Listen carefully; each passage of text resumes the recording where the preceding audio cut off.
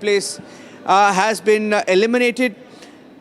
He was linked to the Pulwama attack. Now, very few details that we have so far about where, what and how. Muzaffarabad, we are hearing, is where he was killed. Killed by bullet wounds. Major General G.D. Bakshi is also joining us on the phone line. Major General Bakshi, we are hearing that one of the key masterminds of the Pulwama attack, the handlers from Pakistan called Burhan Adnan, one of the Hamza Burhan goes by different aliases, has been shot dead in POK by whom we refer to as unknown gunmen. These unknown gunmen are on a spree in Pakistan. General Bakshi, who are these unknown gunmen and how are they doing such a great job?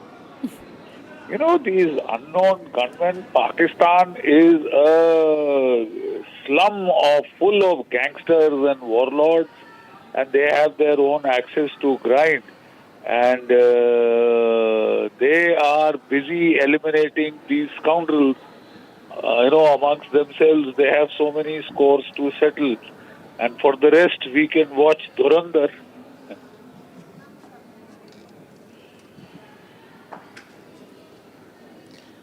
Okay, I just lost the line there with Major General Bakshi. We'll try and get him live. I'll go across to Zeenat.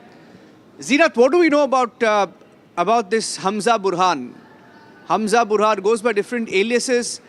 You've covered the Pulwama attack very closely. What do we know about this Hamza Burhan?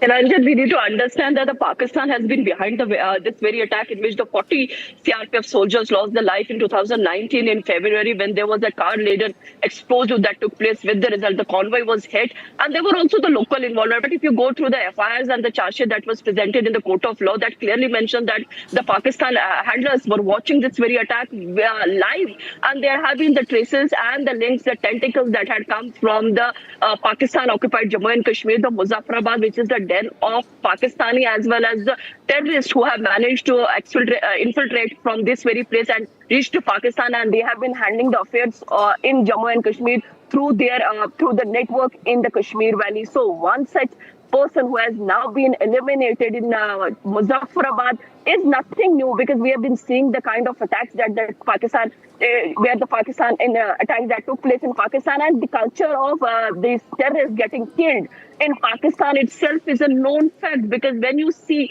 in Pakistan terror machinery or in the terror, then whenever someone tries to emerge or becomes a threat to the Pakistan establishment, because Pakistan all together is being run by Pakistan army, so whenever they see a threat coming, they try to eliminate. So he's not the one terrorist or the first one getting killed by the unknown gunman, because unknown gunman culture has also been in the Kashmir Valley in Jammu and Kashmir for many decades, when the political leaders were targeted, or even those who have been the part of the pro-India policy, they were killed, and the police would register them in their FIRs as the unknown gunmen. And the unknown gunmen still could not get uncovered by the Jammu and Kashmir police or any establishment, the political establishment in Jammu and Kashmir. So the same kind of culture that we see in Pakistan, in Muzaffarabad, that have the links in Turkey, where the terrorism is emerging, because when you see the Pakistan establishment, the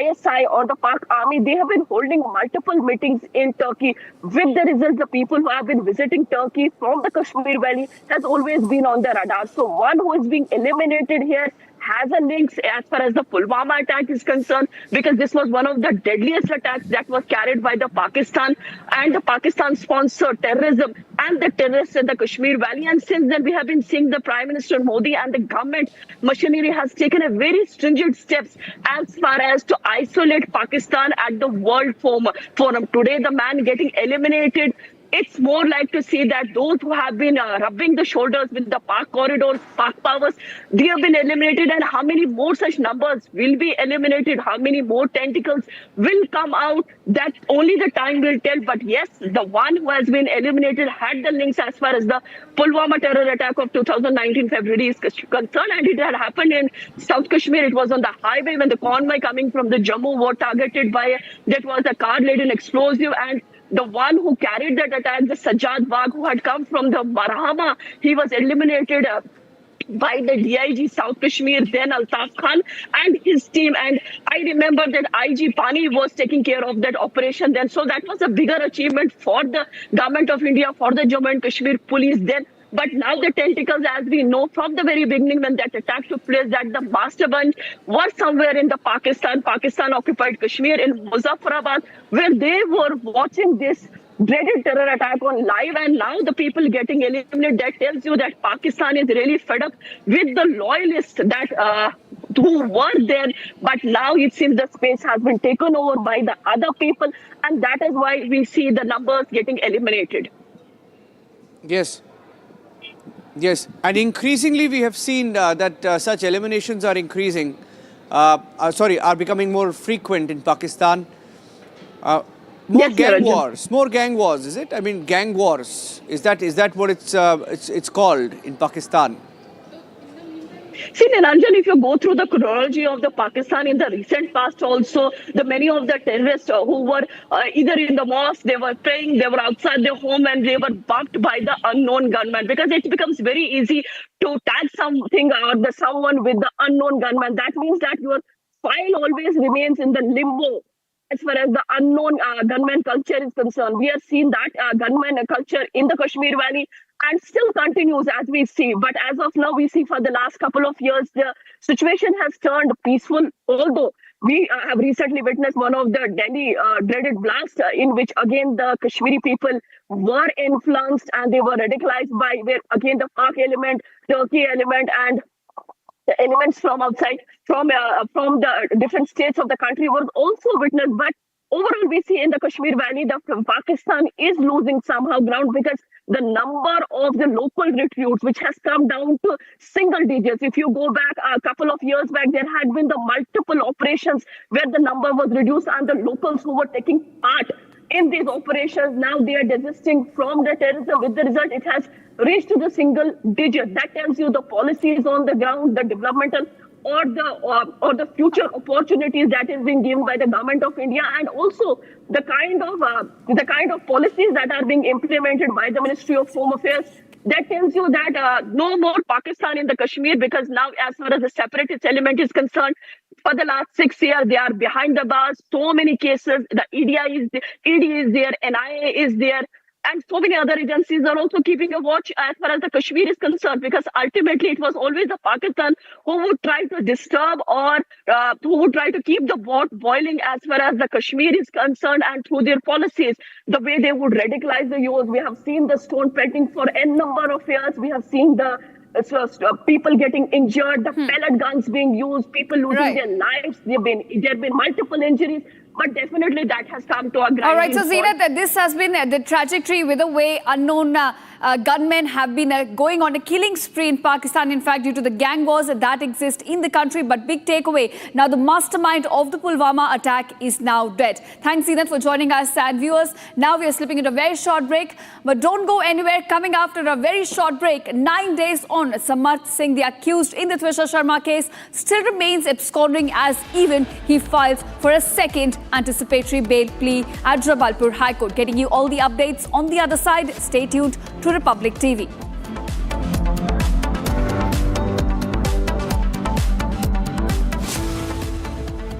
At Amity University's 2-week summer school, students of classes 9 to 12 get to explore future undergraduate programs as per their interest from over 30 disciplines.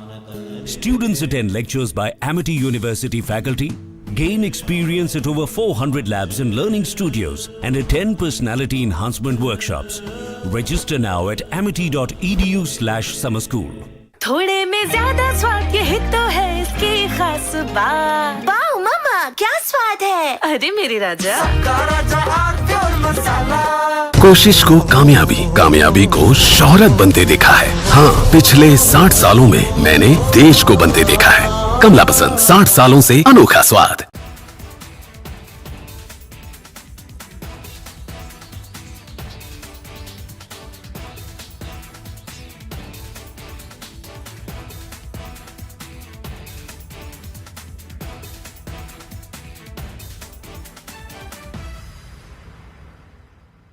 I want to start with some very disturbing pictures that have come in. of a so-called right-wing leader. His name is Sushil Prajapati. He is accused of rape. After being in jail for 9 months, he gets bail, which means he's still an accused. He's an accused in a rape case. And the case goes back to 2025 when he took an LLB student to one place on the pretext of introducing her to a senior advocate. He drugged her drink and then he sexually assaulted her. He is still under trial for rape. He has not been released. But when he comes out, this rape accused, garlands are put on him as if he's some kind of a hero, as if he's achieved something great. Is a rapist to be celebrated, ladies and gentlemen? I ask you that question. And more than anyone else, I ask the right wing of this country. Very often I come on television and I say, yes, on several issues, I'm happy to be called a right-winger. But ladies and gentlemen, let me put it clearly. You cannot let a person like this man, this Sushil Prajapati, a leader of the Hindu Yuva Vahini, a local thug, a man accused of rape, you cannot celebrate his act of rape or celebrate the fact that the rapist is out on bail. If that is the message we want to send to our society, and if all the BJP leaders want to be quiet about it, I want to ask them, why are they quiet about this? Why are they quiet? In the silence of the BJP leaders, is there a tacit support to this person? Is there a feeling that anyone who wears or puts a, proclaims that he is from a so-called Hindu organization, that he will be allowed to get away with absolutely everything, including an act of rape? Is there a feeling that this man, do right-wingers feel, this man, this accused rapist is one of our own? So hence, regardless of what happens, one of our own should never be accused.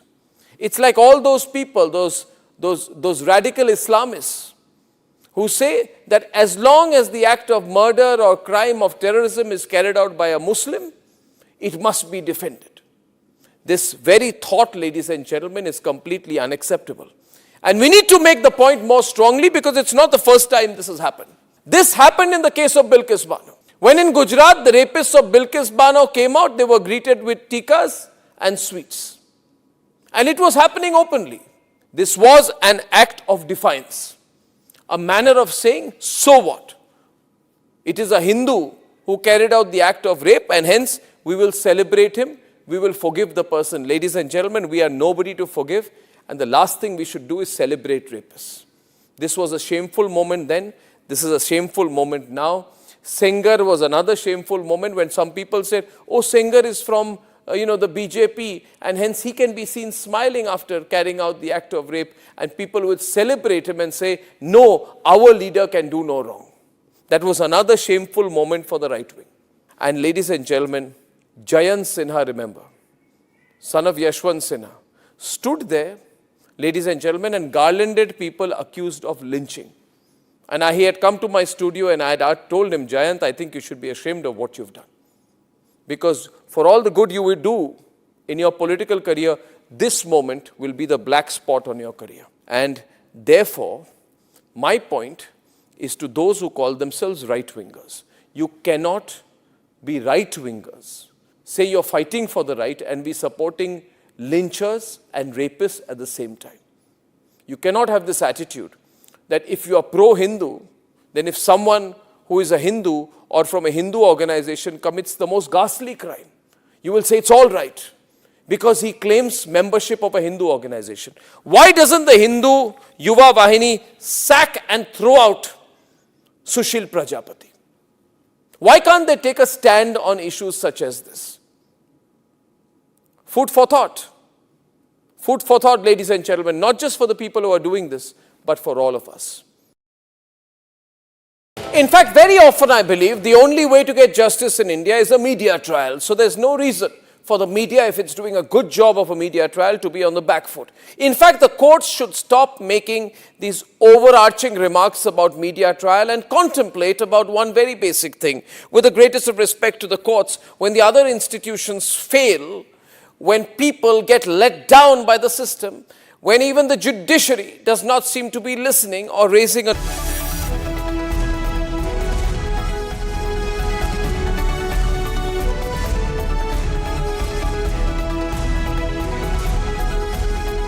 AU savings account में मिलते हैं amazing benefits, paperless banking and higher interest, वो भी हर महीने। Money money money money every month. सोच बदलो और बैंक भी। प्यास बुझाए, ठंडक लाए, सबको भाए जीरा सिप। MTH का जल जीरा, जीरा सिप। जीरा सिप, असली रिफ्रेशिंग, असली स्वाद, असली मजा। MTH। केसरिया से मन जोगी हुआ रे, दिल झूमे देखो मतवारा हुआ रे, केसरिया से मन जोगी हुआ। हर पल मनाओ केसरी त्योहार। विमल, बोलो जुबान Kesari.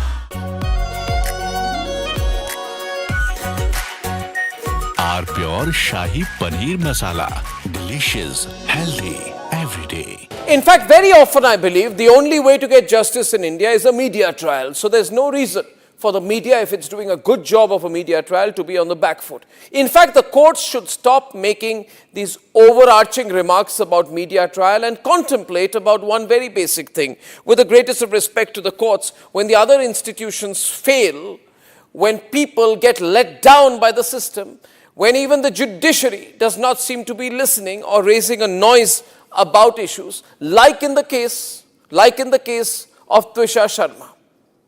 Who does the public look to for justice, for raising their voice, for bringing something that's utterly false, illegal or wrong to public attention? It is only and only the media. And today, therefore, we are doing a media trial in this specific case, ladies and gentlemen, of Twisha Sharma, the 33-year-old daughter-in-law of an ex-judge, in a case where the ex-judge and the ex-judge's advocate son appear to be more than involved. Ladies and gentlemen, 15 questions tonight. And if they think it's a media trial, so be it. So be it. Why did the ex-judge in the case of Twisha Sharma, neither she nor her son call a police or an ambulance? What took them 57 minutes to bring the body down? Where are the 3 men who are seen in the video dragging Twisha's body, destroying evidence? What was the police doing? Did they question the house staff? Did they question the judge? Was Twisha carrying headphones in her bag, in her hand, or a rope? Where is it now? Where is that so-called belt that cops claim was used by her to commit suicide? Why was it hidden? The mother-in-law, the ex-judge, walks up calmly while the body is being dragged down and evidence is being destroyed before the judge's eyes. Is that normal? Why don't the judges raise a hue and cry about it? Why don't the appellate courts take up this case suo motu? So people don't start believing that when an ex-judge is concerned, the victim will never get justice.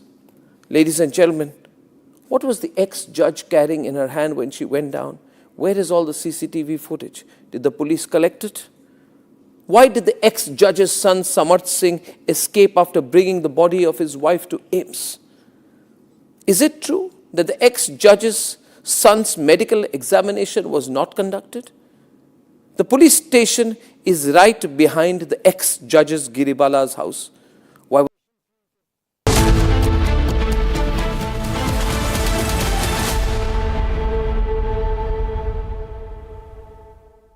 Headlines brought to you by Canara Bank. Together we can. Direct impact of Republic campaign. Court now initiates inquiry against former judge Giribala Singh.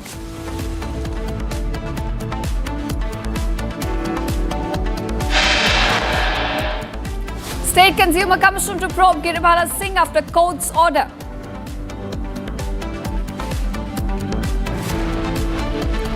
Twisha's family alleges a big judicial cover-up, says Giribala Singh called several senior judges after Twisha's death. Family backs this with proof, releases 40 numbers.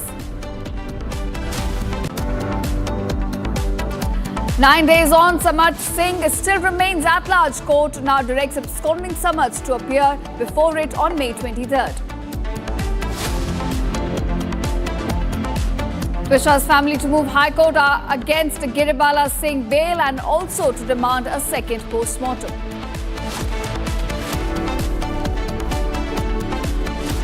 Pakistan's terror politician nexus now exposed. Pak PM advisor briefed Shehbaz Sharif after a Lashkar meet.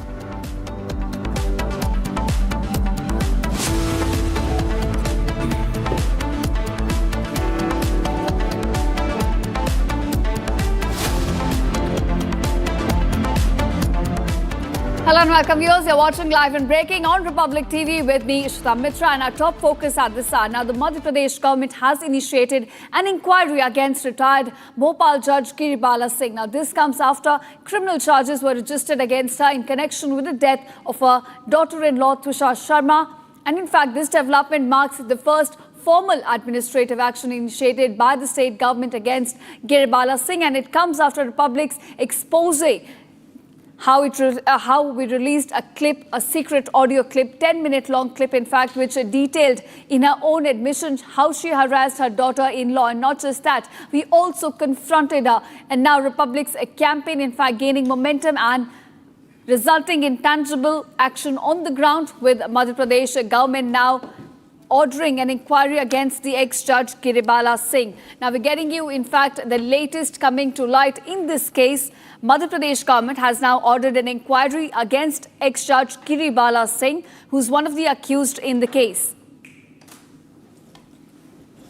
All right, my colleague Niranjan also joins me on this. Niranjan, now it is a big Republic impact that has come to light that right after we did the big expose and confronted Giribala Singh, Madhya Pradesh government has now sprung into action, ordering an inquiry against her. Well, I'd like to go across to Geeta Luthra, senior advocate, joining us on the broadcast. Geeta Luthra, I'd like to start with you before I answer Ishita's question, because you've been waiting for some time. First up, ma'am, I'd like to get your views, because the story started last Friday, in fact, when we were in the studio, when the family joined us on the debate, and they broke down. They broke down. In fact, at the time when the family joined us live, exactly last Friday, they said, even as one of the family members was speaking to Republic TV, another family member was inside the court and was being harassed because the lawyers and some section of the judicial officers were harassing Twisha's family, and the army had to intervene. Her brother, Twisha's brother, Major Harshit, had to ask for the army intervention. They sent a few officers to protect the family. From then to where we stand today, when Judge Giribala is now directly in the dock, I'd like to get your views on what you've seen and heard so far, Geeta Luthra, on the case, especially on the role of this ex-judge. So, first of all, we've to see the fact that no one should be calling what has come to light, and what is being alleged is that she has been calling other judicial officers. Now, that is strictly interfering with investigation and with the course of justice. So that's a very serious matter if indeed what is being stated is correct. So, and that could possibly affect the cancellation of her anticipatory bail if indeed this is true. So one is an inquiry. The fact is there seems to be a SIT which has been set up. The family is asking for a CBI inquiry.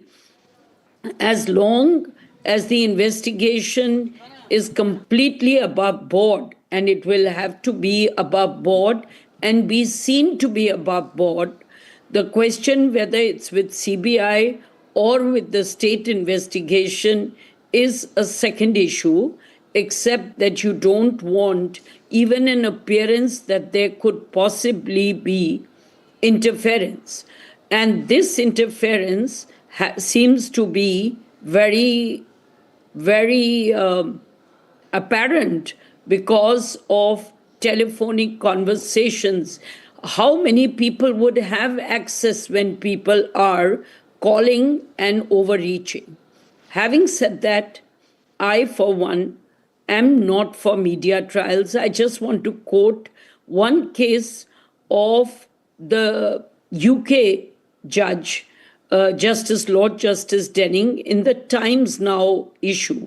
And he said matters which are sub judice should normally not be a matter of media trial, except when there is apparent injustice which is being done.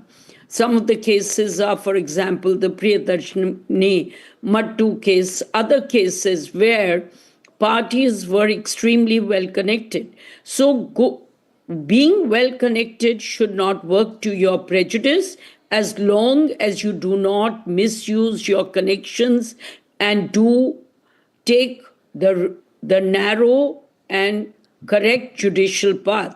If you are, however, transgressing from that path, then the question that arises, which was in the thalidomide deaths, if you recall, which happened in the UK long ago, and person after person was being silenced by making them actually succumb to settlements outside the court.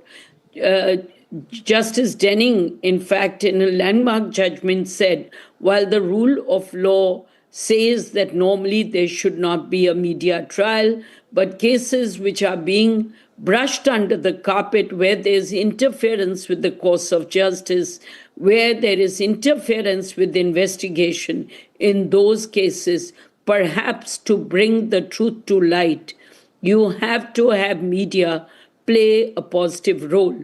So I believe that while media needs to play a positive role, media needs to be watchful, media needs to get the justice for the girl, we have also to see that we don't completely do a media trial and then not give this person a right to prove innocence. To my mind, there is a lot which is going against her in view of what material seems to have been unearthed. Now, that material needs to be got hold of. It's not the people who she's spoken to who will be prosecuted. It's a question that if you are trying to influence people, then this, in fact, is a very serious matter and would need to be looked at.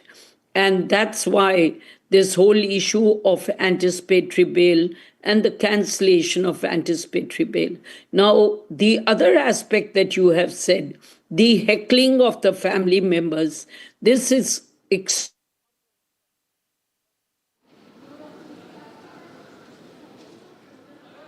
Okay, I think we just lost the line there with Geeta Luthra, senior advocate. We just lost the line. It went, it's her link is frozen. Let me see if I can get her back.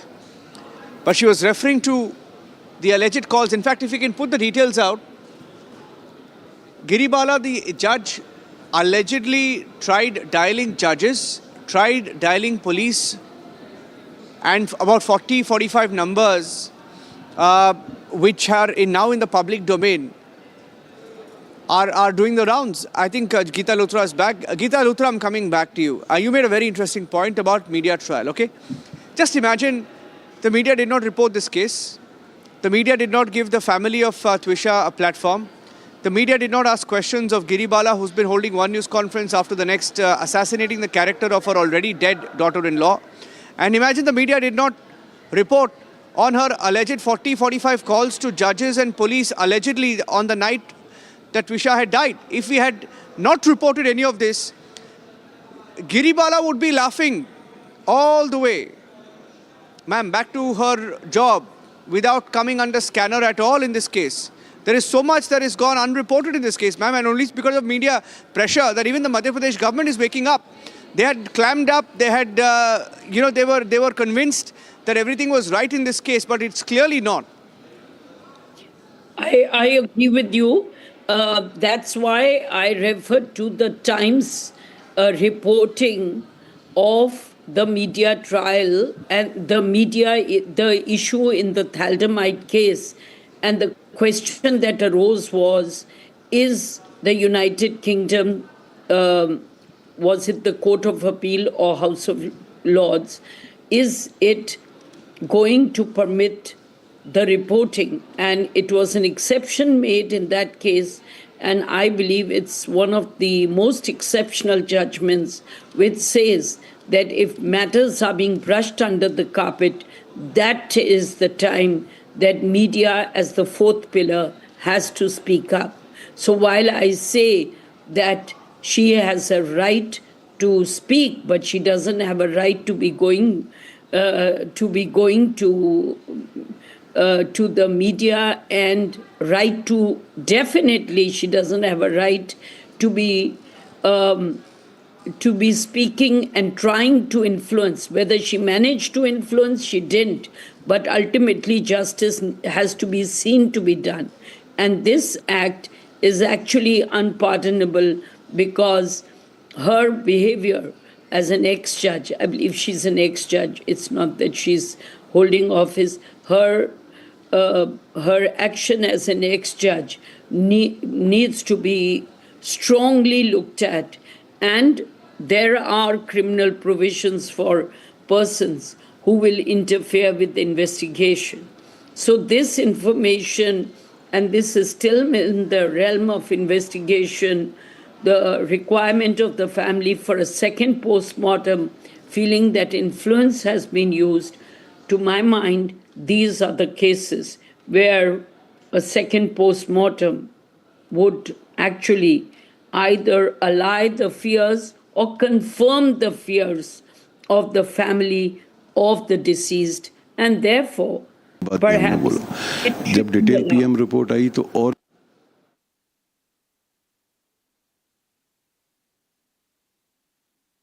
I know you're joining us back on the debate with Arnab tonight. You see, if she has made 40 to 45 calls to judges and the police on the night of the murder, and the family has been alleging, in fact, they happened to stumble upon this, self-proclamation, this proclamation of Giribala, where she has dialed these numbers. But they have been alleging that there has been interference and that IPS officers / judicial officers have interfered in this case. Now, if that were to be the case, now I don't know whether these numbers that they have provided in court match with that of judges or police, but the allegation is that many of them do.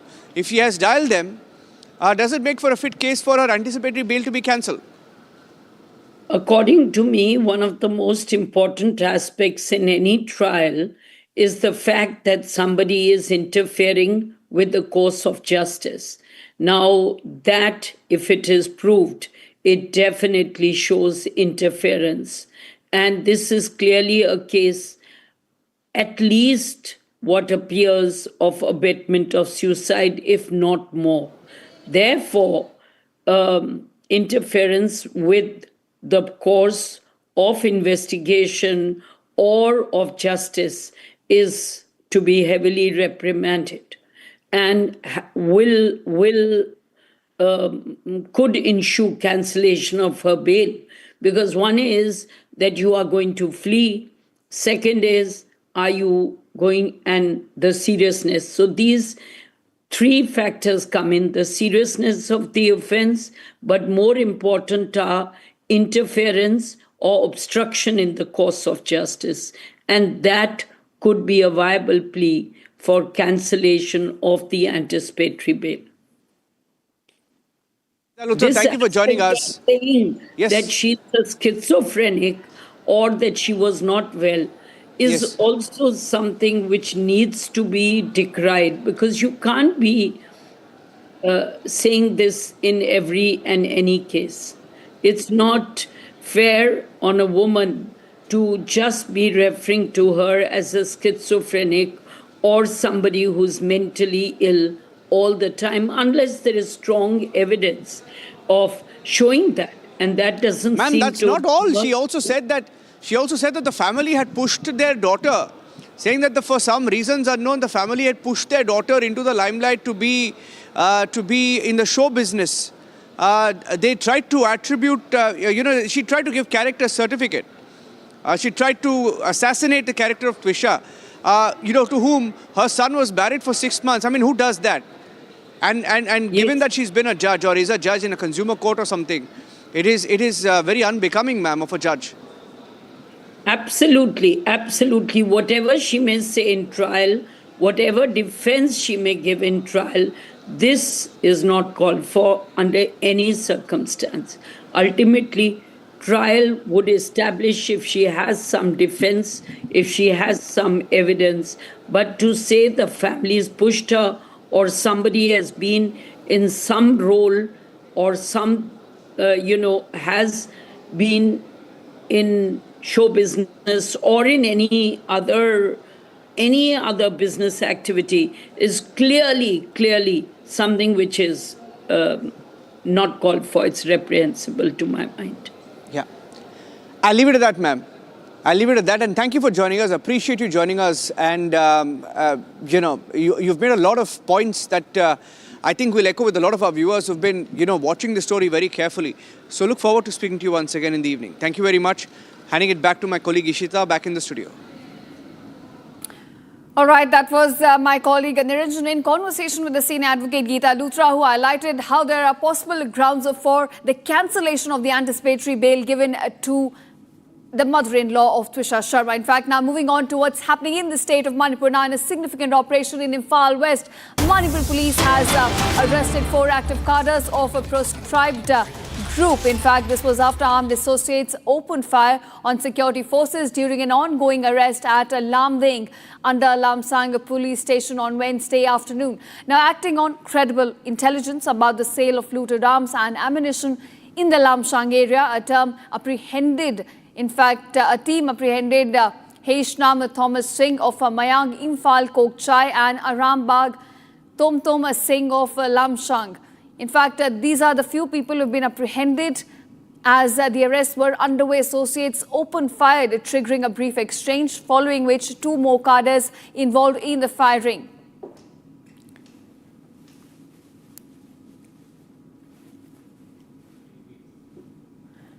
All right, viewers, my colleague Lintoy and Johnson are joining me on this. And now, Lintoy, first coming to you, please give us the details of this entire operation that took place in Imphal West. We understand that Manipur police have now arrested about 4 active cadres of this proscribed group. Yes, Manipur police has arrested 4 active cadres of this proscribed UNLF Pambay groups by the Lamsang police station. So initially, they apprehended 2 active cadres linked to this proscribed group, who has been identified as Heishnam Thomas Singh and Arambam Tomtom Singh.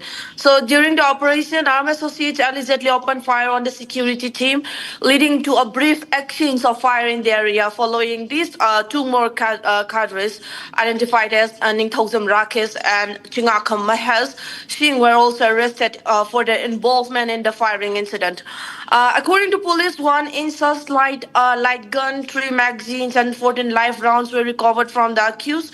So during the preliminary interrogation, the arrested cadres reportedly revealed that they had come to sell the looted weapons under the instruction of a self-styled UNLF Pambay leader identified as Naurem Bizoy Alais Maicha.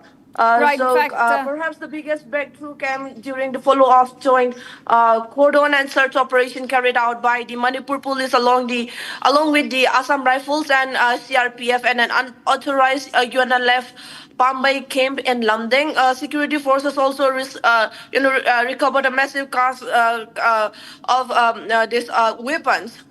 So the recovery. All right, Lintoy and Johnson, thanks so much for joining us. We're getting some breaking news developing at this hour now. Pulwama mastermind eliminated by unknown men, in fact, in Pakistan, one of the most wanted terrorists of the country. Now, Republic has accessed exclusive visuals from the spot where the killing took place, which is on your screen right now. These are first visuals coming to you from Pakistan. In fact, Republic has accessed these visuals showing you the spot where the killing took place. Now, the mastermind of the Pulwama attack, where the CRPF convoy was attacked by Pak-based terrorists, has now been eliminated. And these are exclusive visuals on your screen showing you where, in fact, the killing took place. Now, this killing took place in Pakistan, in POK, essentially, in Muzaffarabad.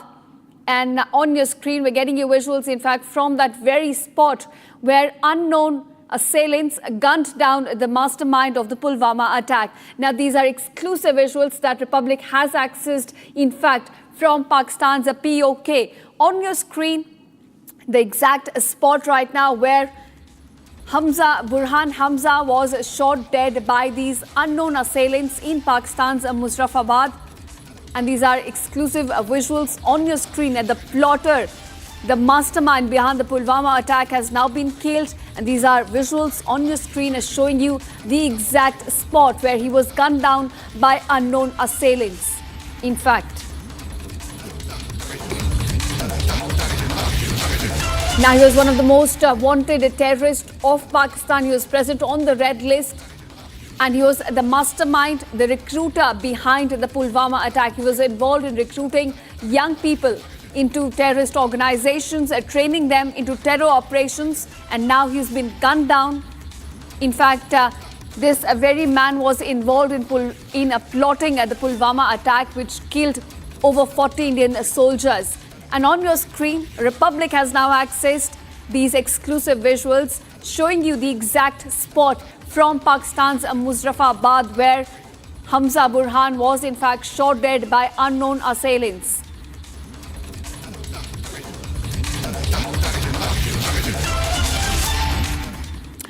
All right, viewers, now as we continue to celebrate the legacy of Padma Shri awardees, a renowned agricultural scientist and former Vice-Chancellor of Rajendra Agricultural University, Dr. Gopalji Trivedi will be now honoured posthumously with the Padma Shri for his exceptional contribution to agricultural extension, education, farmer empowerment, fish-based farming and also maize productivity along with scientific lychee cultivation in Bihar. Now popularly known as Gaon Purush and Kisan Mitra, he dedicated his entire life to improving rural livelihoods and promoting sustainable agricultural practices at the grassroots level. Take a look. A forever dedicated agriculture scientist, Dr. Gopalji Trivedi, Padma Shri 2026. This journey from knowledge to science began in the village of Matlupur, Bihar, where he was born into a farming family in 1930. He was a bright student from an early age.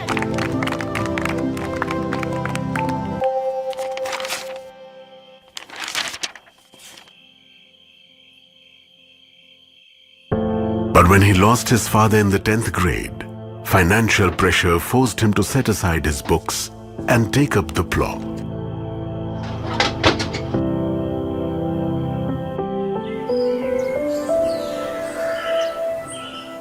Come here, son. But his mother's faith never wavered. Son, you just study. I will run the house. And his teacher saw his potential. You are a farmer. Let your education serve the farmers. Okay? Bless you. Even when he submitted his application on a simple postcard, Pusa Agricultural University welcomed him with both admission and a scholarship, where he chose agricultural expansion as the subject of his PhD, turning it into a lifelong mission. Later, he served as a professor, a university director, and a vice-chancellor. As a scientist, he devoted himself to simplifying farming and strengthening the hands of farmers.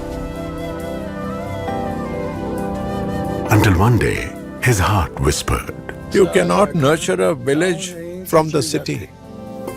And so, after retirement, he returned to his roots Matlupur, to live among farmers and understand their struggles firsthand. For neither trust nor crops bloom overnight. But with time, he earned the faith of the farmers by becoming one of them. And he came to be known as a Kisan Mitra, a Gaon Purush, a Karma Yogi. Through canopy management, he transformed lychee cultivation in Muzaffarpur.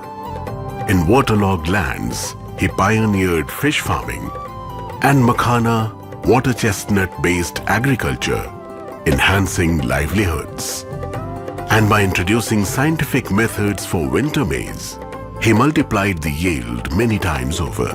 Through the tireless efforts of Gopalji, farming found the strength of science and farmers found both prosperity and pride. His Trivedi Parik scale stands today as a globally accepted benchmark of agricultural transformation.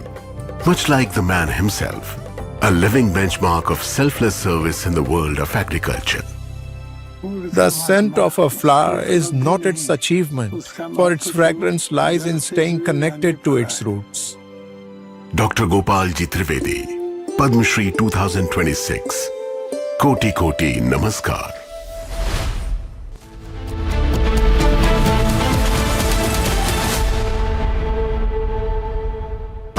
Pure सूजी pasta उबालो मिलाओ और खाओ 8 minute में तैयार। क्या taste है सबका राजा हार्डकोर मसाला। यानी इस घर में कुछ है जो टूटता नहीं। ये पिलर कभी नहीं टूटेगा। रुंगटा स्टील TMT से बना। रुंगटा नहीं तो घर स्ट्रॉन्ग नहीं। रुंगटा स्टील TMT बार एकदम सॉलिड। चमकी चाट से क्या बना है? आलू चाट या फ्रूट चाट, स्वाद बढ़ाए चमकी चाट। क्या बात है? स्वादिष्ट पकोड़े और परेशान, अरे चमकी चाट है इसकी जान। असली स्वाद सिर्फ chunky chaat.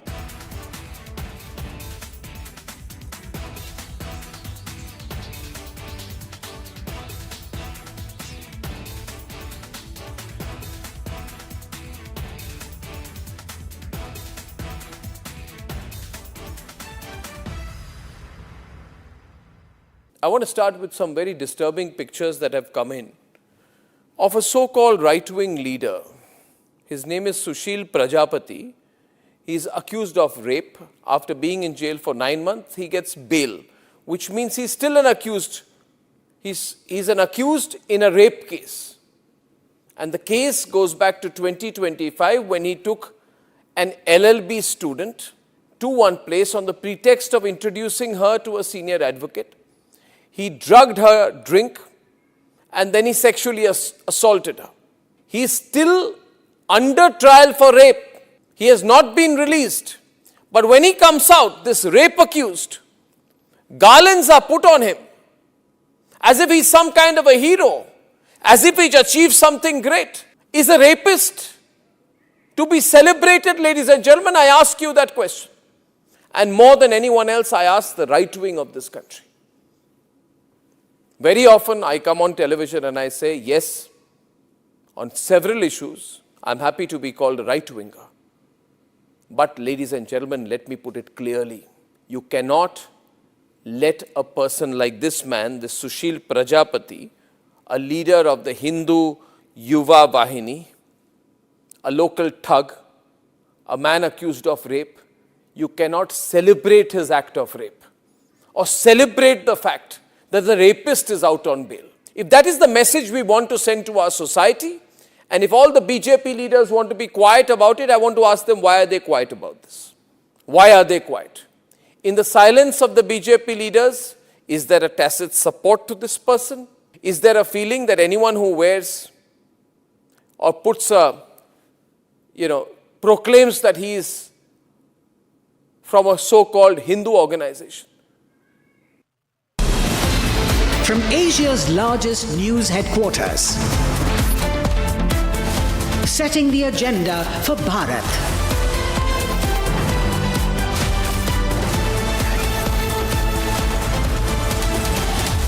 You're watching Republic.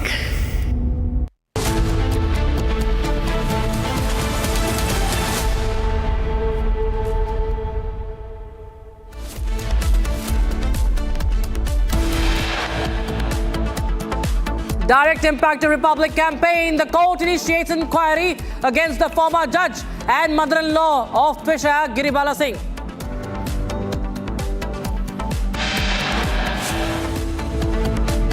Twisha's family alleges big judicial cover-up, says Giribala Singh called several senior judges after Twisha's death. Family releases 14 numbers.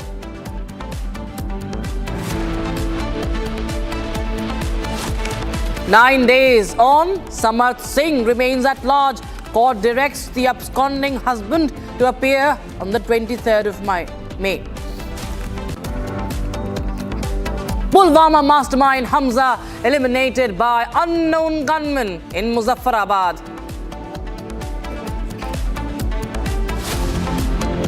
Pakistan's terror politician nexus exposed. Pakistan's PM advisor briefed Shehbaz Sharif after Lashkar-e-Taiba meeting.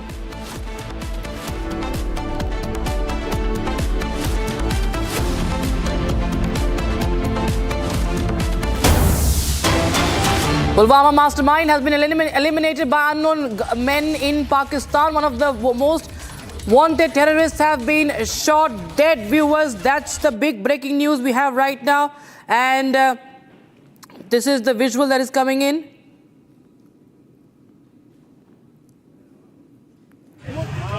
You can see the visual of what happened after he died. The mastermind sustains multiple gunshots.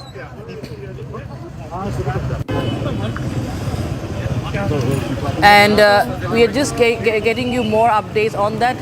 This is the Pulwama attack. Mastermind, viewers. Pulwama attack, one of the most dastardly attacks in 2019 when a convoy of 40 CRPF personnel of India had laid down their lives. Hamza Burhan is a designated terrorist and a key mastermind of the Pulwama attack. And viewers, we will be connecting with our correspondent, Bureau Chief from Srinagar. Zeenat is joining us live on the broadcast. Zeenat, tell us more about the unidentified gunman, this incident that has happened. Hamza Burhan is shot dead.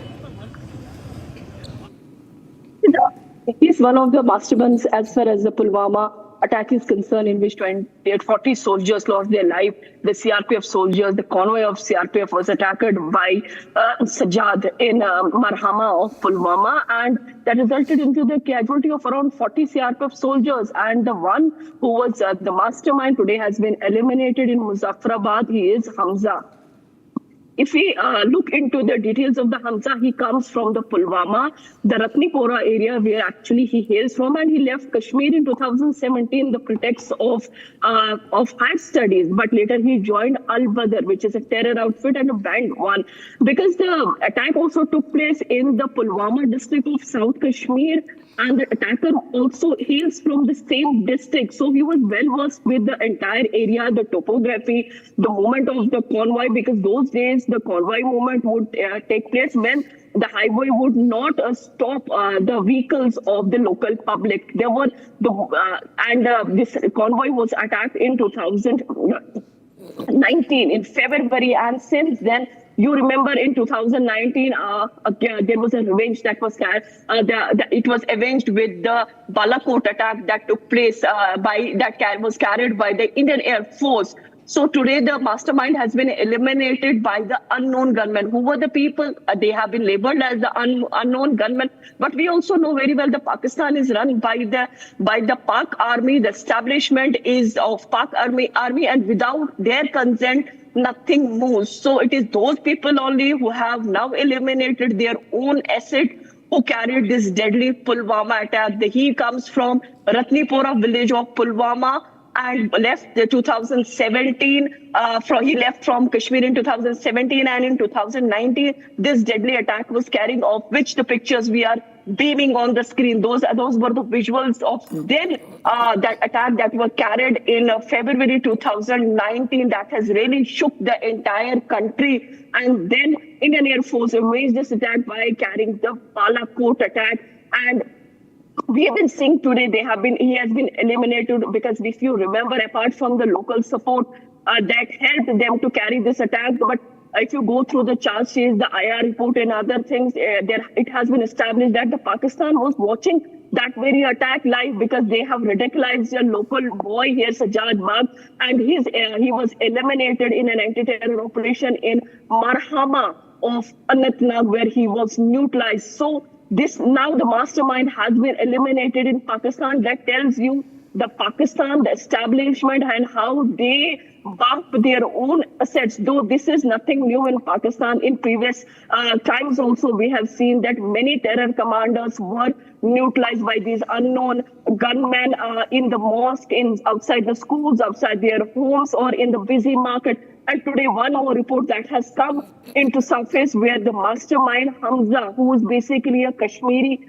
who hails from the Pulwama of South Kashmir, has been eliminated. The video that we're showing is of the attack site where you see a white color cloth with a shroud that has been put on the body because he was bumped just outside this higher secondary school where from the video has come in. And that the second frame we're showing you of the Pulwama attack where his involvement was found. Today, exactly after 7 years, the mastermind of the Pulwama has been eliminated. And how many such more masterminds will be eliminated in Pakistan, that the time will tell. But this is a kind of series that is taking place in Pakistan occupied Kashmir, in Muzaffarabad, where these assets are being bumped by the establishment. Because we have seen in past also that in many of the killings or many of the attacks or where the elimination of the terror commanders had taken place, Pakistan was hand in glove as far as these kind of attacks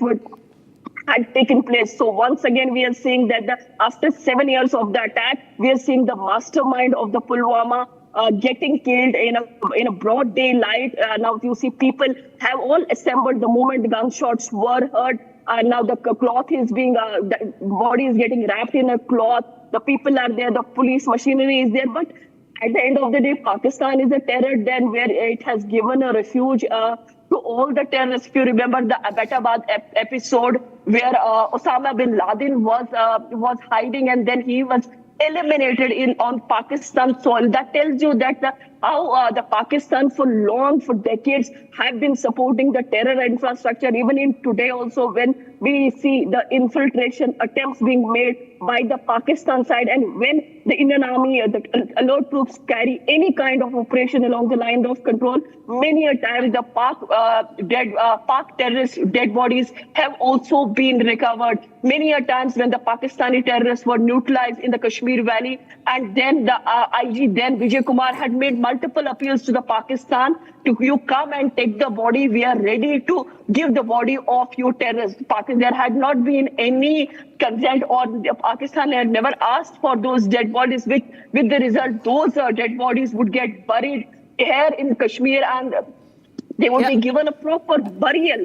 So we have seen the Pakistan terrorists hand in the Kashmir to keep the point boiling. They have radicalized youngsters for terror ranks. They have radicalized them to join the stone pelting incidents where the people would pay money to the stone pelters. That was also established by the law enforcing agencies. So these one such radicalized mind coming from the Ratnipura of Pulwama, who left his home on the pretext of studies in 2017 and then got himself enrolled into the terror ranks of Al-Badr.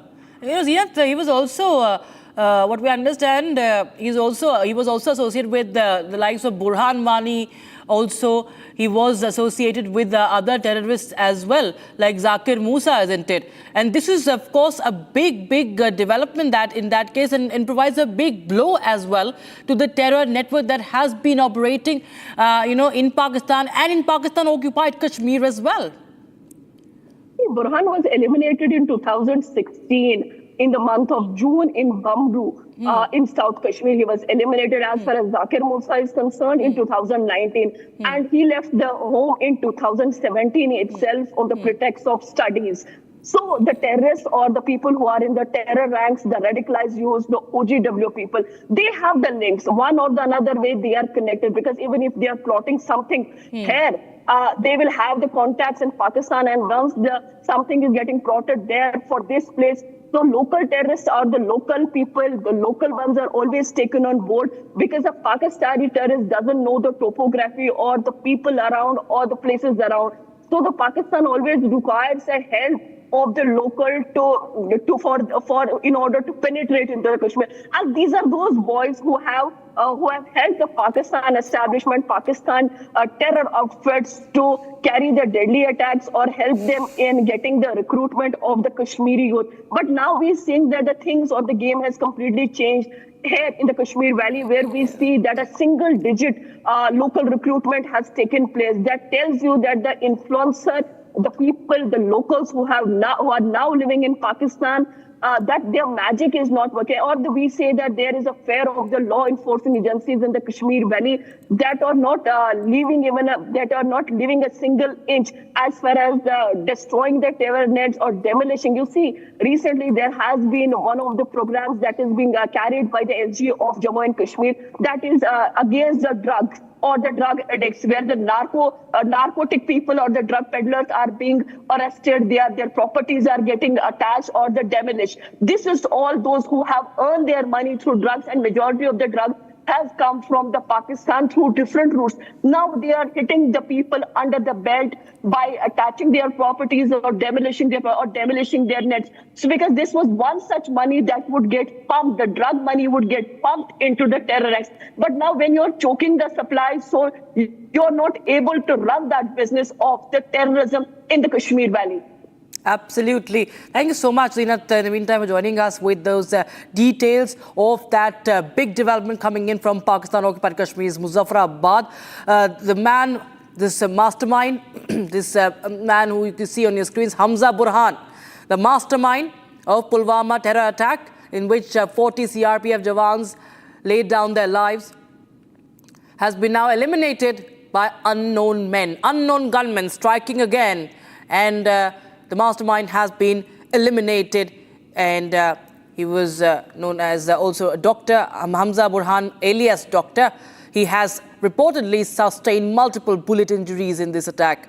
He's a designated terrorist by the Home Ministry. He was designated a terrorist in 2022, and he's been killed by unidentified gunmen in POK, one of the masterminds of 2019 Pulwama terror attack.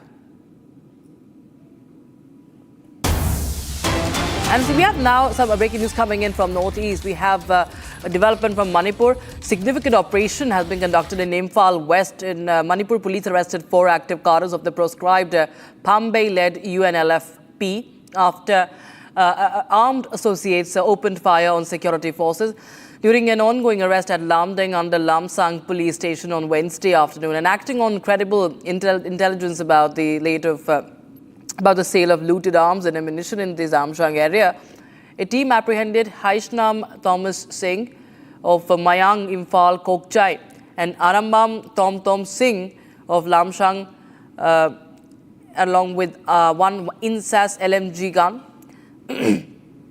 3 magazines and 14 live rounds.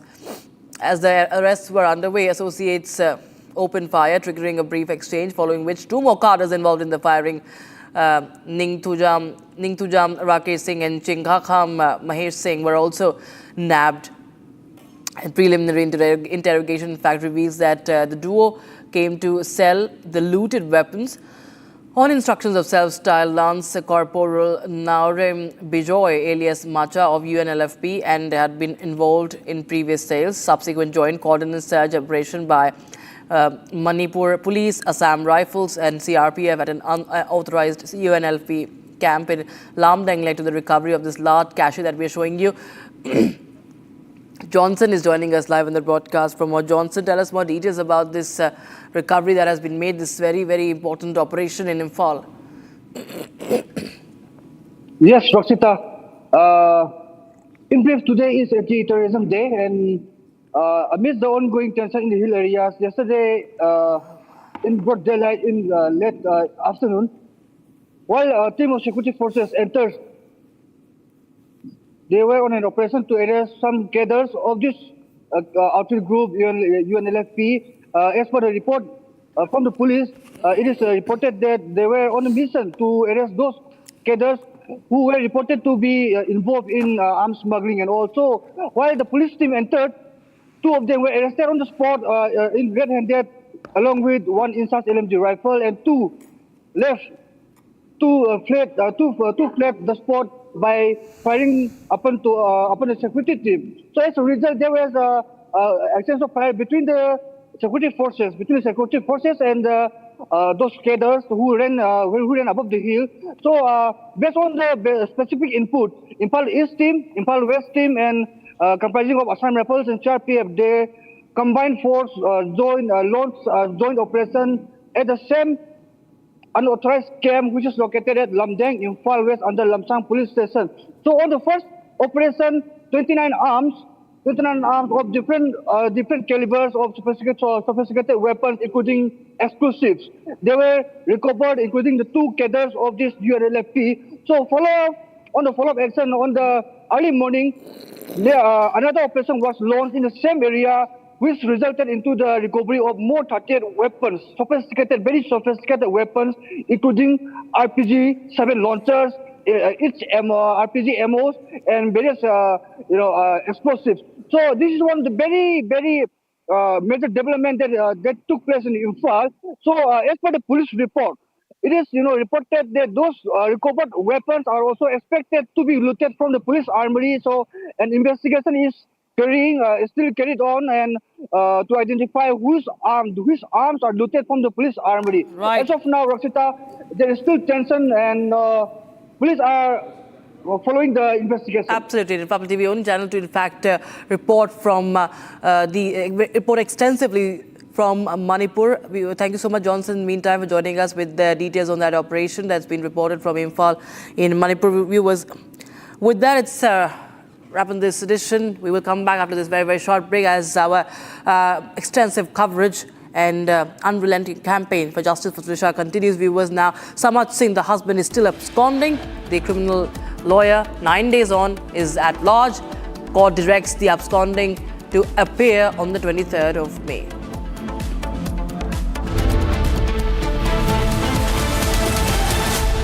थोड़े में ज्यादा स्वाद यही तो है इसकी खास बात। वाओ मामा, क्या स्वाद है? अरे मेरे राजा, सबका राजा आरती और मसाला।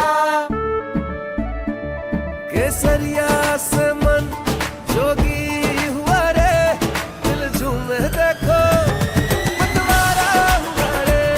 केसरिया से मन जोगी हुआ। हर पल मनाओ केसरी त्योहार। विमल, बोलो जुबान Kesari.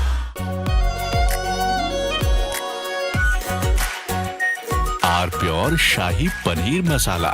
Delicious, healthy, every day. In fact, very often I believe the only way to get justice in India is a media trial. So there's no reason for the media, if it's doing a good job of a media trial, to be on the back foot. In fact, the courts should stop making these overarching remarks about media trial and contemplate about one very basic thing. With the greatest of respect to the courts, when the other institutions fail, when people get let down by the system, when even the judiciary does not seem to be listening or raising a noise about issues, like in the case of Twisha Sharma, who does the public look to for justice, for raising their voice, for bringing something that's utterly false, illegal or wrong to public attention? It is only and only the media.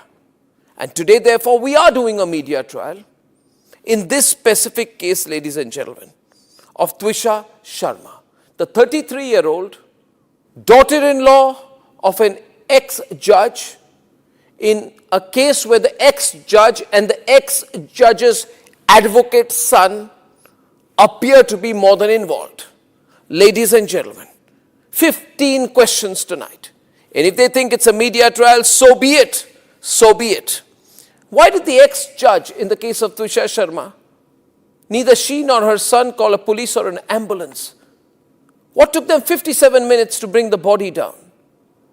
Where are the 3 men who are seen in the video dragging Twisha's body, destroying evidence? What was the police doing? Did they question the house staff? Did they question the judge? Was Twisha carrying headphones in her bag, in her hand, or a rope? Where is it now? Where is that so-called belt that cops claim was used by her to commit suicide? Why was it hidden? The mother-in-law, the ex-judge, walks up calmly, while the body is being dragged down and evidence is being destroyed before the judge's eyes. Is that normal? Why don't the judges raise a hue and cry about it? Why don't the appellate courts take up this case suo motu? So people don't start believing that when an ex-judge is concerned, the victim will never get justice. Ladies and gentlemen,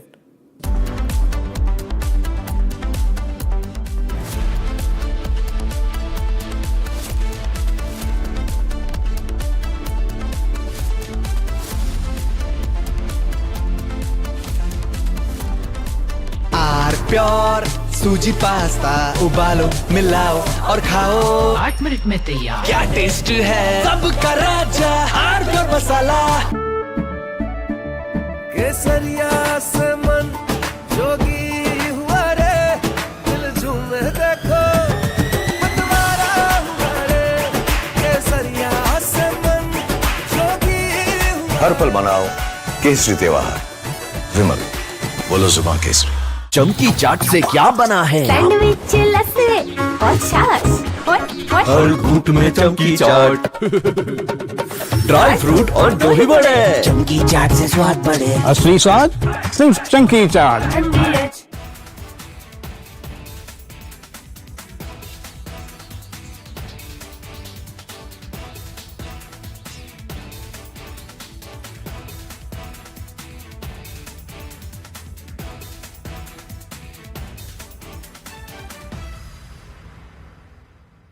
I want to start with some very disturbing pictures that have come in of a so-called right-wing leader. His name is Sushil Prajapati. He's accused of rape. After being in jail for 9 months, he gets bail, which means he's still an accused. He's an accused in a rape case. And the case goes back to 2025 when he took an LLB student to one place on the pretext of introducing her to a senior advocate. He drugged her drink and then he sexually assaulted her. He is still under trial for rape. He has not been released. But when he comes out, this rape accused, garlands are put on him as if he's some kind of a hero, as if he's achieved something great. Is a rapist to be celebrated, ladies and gentlemen? I ask you that question. And more than anyone else, I ask the right wing of this country. Very often I come on television and I say, yes, on several issues, I'm happy to be called a right-winger. But ladies and gentlemen, let me put it clearly.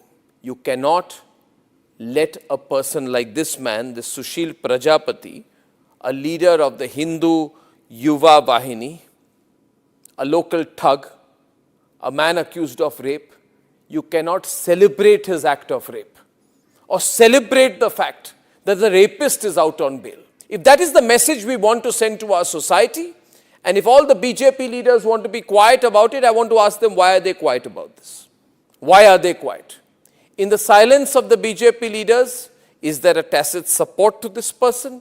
Is there a feeling that anyone who wears or puts a, proclaims that he is from a so-called Hindu organization, that he will be allowed to get away with absolutely everything, including an act of rape? Is there a feeling that this man, do right-wingers feel, this man, this accused rapist is one of our own? So hence, regardless of what happens, one of our own should never be accused. It's like all those people, those radical Islamists who say that as long as the act of murder or crime of terrorism is carried out by a Muslim, it must be defended. This very thought, ladies and gentlemen, is completely unacceptable. And we need to make the point more strongly because it's not the first time this has happened. This happened in the case of Bilkis Bano. When in Gujarat, the rapists of Bilkis Bano came out, they were greeted with tikas and sweets. And it was happening openly. This was an act of defiance. A manner of saying, so what? It is a Hindu who carried out the act of rape and hence we will celebrate him. We will forgive the person. Ladies and gentlemen, we are nobody to forgive. And the last thing we should do is celebrate rapists. This was a shameful moment then. This is a shameful moment now. Sengar was another shameful moment when some people said, oh, Sengar is from the BJP, and hence he can be seen smiling after carrying out the act of rape, and people would celebrate him and say, no, our leader can do no wrong. That was another shameful moment for the right wing. And ladies and gentlemen, Jayant Sinha, remember, son of Yashwant Sinha, stood there, ladies and gentlemen, and garlanded people accused of lynching. And he had come to my studio and I had told him, Jayant, I think you should be ashamed of what you've done. Because for all the good you will do in your political career, this moment will be the black spot on your career. And therefore, my point is to those who call themselves right-wingers. You cannot be right-wingers, say you're fighting for the right and be supporting lynchers and rapists at the same time. You cannot have this attitude that if you are pro-Hindu, then if someone who is a Hindu or from a Hindu organization commits the most ghastly crime, you will say it's all right because he claims membership of a Hindu organization. Why doesn't the Hindu Yuva Vahini sack and throw out Sushil Prajapati? Why can't they take a stand on issues such as this? Food for thought. Food for thought, ladies and gentlemen, not just for the people who are doing this, but for all of us. In fact, very often I believe the only way to get justice in India is a media trial. So there's no reason for the media, if it's doing a good job of a media trial, to be on the back foot. In fact, the courts should stop making these overarching remarks about media trial.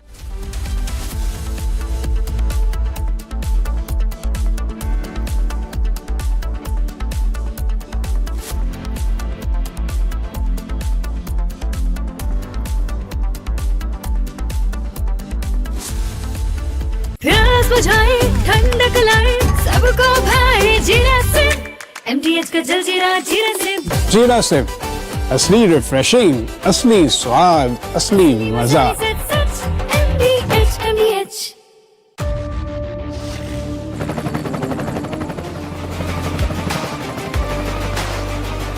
Character, the taste of success. थोड़े में ज्यादा स्वाद यही तो है इसकी खास बात। वाओ मामा क्या स्वाद है, अरे मेरे राजा। In fact, very often I believe the only way to get justice in India is a media trial. So there's no reason for the media, if it's doing a good job of a media trial, to be on the back foot. In fact, the courts should stop making these overarching remarks about media trial and contemplate about one very basic thing. With the greatest of respect to the courts, when the other institutions fail, when people get let down by the system, when even the judiciary does not seem to be listening or raising a noise about issues, like in the case of Twisha Sharma. Who does the public look to for justice, for raising their voice, for bringing something that's utterly false, illegal or wrong to public attention? It is only and only the media. And today, therefore, we are doing a media trial in this specific case, ladies and gentlemen, of Twisha Sharma, the 33-year-old daughter-in-law of an ex-judge in a case where the ex-judge and the ex-judge's advocate's son appear to be more than involved. Ladies and gentlemen, 15 questions tonight. And if they think it's a media trial, so be it. So be it. Why did the ex-judge in the case of Twisha Sharma, neither she nor her son call a police or an ambulance? What took them 57 minutes to bring the body down? Where are the 3 men who are seen in the video dragging Twisha's body, destroying evidence? What was the police doing? Did they question the house staff? Did they question the judge? Was Twisha carrying headphones in her bag, in her hand, or a rope? Where is it now? Where is that so-called belt that cops claim was used by her to commit suicide? Why was it hidden? The mother-in-law, the ex-judge, walks up calmly while the body is being dragged down and evidence is being destroyed before the judge's eyes. Is that normal? Why don't the judge...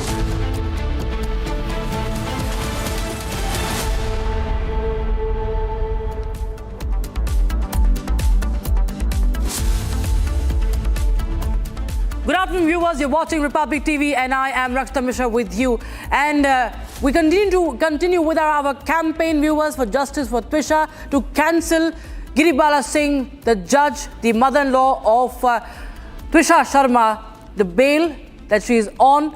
Republic TV has confronted her. We continue to ask those questions. We have many revelations, many claims that have been made by the family, viewers. We also will tell you more input that we are gathering as in the Republic TV coverage impact. We see the government finally ordering this the action against the judge. Viewers, we'll tell you more about it. But first, quick check of the headlines. It's a direct impact of Republic campaign. The court initiates inquiry against former Judge Giribala Singh.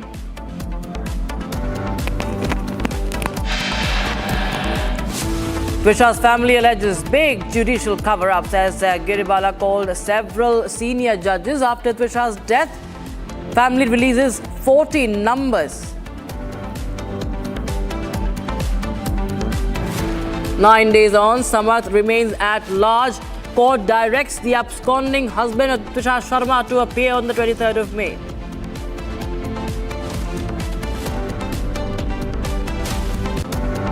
Pulwama mastermind Hamza Burhan eliminated by unknown gunmen in Muzaffarabad of POK.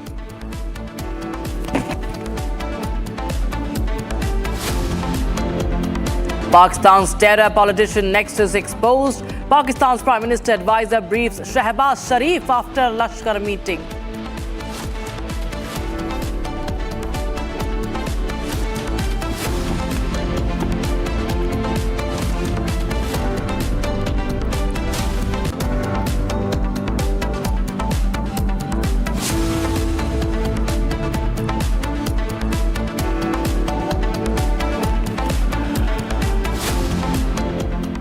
The Madhya Pradesh government has initiated an inquiry against retired Bhopal Judge Giribala Singh after criminal charges were registered against her. Finally, in connection with the death of her daughter-in-law, model and actor Twisha Sharma.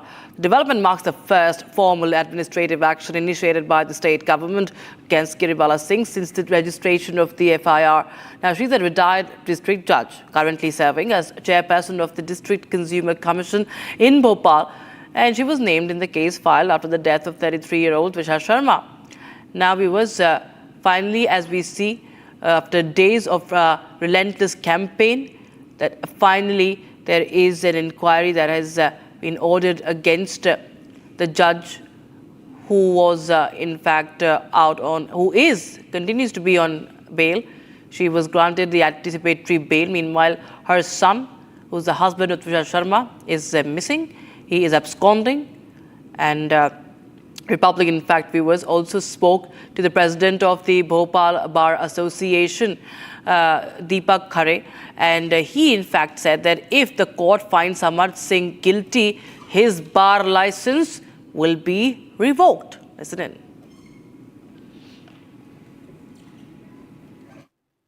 तो समर्थ सिंह की प्रताड़ना की वजह से ट्विशा शर्मा ने की मौत हुई। अब आपको क्या लगता है, समर्थ सिंह अभी फरार चल रहा है, ऐसे में भोपाल बार एसोसिएशन क्या चाहती है? क्या समर्थ सिंह का लाइसेंस सस्पेंड नहीं होना चाहिए, एडवोकेट लाइसेंस जो होता है वो? नहीं, देखिए, प्रकरण एक पंजीबद्ध हो गया है, प्रकरण में इन्वेस्टिगेशन चल रहा है। जब तक प्रकरण में इन्वेस्टिगेशन होके उसका चालान आके और पूरा प्रकरण कंप्लीट होके अगर समर्थ सिंह को उसमें सजा होती है तो फिर उनका लाइसेंस जो है निरस्त होगा। ये एक प्रक्रिया है, उस प्रक्रिया के तहत ही वो काम होगा। लेकिन पूरी आपके एडवोकेट लॉबी पर एक कहना चाहिए दाग लगा है, क्योंकि क्रिमिनल केस दर्ज हुआ है। एक 32 साल की मॉडल जो थी उसकी दुखद मौत हुई है, पूरा देश प्रोटेस्ट कर रहा है। तो ऐसे में क्या समर सिंह का लाइसेंस आप नहीं चाहते कि निरस्त हो, जल्द निरस्त हो? नहीं, देखिए, प्रोटेस्ट कर रहे हैं जो लोग, वो ठीक है, उनका अधिकार है प्रोटेस्ट करने का, पर आज अपन ये नहीं कह सकते कि समर्थ सिंह दोषी है, क्योंकि जब तक न्यायालय में पूरी ट्रायल नहीं हो जाएगी और न्यायालय का निर्णय नहीं आ जाएगा दोष सिद्धि का, उसका सजा का, तब तक अपन उसको सजा याफ्ता थोड़ी कह सकते हैं, उसको दोषी थोड़ी मान सकते हैं। तो इसीलिए ट्रायल चल रहा है, ट्रायल होने दें उसका। इन्वेस्टिगेशन जो पुलिस कर रही है, या कहीं एसआईटी के पास गया है तो एसआईटी करे, या मुख्यमंत्री कहीं सीबीआई को दे रहे हैं तो सीबीआई को दे दें। कंप्लीट इन्वेस्टिगेशन होने के बाद जब उसका चालान न्यायालय में आएगा तो समर्थ सिंह हुई या गिरिवाला सिंह मैडम हुई, दोनों उस ट्रायल को फेस करेंगे और उस ट्रायल को फेस करने पर जो सामने पक्ष से साक्ष्य आएगी, उस साक्ष्य के आधार पर जो भी न्यायाधीश होंगे उसका निर्णय करेंगे। निर्णय में अगर वो दोषी पाए जाते हैं तो फिर समर्थ सिंह की सदस्यता समाप्त होगी। और जो गिरिवाला सिंह है, परिवार जो है, पीड़ित परिवार आरोप लगा रहा है कि गिरिवाला सिंह जो हैं यहाँ की डीजे रही हैं, एक्स जज हैं, प्रभावशाली लेडी हैं, तो जो उन्हें अग्रिम जमानत मिली वो कितनी न्याय संगत है? अमूमन इस तरह के जो केस होते हैं ड्योरी डेथ के, दहेज हत्या के, उसमें हमने सामान्य अगर कोई आरोपी होता है तो उसे जमानत मिलते नहीं देखा है। नहीं, आपकी बात ये सही है कि 304B में जिसमें 5-6 महीने में कोई लड़की की डेथ हो गई हो तो ऐसे मामले में जमानत बहुत मुश्किल से मिलती है। अब यहाँ एक क्या इन्हें इनके रसूख का या डीजे रही हैं उस चीज का फायदा मिल गया इसलिए? क्योंकि आप खुद कह रहे हैं कि सामान्यतः इस तरह की धारा में अग्रिम जमानत नहीं मिलती है। नहीं, ये डीजे रही हैं, इनका रसूख है, इस कारण इनको जमानत मिल गई है, ये शब्द उचित नहीं है। हर केस की अलग अलग डायरी होती है। अब इस केस में जो साक्ष्य डायरी में होगी उस साक्ष्य के आधार पर न्यायालय ने उनको जमानत पर छोड़ा है। तो न्यायालय का जो निर्णय हुआ है वो फिर अंतिम निर्णय है, उस पर प्रश्न चिन्ह लगाने से कोई उचित नहीं है भाई। इसके अलावा आप देखें, अगर एडीजे कोर्ट का ऑर्डर है, आप हाई कोर्ट चले जाए ना। अगर हाई कोर्ट को लगेगा कि जो डायरी में है साक्ष्य गिरिवाला सिंह के खिलाफ हैं और जमानत गलत दी गई है तो हाई कोर्ट उसको चेंज कर देगा। हाई कोर्ट तो खैर पीड़ित परिवार चला ही गया है, लेकिन आप अगर नंबर्स में बात करें तो 100 में से ऐसे कितने केस होंगे जिसमें इस तरह का ही मिलता जुलता केस और उसमें अग्रिम जमानत मिल गई हो? नहीं, अपन उसको डिफाइन नहीं कर सकते कि 100 में से कितना हो, क्योंकि सब केस की डायरियां, सब केस की कहानियां सब अलग अलग होती, साक्ष्य अलग अलग होते हैं। सास है, सास का रोल अलग अलग होता है। इस प्रकरण में इनका रोल कितना है या कहां तक है, इन सब चीजों को देखा जाएगा। लेकिन और न्यायालय ने जो निर्णय अभी बेल पे जो निर्णय हुआ है, उन्होंने ये माना है कि वो न्यायिक परिवार उच्च न्यायिक पद पे रही हैं, उनकी उम्र को देखते हुए और उनके पिछले बैकग्राउंड को देखते हुए उन्हें जमानत पर छोड़ा है। और जमानत, देखिए एक बात सुने, जमानत अंतिम नहीं है भाई। जमानत पे छूट गई वो, आप इन्वेस्टिगेशन कंप्लीट हो जाए, फटाफट चालान लगे, आप 2 महीने में गवाही दो ना। गवाही दे के 2-3 महीने में उसको ट्रायल, अगर उसमें दोषी पाई तो उनको सजा ही पड़ेगी ना, 10 साल 14 साल। भोपाल बार एसोसिएशन के अध्यक्ष के नाते आप क्या चाहते हैं इस मामले में किस तरह की जांच हो? क्योंकि आरोप भी लग रहे हैं, आपकी बिरादरी भी कटघरे में है इस वजह से। नहीं, एक अधिवक्ता के नाते, अभिभाषक संघ भोपाल के अध्यक्ष के नाते मेरा स्पष्ट मत है कि फेयर जिसकी जांच होना चाहिए। जो संस्थाएं हैं वर्तमान में जो काम कर रही हैं, या तो उनसे जांच हो या मुख्यमंत्री सीबीआई जांच की करते हैं तो सीबीआई से जांच हो। स्पष्ट फेयर जांच हो जाए, जांच होने के बाद में सारी चीजें, स्थिति क्लियर हो जाएगी। और ये एक अभी कल आज ही पेपर में पढ़ने में आया है कि वो पोस्टमार्टम की जो है उसका अर्जी यहाँ खारिज हो गई। देखिए, क्रिमिनल केसों में जहाँ केस रजिस्टर्ड होता है वहीं केस चलता है। आज ये है, अब इनने कहा कि पोस्टमार्टम दिल्ली में होना चाहिए, एम्स में। भोपाल एम्स भी में पोस्टमार्टम हुआ, उनका डिस्ट्रिक्ट अस्पताल में पोस्टमार्टम नहीं हुआ है। तो एम्स जैसे बड़े अस्पताल पर आरोप लगाना ये उचित नहीं है। अच्छा, फिर ये करेंगी तो कल को फिर एक कोई घटना हुई, वो कहेंगे साहब हम देहरादून एम्स में कराएंगे। तो ये इससे इन्वेस्टिगेशन ही। अंतिम सवाल, लाइसेंस सस्पेंड कब होगा समर्थ सिंह का? वो जब उसको सजा पड़ जाएगी उसके बाद उसका licence. Right, we have some breaking news, viewers. So we just heard from the Bar Association of Bhopal, who is demanding action against Twisha Sharma's husband, who is a criminal lawyer. He's an advocate, and the Bar Association wants action against Twisha's lawyer husband. Viewers, these are people who have connections. These are people who enjoy clout, local support, local influence, local power, and the criminal advocate, the criminal lawyer, the husband is on the run. He's absconding ever since this FIR has been registered. And now the Bar Association is demanding action calling for revocation for cancelling Samarth's license. In fact, viewers, now the National Commission for Women has also finally taken suo motu cognizance of Twisha Sharma's death case. The Commission's chairperson, Vijaya Rahatkar, has written to the Chief Secretary and the Director General of Police of Madhya Pradesh, directing them to conduct an immediate and impartial investigation into the matter. Also, the Commission has sought a detailed investigation report within 7 days.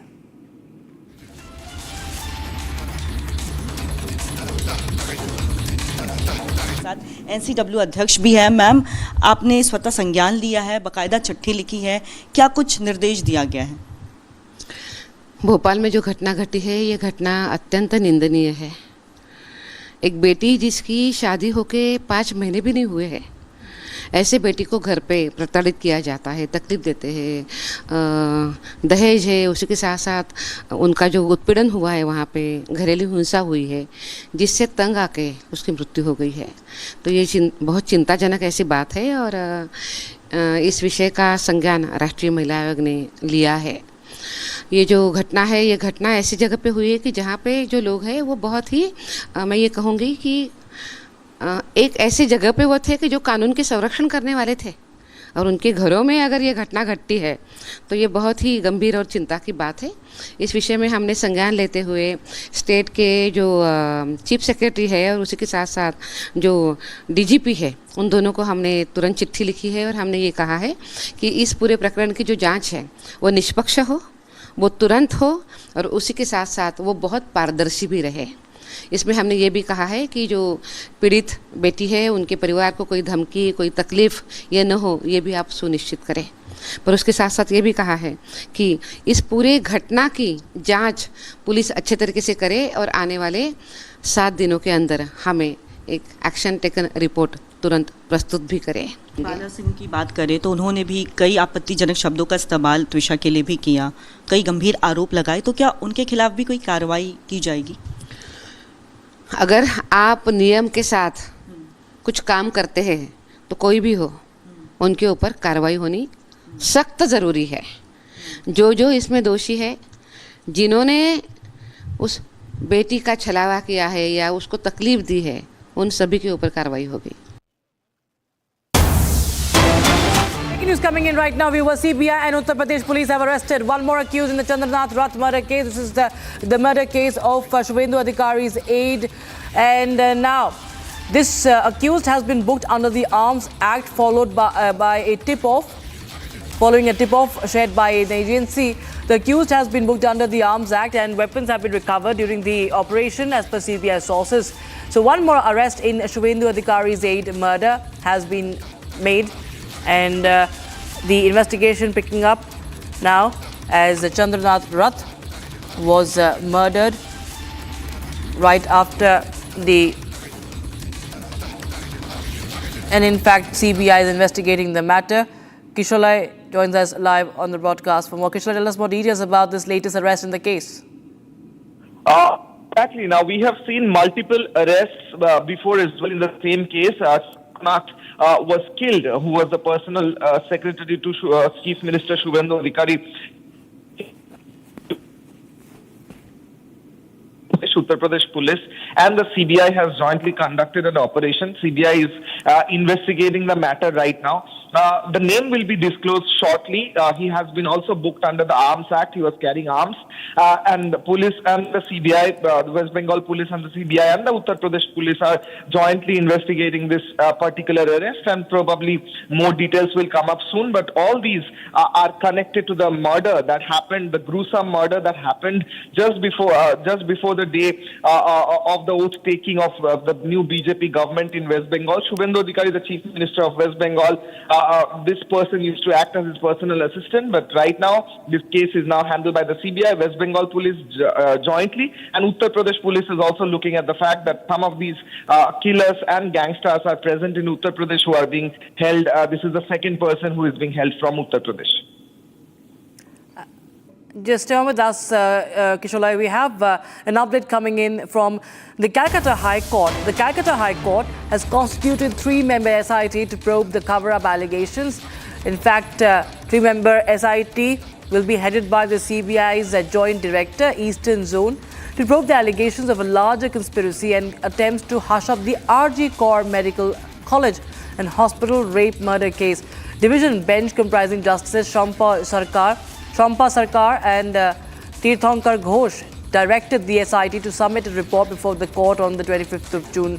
Kisholai, we finally see right after the Shubhendu Adhikari government takes over, the investigation is picking up and now an SIT team has been formed. This is happening after a long time in this RG Kaur case, isn't it? Well, this was very much needed. The RG Kaur case files have been reopened now. The Calcutta High Court has instructed the special SIT that is being formed within the CBI, which means that all these three members of the SIT are members of CBI and headed by the Joint Director of CBI in Eastern Region. He is heading this SIT.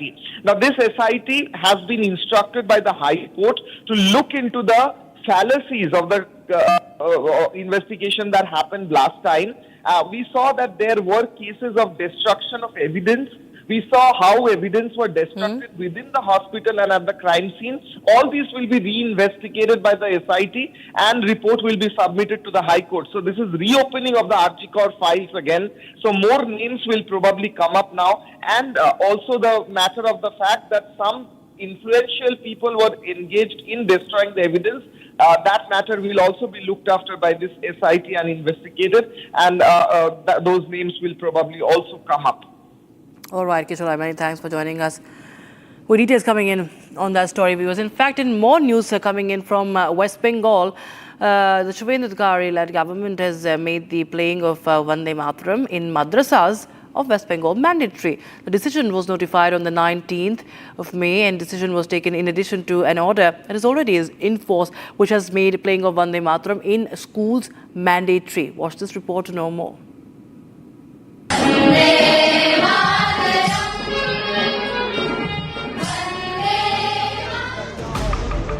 In what is being seen as a major move by the West Bengal government, the playing of Vande Mataram has been made mandatory in the schools and madrasas in the state.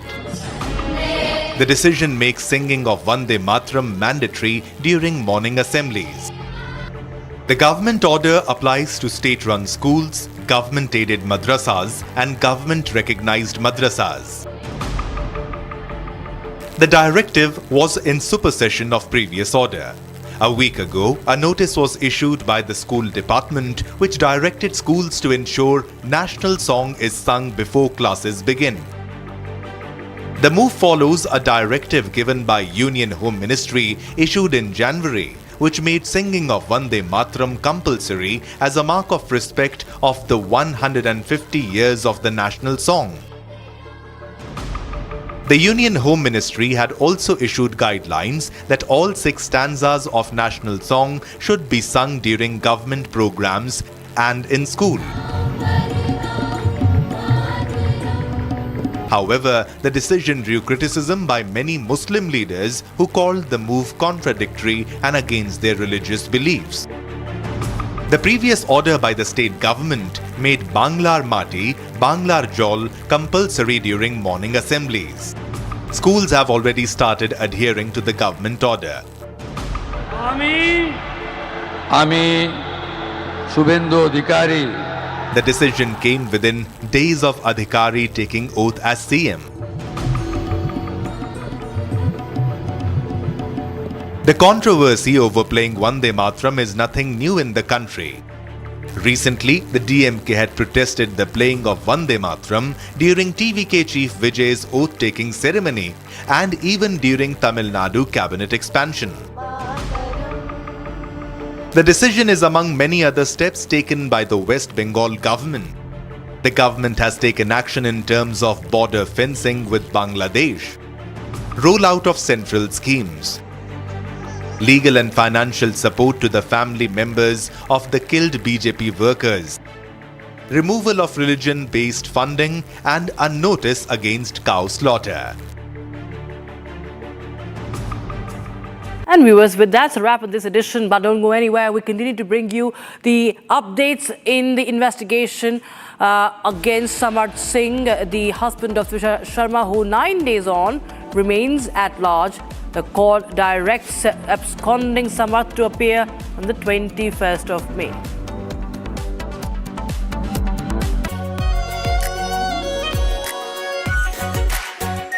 Are pure shahi paneer masala, delicious, healthy every day. कोशिश को कामयाबी को शोहरत बनते देखा है। हाँ, पिछले 60 सालों में मैंने देश को बनते देखा है। कमला पसंद, 60 सालों से अनोखा स्वाद। चमकी चाट से क्या बना है? सैंडविच, लस्सी और छाछ और हर घूंट में चमकी चाट। अब बताओ, स्वाद आया? असली स्वाद सिर्फ chunky chaat.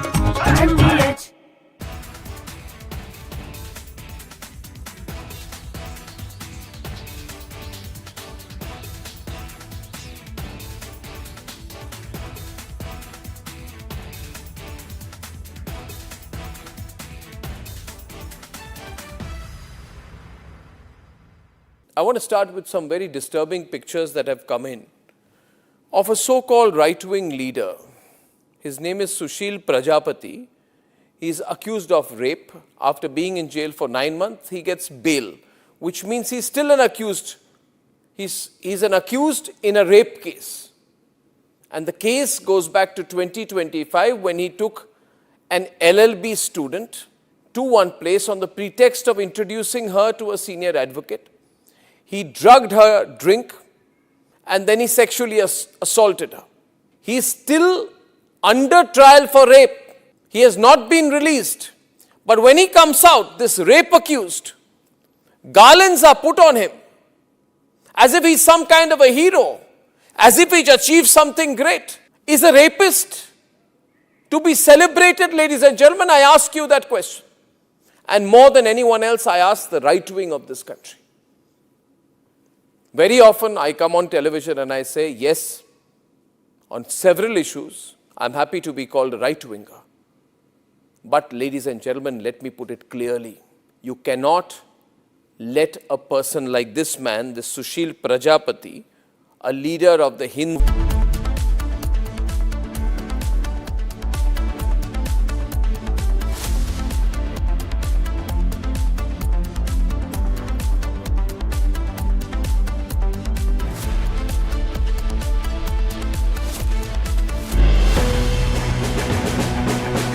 Safety, honor and welfare of your country comes first, always and every time.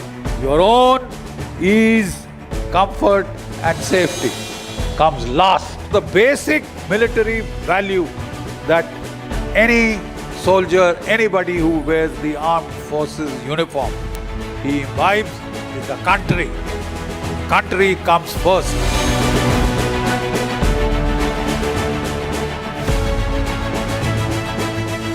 AU current account के साथ मिलता है free UPI QR overdraft facility और एक ही ऐप से बैंक के सारे काम। AU सोच बदलो और बैंक भी।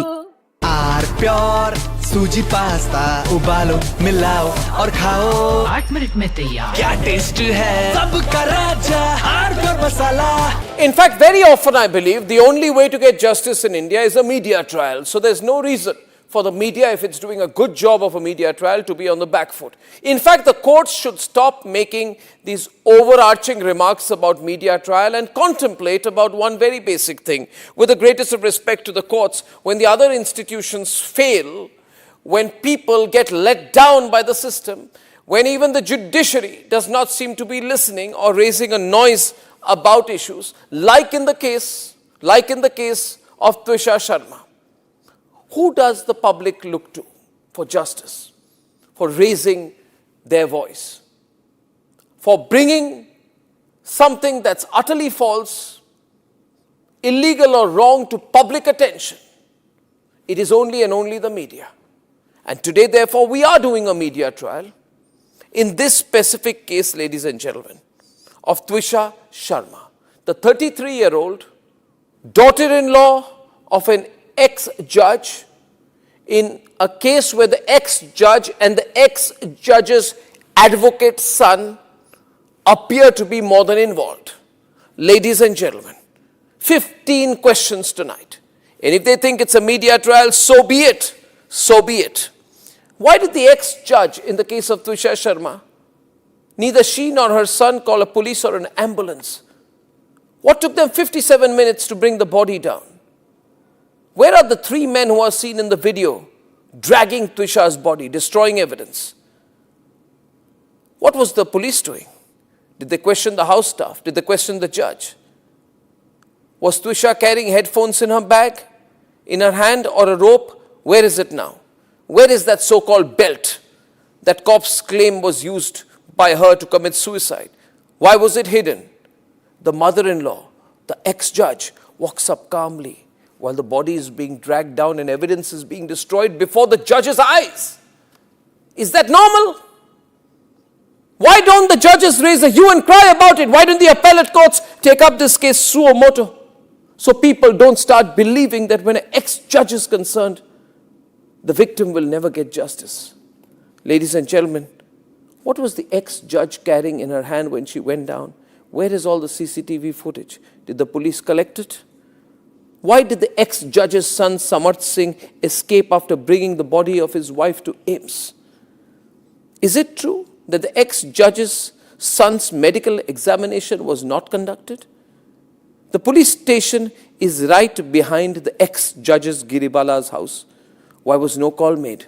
Why did it take 5 days to file an FIR in the case? Who stalled it? Why was the victim's family attacked in court if there's nothing to hide? And did a very senior police officer go to AIIMS that night to try and fudge the post-mortem report? Ladies and gentlemen, I'm asking these questions. Now I ask you, am I right or wrong in asking these questions? And if I don't, who will? Will the government of Madhya Pradesh raise these questions? The Chief Minister doesn't have 30 seconds to meet the victim's family. Will the higher courts of the country raise these questions? So far, I have not seen this case being picked up by the appellate courts, though we are screaming and shouting about it. So I say tonight, what happens when other institutions fail? And if we do a media trial, should we be celebrated and supported for doing so? Was Aravali a media trial? Yes, it was. It was. Thank God for that. Thank God for that media trial which stopped the Aravalis from being destroyed. Was the Pune Porsche case a media trial where innocents were killed? Bharat देश एक शरीर है. It's a body. If there is no prana, the body is dead. Where is the prana? The prana is in Samskruti. And therefore we say Sanatan Samskruti, perennial. Nothing else is perennial. This has existed and is flourishing. Therefore, I think culture is a very, very important component.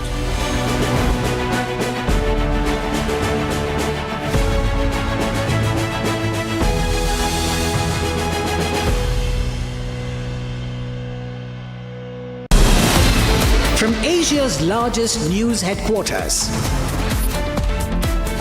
setting the agenda for Bharat.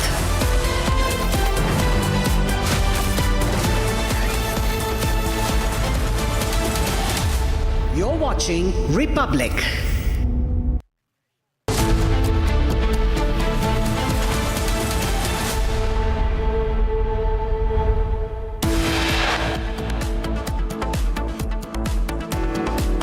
Republic campaigns direct impact. Court initiates inquiry against former Judge Giribala Singh, the mother-in-law of Twisha Sharma.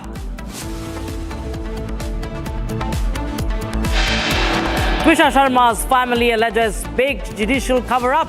Says Giribala Singh called several senior judges after Twisha's death. Family releases 14 numbers.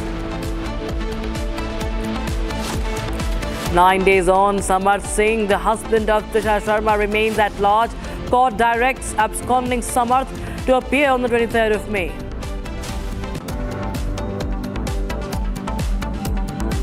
Pulwama mastermind Hamza Burhan eliminated by unknown gunmen in Muzaffarabad of POK. Pakistan's terror politician nexus exposed once again. Pakistan's Prime Minister advisor briefs Shehbaz Sharif after Lashkar-e-Taiba meeting.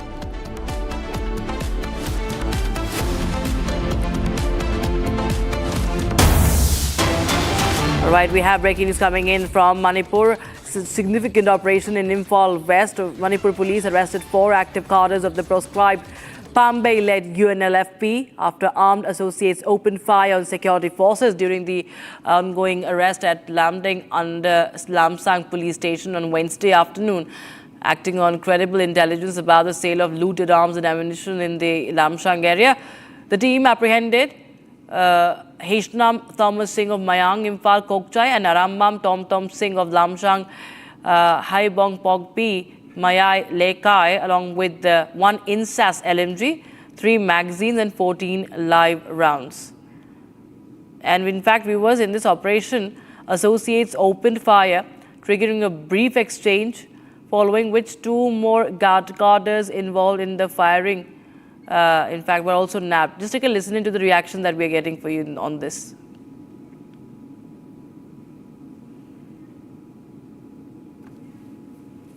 On credible information regarding the selling of looted arms and ammunition in Lamsang area, Manipur police launched a special operation on 25/2026 at Lamsang PS.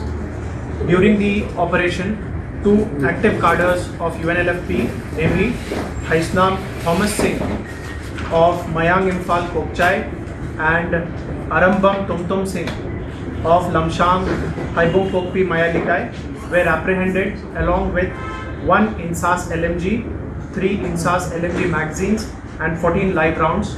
This is suspected to be stolen and it is under the process of verification where it was looted from. Johnson is joining us live on the broadcast from Imphal. Johnson, if you could just shed some light on this very, very significant operation that has taken place in Manipur. That's a huge cache of arms that has been recovered. Yes, Raksita, this is one of the very significant development, and this is one of the very significant achievement of the security forces. Not only the state forces, but also for the all combined security forces who took part in the operation. Yes, the first incident was taken place when a team of security forces tried to arrest the cadres of this outfit group, that is a Pambay-led UNLF. So after arresting 2 cadres, 2 of them fled the place by open firing towards the security forces. And the 2 cadres, they ran up towards the hill, which is located in this Lamding area. So after the joint team entered to arrest those 2 more cadres, there were exchange of firing between the cadres and the security forces, which resulting into the damage of some security vehicles. Yes, after this exchange of fire took place, additional security forces comprising of Assam Rifles, CRPF, Imphal East and Imphal West district polices, they jointly organized a combing operation in the said area, that is Lamdeng, which is said to be the unauthorized camp as per the police report, which is said to be the unauthorized camp of this Pambay-led UNLF. So now, on the first operation, 2 more cadres who are reported to be involved in the firing towards the security forces were arrested, along with 29 sophisticated weapons. So after that, a follow-up operation was also conducted by the security forces, which resulted into the recoveries of 38 more ammunition, sophisticated weapons, as seen in the visual also clearly. The ammunition includes RPG launcher, IEDs, and various sophisticated weapons of AK series and M series. So, as clearly mentioned by the SP of Imphal East, Sivanan Survey, so the arrested cadres are identified as Hasnam Thomas, Arambam Tomtom, and the 2 are identified as Ninthosam Rakesh and Singakam Mayas. They were 4 of them are the cadres of this Pambay-led UNLF group, and on preliminary investigation, those 4 arrested cadres, they disclosed themselves that they are actively involved in the selling of these weapons and all. But the police report says that those recovered arms, they are suspected to be looted from the police armory, and the investigation is still going on to identify which arms are looted from the police armory. And so police are taking a very active investigative role in the said case. Back to you, Rosita. Right, sir. Many thanks, Johnson. joining us with details on that operation. Viewers, in fact, now we will shift our focus back to the big story we've been bringing to you. Madhya Pradesh government now has initiated an inquiry against retired Bhopal Judge Giribala Singh after criminal charges were registered against her in connection with the death of her daughter-in-law, model and actor Twisha Sharma. Now, this is the first formal administrative action initiated by the state government against Giribala Singh since the registration of the FIR that, of course, took 2 to 3 days itself. And that has happened, viewers, as Republic TV continues to mount pressure, continues to raise questions. Now, Giribala Singh is a retired district judge currently serving as the chairperson of the District Consumer Commission in Bhopal, named in the case filed after death of 33-year-old Twisha Sharma at the matrimonial home in Bhopal. And viewers, we've seen this is a direct impact of Republic TV's campaign. Now, we also spoke to the president of Bhopal Bar Association, Deepak Khare, because Samarth Singh, who's a lawyer, husband of Twisha Sharma, is a criminal lawyer, he's an advocate, and he's on the run. Now, Deepak Khare, who's the Bar Association president, he has said that if the court finds Samarth Singh guilty, his license should be revoked.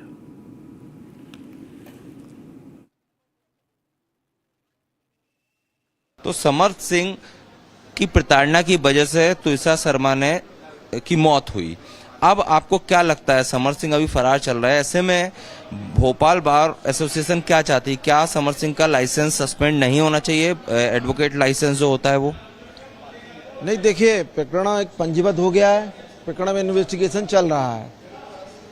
जब तक प्रकरण में investigation होके उसका चालान आके और पूरा प्रकरण कंप्लीट होके अगर समर्थ सिंह को उसमें सजा होती है तो फिर उनका लाइसेंस जो है निरस्त होगा। ये एक प्रक्रिया है, उस प्रक्रिया के तहत ही वो काम होगा। लेकिन पूरी आपकी एडवोकेट लॉबी पर एक कहना चाहिए दाग लगा है, क्योंकि क्रिमिनल केस दर्ज हुआ है। एक 32 साल की मॉडल जो थी उसकी दुखद मौत हुई है, पूरा देश प्रोटेस्ट कर रहा है। तो ऐसे में क्या समर्थ सिंह का लाइसेंस आप नहीं चाहते कि निरस्त हो, जल्द निरस्त हो? नहीं, देखिए, प्रोटेस्ट कर रहे हैं जो लोग, वो ठीक है, उनका अधिकार है प्रोटेस्ट करने का, पर आज अपन ये नहीं कह सकते कि समर्थ सिंह दोषी है, क्योंकि जब तक न्यायालय में पूरी ट्रायल नहीं हो जाएगी और न्यायालय का निर्णय नहीं आ जाएगा दोष सिद्धि का, उसका सजा का, तब तक अपन उसको सजा याफ्ता थोड़ी कह सकते हैं, उसको दोषी थोड़ी मान सकते हैं। तो इसीलिए ट्रायल चल रहा है, ट्रायल होने दें उसका। इन्वेस्टिगेशन जो पुलिस कर रही है, या कहीं एसआईटी के पास गया है तो एसआईटी करे, या मुख्यमंत्री कहीं सीबीआई को दे रहे हैं तो सीबीआई को दे दें। कंप्लीट इन्वेस्टिगेशन होने के बाद जब उसका चालान न्यायालय में आएगा तो समर्थ सिंह हुई या गिरिवाला सिंह मैडम हुई, दोनों उस ट्रायल को फेस करेंगे और उस ट्रायल को फेस करने पर जो सामने पक्ष से साक्ष्य आएगी, उस साक्ष्य के आधार पर जो भी न्यायाधीश होंगे उसका निर्णय करेंगे। निर्णय में अगर वो दोषी पाए जाते हैं तो फिर समर्थ सिंह की सदस्यता समाप्त होगी। और जो गिरिवाला सिंह है, परिवार जो है, पीड़ित परिवार आरोप लगा रहा है कि गिरिवाला सिंह जो हैं यहाँ की डीजे रही हैं, एक्स जज हैं, प्रभावशाली लेडी हैं, तो जो उन्हें अग्रिम जमानत मिली वो कितनी न्याय संगत है? अमूमन इस तरह के जो केस होते हैं ड्योरी डेथ के, दहेज हत्या के, उसमें हमने सामान्य अगर कोई आरोपी होता है तो उसे जमानत मिलते नहीं देखा है। नहीं, आपकी बात ये सही है कि 304B में जिसमें 5-6 महीने में कोई लड़की की डेथ हो गई हो तो ऐसे मामले में जमानत बहुत मुश्किल से मिलती है। अब यहाँ एक क्या इन्हें इनके रसूख का या डीजे रही हैं उस चीज का फायदा मिल गया? इसलिए क्योंकि आप खुद कह रहे हैं कि सामान्यतः इस तरह की धारा में अग्रिम जमानत नहीं मिलती है। नहीं, ये डीजे रही हैं, इनका रसूख है, इस कारण इनको जमानत मिल गई है, ये शब्द उचित नहीं है। हर केस की अलग अलग डायरी होती है। अब इस केस में जो साक्ष्य डायरी में होगी, उस साक्ष्य के आधार पर न्यायालय ने उनको जमानत पर छोड़ा है। तो न्यायालय का जो निर्णय हुआ है वो फिर अंतिम निर्णय है, उस पर प्रश्न चिन्ह लगाने से कोई उचित नहीं है। भाई, इसके अलावा आप देखें, अगर एडीजे कोर्ट का ऑर्डर है, आप हाई कोर्ट चले जाए ना। अगर हाई कोर्ट को लगेगा कि जो डायरी में है साक्ष्य गिरिवाला सिंह के खिलाफ हैं और जमानत गलत दी गई है, तो हाईकोर्ट उसको चेंज कर देगा। हाईकोर्ट तो खैर पीड़ित परिवार चला ही गया है, लेकिन आप अगर नंबर्स में बात करें तो 100 में से ऐसे कितने केस होंगे जिसमें इस तरह का ही मिलता जुलता केस और उसमें अग्रिम जमानत मिल गई हो? नहीं, अपन उसको डिफाइन नहीं कर सकते कि 100 में से कितना हो। क्योंकि सब केस की डायरियाँ, सब केस की कहानियाँ सब अलग अलग होती, साक्ष्य अलग अलग होते हैं, सास है, सास का रोल अलग अलग होता है। इस प्रकरण में इनका रोल कितना है या कहाँ तक है, इन सब चीजों को देखा जाएगा। लेकिन न्यायालय ने जो निर्णय अभी बेल पे जो निर्णय हुआ है, उन्होंने ये माना है कि वो न्यायिक परिवार उच्च न्यायिक पद पे रही हैं, उनकी उम्र को देखते हुए और उनके पिछले बैकग्राउंड को देखते हुए उन्हें जमानत पे छोड़ा है। और जमानत, देखिए एक बात सुने, जमानत अंतिम नहीं है भाई, जमानत पे छूट गई वो, आप इन्वेस्टिगेशन कंप्लीट हो जाए, फटाफट चालान लगे, आप 2 महीने में गवाही दो ना, गवाही दे के 2-3 महीने में उसको ट्रायल, अगर उसमें दोषी पाई तो उनको सजा ही पड़ेगी ना, 10 साल 14 साल। भोपाल बार एसोसिएशन के अध्यक्ष के नाते आप क्या चाहते हैं इस मामले में किस तरह की जांच हो, क्योंकि आरोप भी लग रहे हैं, आपकी बिरादरी भी कटघरे में है इस वजह से? नहीं, एक अधिवक्ता के नाते, अभिभाषक संघ भोपाल के अध्यक्ष के नाते मेरा स्पष्ट मत है कि फेयर उसकी जांच होना चाहिए। जो संस्थाएं हैं वर्तमान में जो काम कर रही हैं, या तो उनसे जांच हो, या मुख्यमंत्री सीबीआई जांच की करते हैं तो सीबीआई से जांच हो, स्पष्ट फेयर जांच हो जाए। जांच होने के बाद में सारी चीजें, स्थिति क्लियर हो जाएगी। और ये एक अभी कल आज ही पेपर में पढ़ने में आया है कि वो पोस्टमार्टम की जो है उसका अर्जी यहाँ खारिज हो गई। देखिए, क्रिमिनल केसों में जहाँ केस रजिस्टर्ड होता है वहीं केस चलता है। आज ये है, अब इनने कहा कि पोस्टमार्टम दिल्ली में होना चाहिए एम्स में, भोपाल एम्स भी में पोस्टमार्टम हुआ है, उनका डिस्ट्रिक्ट अस्पताल में पोस्टमार्टम नहीं हुआ है। तो एम्स जैसे बड़े अस्पताल पर आरोप लगाना ये उचित नहीं है। अच्छा, फिर ये करेंगी तो कल को फिर एक कोई घटना हुई, वो कहेंगे साहब हम देहरादून एम्स में कराएंगे। तो ये इससे इन्वेस्टिगेशन ही। अंतिम सवाल, लाइसेंस सस्पेंड कब होगा समर सिंह का? वो जब उसको सजा पड़ जाएगी उसके बाद उसका licence. One after the other, there are many sensational developments happening. Viewers, the National Commission for Women has taken suo motu cognizance of the Twisha death case. The Commission's chairperson Vijaya Rahatkar has written to the Chief Secretary and the Director General of Police of Madhya Pradesh, directing them to conduct an immediate and impartial investigation into the matter. Additionally, the Commission has also sought a detailed investigation report within 7 days. हमारे साथ NCW अध्यक्ष भी है। Ma'am, आपने स्वतः संज्ञान लिया है, बकायदा चिट्ठी लिखी है, क्या कुछ निर्देश दिया गया है? भोपाल में जो घटना घटी है, ये घटना अत्यंत निंदनीय है। एक बेटी जिसकी शादी होके 5 महीने भी नहीं हुए हैं, ऐसे बेटी को घर पे प्रताड़ित किया जाता है, तकलीफ देते हैं, दहेज है, उसी के साथ साथ उनका जो उत्पीड़न हुआ है, वहाँ पे घरेलू हिंसा हुई है, जिससे तंग आके उसकी मृत्यु हो गई है। तो ये बहुत चिंताजनक ऐसी बात है और इस विषय का संज्ञान राष्ट्रीय महिला आयोग ने लिया है। ये जो घटना है, ये घटना ऐसी जगह पे हुई है कि जहाँ पे जो लोग हैं वो बहुत ही मैं ये कहूँगी कि एक ऐसी जगह पे वो थे कि जो कानून के संरक्षण करने वाले थे, और उनके घरों में अगर ये घटना घटती है तो ये बहुत ही गंभीर और चिंता की बात है। इस विषय में हमने संज्ञान लेते हुए स्टेट के जो चीफ सेक्रेटरी है और उसी के साथ साथ जो डीजीपी है, उन दोनों को हमने तुरंत चिट्ठी लिखी है और हमने ये कहा है कि इस पूरे प्रकरण की जो जांच है वो निष्पक्ष हो, वो तुरंत हो और उसी के साथ साथ वो बहुत पारदर्शी भी रहे। इसमें हमने ये भी कहा है कि जो पीड़ित बेटी है, उनके परिवार को कोई धमकी, कोई तकलीफ़ ये न हो, ये भी आप सुनिश्चित करें। पर उसके साथ साथ ये भी कहा है कि इस पूरे घटना की जांच पुलिस अच्छे तरीके से करे और आने वाले 7 दिनों के अंदर हमें एक एक्शन टेकन रिपोर्ट तुरंत प्रस्तुत भी करे। बाला सिंह की बात करें तो उन्होंने भी कई आपत्तिजनक शब्दों का इस्तेमाल त्विषा के लिए भी किया, कई गंभीर आरोप लगाए, तो क्या उनके खिलाफ भी कोई कार्रवाई की जाएगी? अगर आप नियम के साथ कुछ काम करते हैं तो कोई भी हो, उनके ऊपर कार्रवाई होनी सख्त ज़रूरी है। जो इसमें दोषी है, जिन्होंने उस बेटी का छलावा किया है या उसको तकलीफ दी है, उन सभी के ऊपर कार्रवाई होगी। And viewers, we're also getting news. There's a statement issued by Samat's counsel Mrigrendra Singh. He's expressing doubts regarding the possibility of an impartial investigation in the case in Madhya Pradesh. And he says, therefore, we want a CBI inquiry.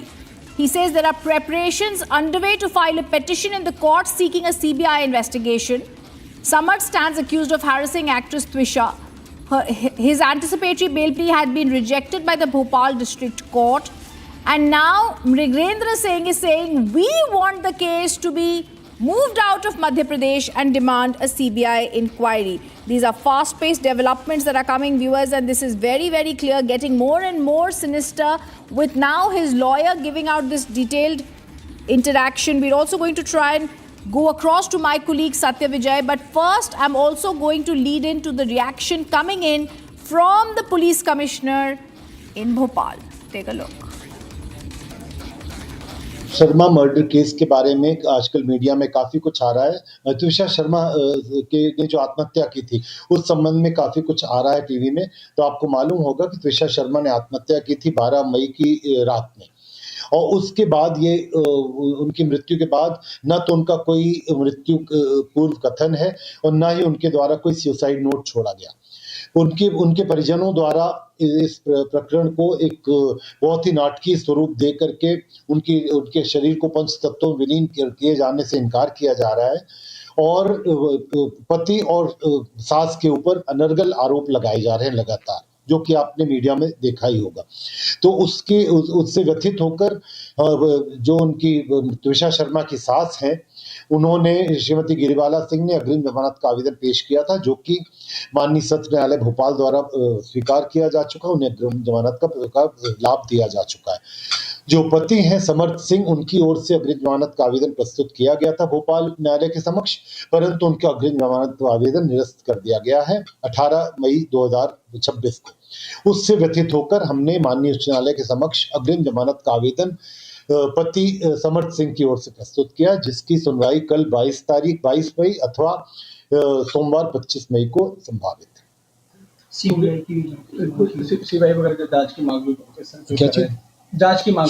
हाँ, हमने इस प्रकरण में चूंकि इतना ज्यादा pressure create किया गया है मीडिया के थ्रू, नाटकी वो करके सोशल मीडिया में भी त्विशा शर्मा के परिजनों ने अनर्गल आरोप माता और पुत्र के ऊपर लगाए हैं। न सिर्फ सोशल मीडिया, न सिर्फ प्रिंट मीडिया, इलेक्ट्रॉनिक मीडिया, बल्कि सोशल मीडिया में भी और इंस्टाग्राम आदि में भी हमारे ऊपर बहुत सारे अनर्गल आरोप लगाए। हमें पूरा शक है कि जो इसकी निष्पक्ष जांच यहाँ मध्य प्रदेश में नहीं हो पाएगी मध्य प्रदेश पुलिस द्वारा। इस हेतु हम एक रिट याचिका भी प्रस्तुत कर रहे हैं, जिसमें हम सीबीआई जांच की मांग कर रहे हैं। हमने इनाम राशि बढ़ाई है, 30,000 रुपये किया है इनाम राशि, और लुकआउट सर्कुलर भी जारी किया है, और गिरफ्तारी के भी हम पूरे प्रयास कर रहे हैं कि जल्दी से जल्दी गिरफ्तारी हो जाए। तो इन्वेस्टिगेशन के लिए जो भी रेलेवेंट होगा हम उसकी जांच करेंगे, और अगर किसी के पास ऐसा डॉक्यूमेंट है या कुछ ऐसा वीडियो है तो पुलिस को वो प्रोवाइड करवा सकते हैं। जो भी रेलेवेंट चीज़ें हैं उन पे हम अपना इन्वेस्टिगेशन करेंगे।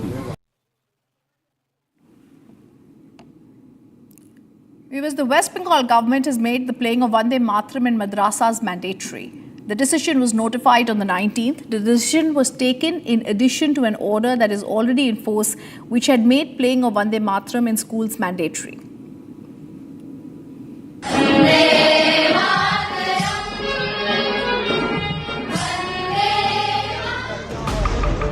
In what is being seen as a major move by the West Bengal government, the playing of Vande Mataram has been made mandatory in the schools and madrasas in the state. The decision makes singing of Vande Mataram mandatory during morning assemblies. The government order applies to state-run schools, government-aided madrasas and government-recognized madrasas. The directive was in supersession of previous order. A week ago, a notice was issued by the school department which directed schools to ensure national song is sung before classes begin. The move follows a directive given by Union Home Ministry issued in January, which made singing of Vande Mataram compulsory as a mark of respect of the 150 years of the national song. The Union Home Ministry had also issued guidelines that all 6 stanzas of national song should be sung during government programs and in school. However, the decision drew criticism by many Muslim leaders who called the move contradictory and against their religious beliefs. The previous order by the state government made Banglar Mati, Banglar Jol compulsory during morning assemblies. Schools have already started adhering to the government order. Ami Shubhendu Adhikari. The decision came within days of Adhikari taking oath as CM. The controversy over playing Vande Mataram is nothing new in the country. Recently, the DMK had protested the playing of Vande Mataram during TVK Chief Vijay's oath-taking ceremony and even during Tamil Nadu cabinet expansion. The decision is among many other steps taken by the West Bengal government. The government has taken action in terms of border fencing with Bangladesh, rollout of central schemes, legal and financial support to the family members of the killed BJP workers, removal of religion-based funding and a notice against cow slaughter.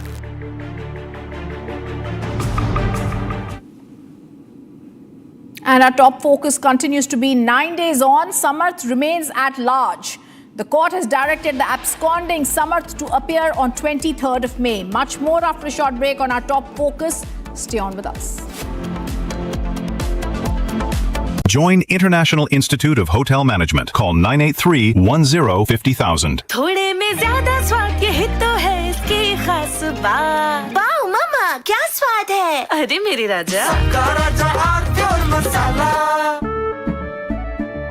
केसरिया से मन जोगी हुआ रे, दिल झूमे देखो मतवारा हुआ रे, केसरिया से मन जोगी हुआ। हर पल मनाओ केसरी त्योहार। विमल बोलो जुबान Kesari.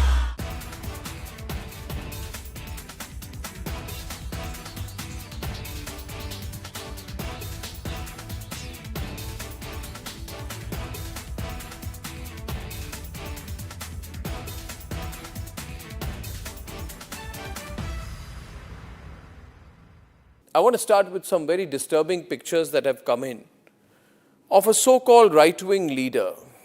His name is Sushil Prajapati. He's accused of rape. After being in jail for 9 months, he gets bail, which means he's still an accused. He's an accused in a rape case. And the case goes back to 2025 when he took an LLB student to one place on the pretext of introducing her to a senior advocate. He drugged her drink and then he sexually assaulted her. He is still under trial for rape. He has not been released. But when he comes out, this rape accused, garlands are put on him as if he's some kind of a hero, as if he's achieved something great. Is a rapist to be celebrated, ladies and gentlemen? I ask you that question. And more than anyone else, I ask the right wing of this country. Very often I come on television and I say, yes, on several issues, I'm happy to be called a right-winger. But ladies and gentlemen, let me put it clearly. You cannot let a person like this man, this Sushil Prajapati, a leader of the Hindu Yuva Vahini, a local thug, a man accused of rape, you cannot celebrate his act of rape or celebrate the fact that the rapist is out on bail. If that is the message we want to send to our society, and if all the BJP leaders want to be quiet about it, I want to ask them, why are they quiet about this? Why are they quiet? In the silence of the BJP leaders, is there a tacit support to this person? Is there a feeling that anyone who wears or puts a, proclaims that he is from a so-called Hindu organization, that he will be allowed to get away with absolutely everything, including an act of rape? Is there a feeling that this man, do right-wingers feel, this man, this accused rapist is one of our own? So hence, regardless of what happens, one of our own should never be accused. It's like all those people, those radical Islamists who say that as long as the act of murder or crime of terrorism is carried out by a Muslim, it must be defended. This very thought, ladies and gentlemen, is completely unacceptable. And we need to make the point more strongly because it's not the first time this has happened. This happened in the case of Bilkis Bano. When in Gujarat, the rapists of Bilkis Bano came out, they were greeted with tikas and sweets. And it was happening openly. This was an act of defiance. A manner of saying, so what? It is a Hindu who carried out the act of rape and hence we will celebrate him, we will forgive the person. Ladies and gentlemen, we are nobody to forgive and the last thing we should do is celebrate rapists. This was a shameful moment then, this is a shameful moment now. Sengar was another shameful moment when some people said, oh, Sengar is from the BJP and hence he can be seen smiling after carrying out the act of rape and people would celebrate him and say, no, our leader can do no wrong. That was another shameful moment for the right wing. And ladies and gentlemen, Jayant Sinha, remember, son of Yashwant Sinha, stood there, ladies and gentlemen, and garlanded people accused of lynching. And he had come to my studio and I had told him, Jayant, I think you should be ashamed of what you've done. Because for all the good you will do in your political career, this moment will be the black spot on your career. And therefore, my point is to those who call themselves right-wingers. You cannot be right-wingers, say you're fighting for the right and be supporting lynchers and rapists at the same time. You cannot have this attitude that if you are pro-Hindu, then if someone who is a Hindu or from a Hindu organization commits the most ghastly crime, you will say it's all right because he claims membership of a Hindu organization. Why doesn't the Hindu Yuva Vahini sack and throw out Sushil Prajapati? Why can't they take a stand on issues such as this? Food for thought. Food for thought, ladies and gentlemen, not just for the people who are doing this, but for all of us. In fact, very often I believe the only way to get justice in India is a media trial. So there's no reason for the media, if it's doing a good job of a media trial, to be on the back foot. In fact, the courts should stop making these overarching remarks about media trial and contemplate about one very basic thing. With the greatest of respect to the courts, when the other institutions fail, when people get let down by the system, when even the judiciary does not seem to be listening or raising a noise about issues, like in the case.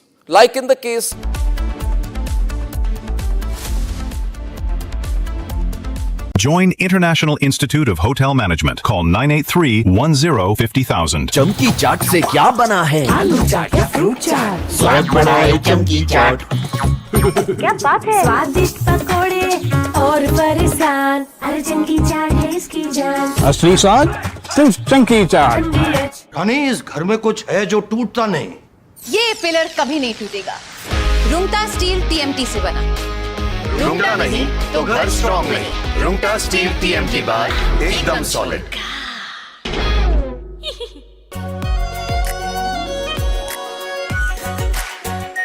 Are pure shahi paneer masala, delicious, healthy every day. In fact, very often I believe the only way to get justice in India is a media trial. So there's no reason for the media, if it's doing a good job of a media trial, to be on the back foot. In fact, the courts should stop making these overarching remarks about media trial and contemplate about one very basic thing. With the greatest of respect to the courts, when the other institutions fail, when people get let down by the system, when even the judiciary does not seem to be listening or raising a noise about issues, like in the case of Twisha Sharma. Who does the public look to for justice, for raising their voice, for bringing something that's utterly false, illegal or wrong to public attention? It is only and only the media. And today, therefore, we are doing a media trial in this specific case, ladies and gentlemen, of Twisha Sharma, the 33-year-old daughter-in-law of an ex-judge, in a case where the ex-judge and the ex-judge's advocate's son appear to be more than involved. Ladies and gentlemen, 15 questions tonight. And if they think it's a media trial, so be it. So be it. Why did the ex-judge in the case of Twisha Sharma, neither she nor her son call a police or an ambulance? What took them 57 minutes to bring the body down? Where are the 3 men who are seen in the video dragging Twisha's body, destroying evidence? What was the police doing? Did they question the house staff? Did they question the judge? Was Twisha carrying headphones in her bag, in her hand, or a rope? Where is it now? Where is that so-called belt that cops claim was used by her to commit suicide? Why was it hidden? The mother-in-law, the ex-judge, walks up calmly while the body is being dragged down and evidence is being destroyed before the judge's eyes.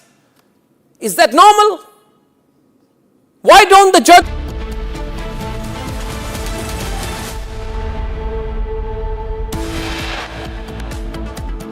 It's a direct impact of Republic campaign. Court initiates inquiry against former Judge Giribala Singh.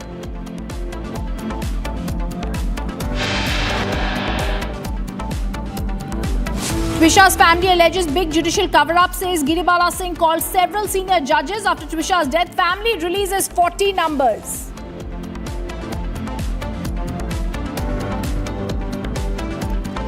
Nine days on, Samarth remains at large. Court directs absconding Samarth to appear on 23rd May.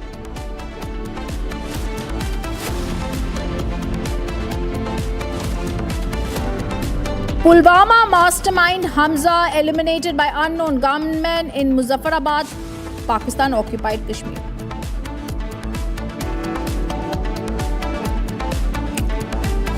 And Pakistan's terror politicians' nexus exposed. Pakistan's PM advisor briefed Shehbaz Sharif after Lashkar meeting.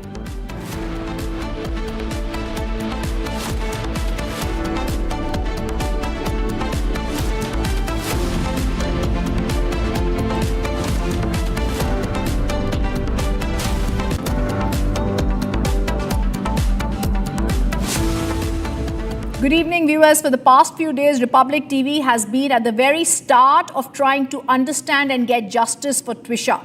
It's now taken a new turn. There are sensational audio tapes. They allegedly feature her mother-in-law and retired Judge Giribala Singh surfacing. The tape that was exclusively accessed by Republic TV has triggered fresh allegations of emotional harassment and torture and character assassination inside Twisha's matrimonial home. The audio conversation purportedly between Giribala Singh and Twisha's brother Manoj Harshit appears to capture the intense exchange over extremely deeply personal questions. They were posed to Twisha about her past relations, her sexual intimacy shortly before her death.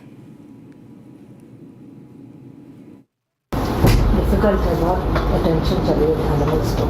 Because the dog is a permanent imbecile. He can't say. No, he can't say. दिक्कत है ना, चाहे तो रोता है, targeting more support in that. There's a person issue, मतलब I really don't want to, but मेरे को दिल में रह जाएगा तो मैं चाहता हूँ address हो जाए इसलिए. हाँ, बताओ ना.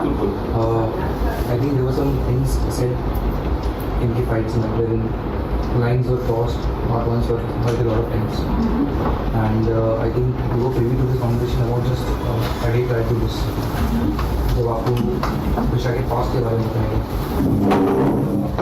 तो उस टाइम पे मतलब I just want to know what if there are any doubts in your mind. Not at all. Everybody has a past. क्या दिक्कत है?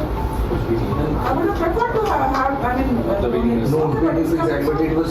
I think they mutually decided. If they accept it, it's क्या दिक्कत क्या? No, but I want to understand like why those questions have to arise as to beta. If you have slept with other people, was there any point? Who asked this?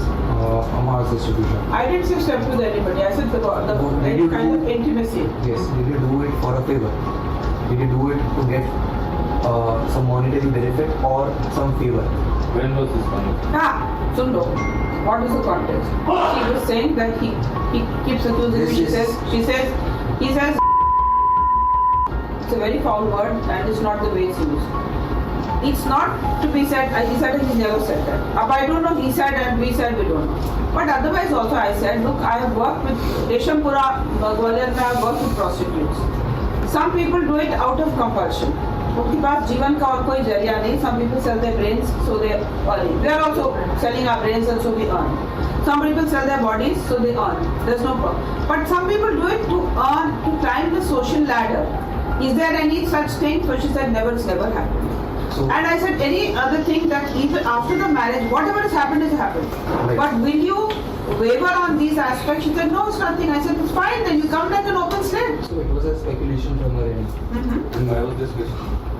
There was a speculation, suspicion, whatever that was there that you wanted to clear. With her. I wanted to clear that by yes, any kind of promiscuous behavior after the marriage will not be done. Even that is the right, and was that the right time to actually ask her this? बेटा तुमने कभी कुछ एक किया है तो favour के लिए भी नहीं किया? I told her the three kinds of people how they move. The time I heard this, it broke me. और मुझे बहुत मुझे तो समझ नहीं आ रहा था कि आशु how it is happening and how a person who is supposed to maybe mellow it down is asking such questions कि भाई तुम मुझसे उनके किस context में? किस context में मतलब I understand maybe considering you look at these things as cases. But you do have to realize there are emotions involved at times. Definitely. So when you ask such questions to your own bahu, asking her that give me a character certificate. क्या background क्या था कैसी बात? Character certificate now you're also going off the hand. Possibly not a character certificate, but it is beyond my comprehension. Beyond the marriage also, she said, Amma, look, I've had a relation with somebody. How intimate it is, that is one question I never asked. Okay. But subsequently someone said that she's had multiple. I said it may be multiple or whatever. So in that context I asked that will this kind of commitment to the marriage last even after the marriage? जो भी पीछे हो गया सो हो गया. That brings me to the second question. The second follow-up question was, will you do it in the future? Yes. Is that not a relevant question? Isn't that a relevant question? Is it to your own bahu? Why not? To any human being, I would ask the question. Somebody who's telling who has had this kind of an intimacy in the past. So do you feel having multiple partners at one point, not at the same time? You will not. Is it not relevant to ask that after marriage also will it continue? Because sometimes it becomes a habit. Promiscuity, it can be a habit. Don't you think it should have been cleared before you were? I do not understand. She should have told. नहीं शादी के बाद ये मेरा point है इसमें कि is it are you questioning the monogamy in the after the marriage? Of course there will be. Yes. So why was that question there? Why not? Why not? Once this has come to my knowledge that it's not one partner which she disclosed, she hid about other people also. She said, yeah, so I asked, see. Hid with you. 8 minutes. She said, yes, I've been with other people also. I said, to what extent? And why was that? She said, no, it was just, hanging out like dating. You know what you understand by dating. I said, I don't understand, but I understand what is sexual intimacy. Yes. So was it of that level? She said, yeah, sometimes it has been. Yes. So all I wanted to know is, are you trying to cross-question me? What are you doing?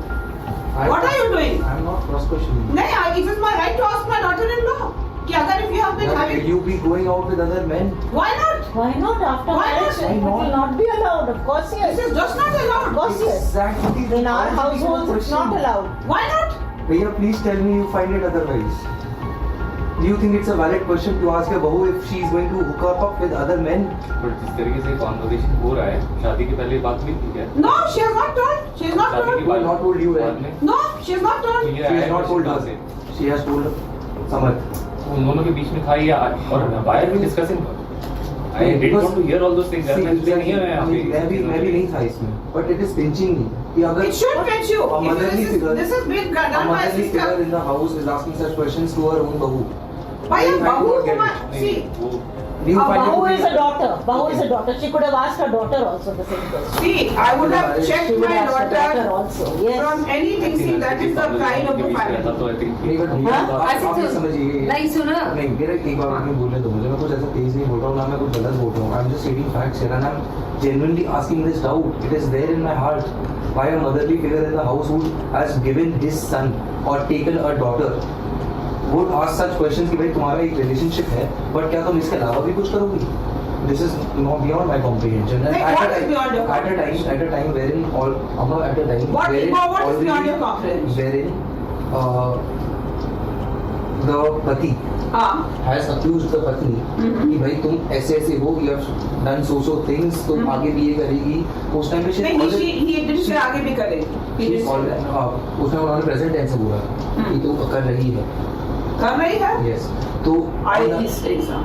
इसका मतलब every phone conversation you're listening in. The timings of the conversation was, the timing of the question was very well. जब उसका एक already एक party से जो कि मतलब okay let me call it the party, already one party is saying this, the other who is ready to the conversation is asking the same question back to her, wherein you could have been the meddling agency की हम सबको console करें उस time पे, बेटा नहीं उसने बहुत गलत बोला है. She blocked us up. She exited from the home group. That was the only. Had this conversation with her, right? Somehow आपने कहीं से फोन किया उसको, उस टाइम पे आप ये भी बोल सकते थे ना कि नहीं बेटा उसने बहुत ही गलत चीज बोली है. This is beyond anybody. I said that. I said that. Okay. Is it a very common question here? I want to understand why you are hurt by this.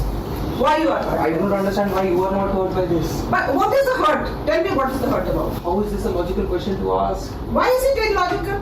Somebody who's had a past, somebody who's a past, and who's wanting, desirous of getting a job. Exactly. So you are exactly saying this कि भाई तुम्हारा past है इसलिए we are gauging you based on your past. So you're bringing your past again. And how can you expect someone to actually not do it? Not do when what? you yourself are doing this. Do what? Are you understanding this whole complex? This is before marriage. Are you not? अरे अभी कल में तो बात हुई, कल सुबह ही बात हुई.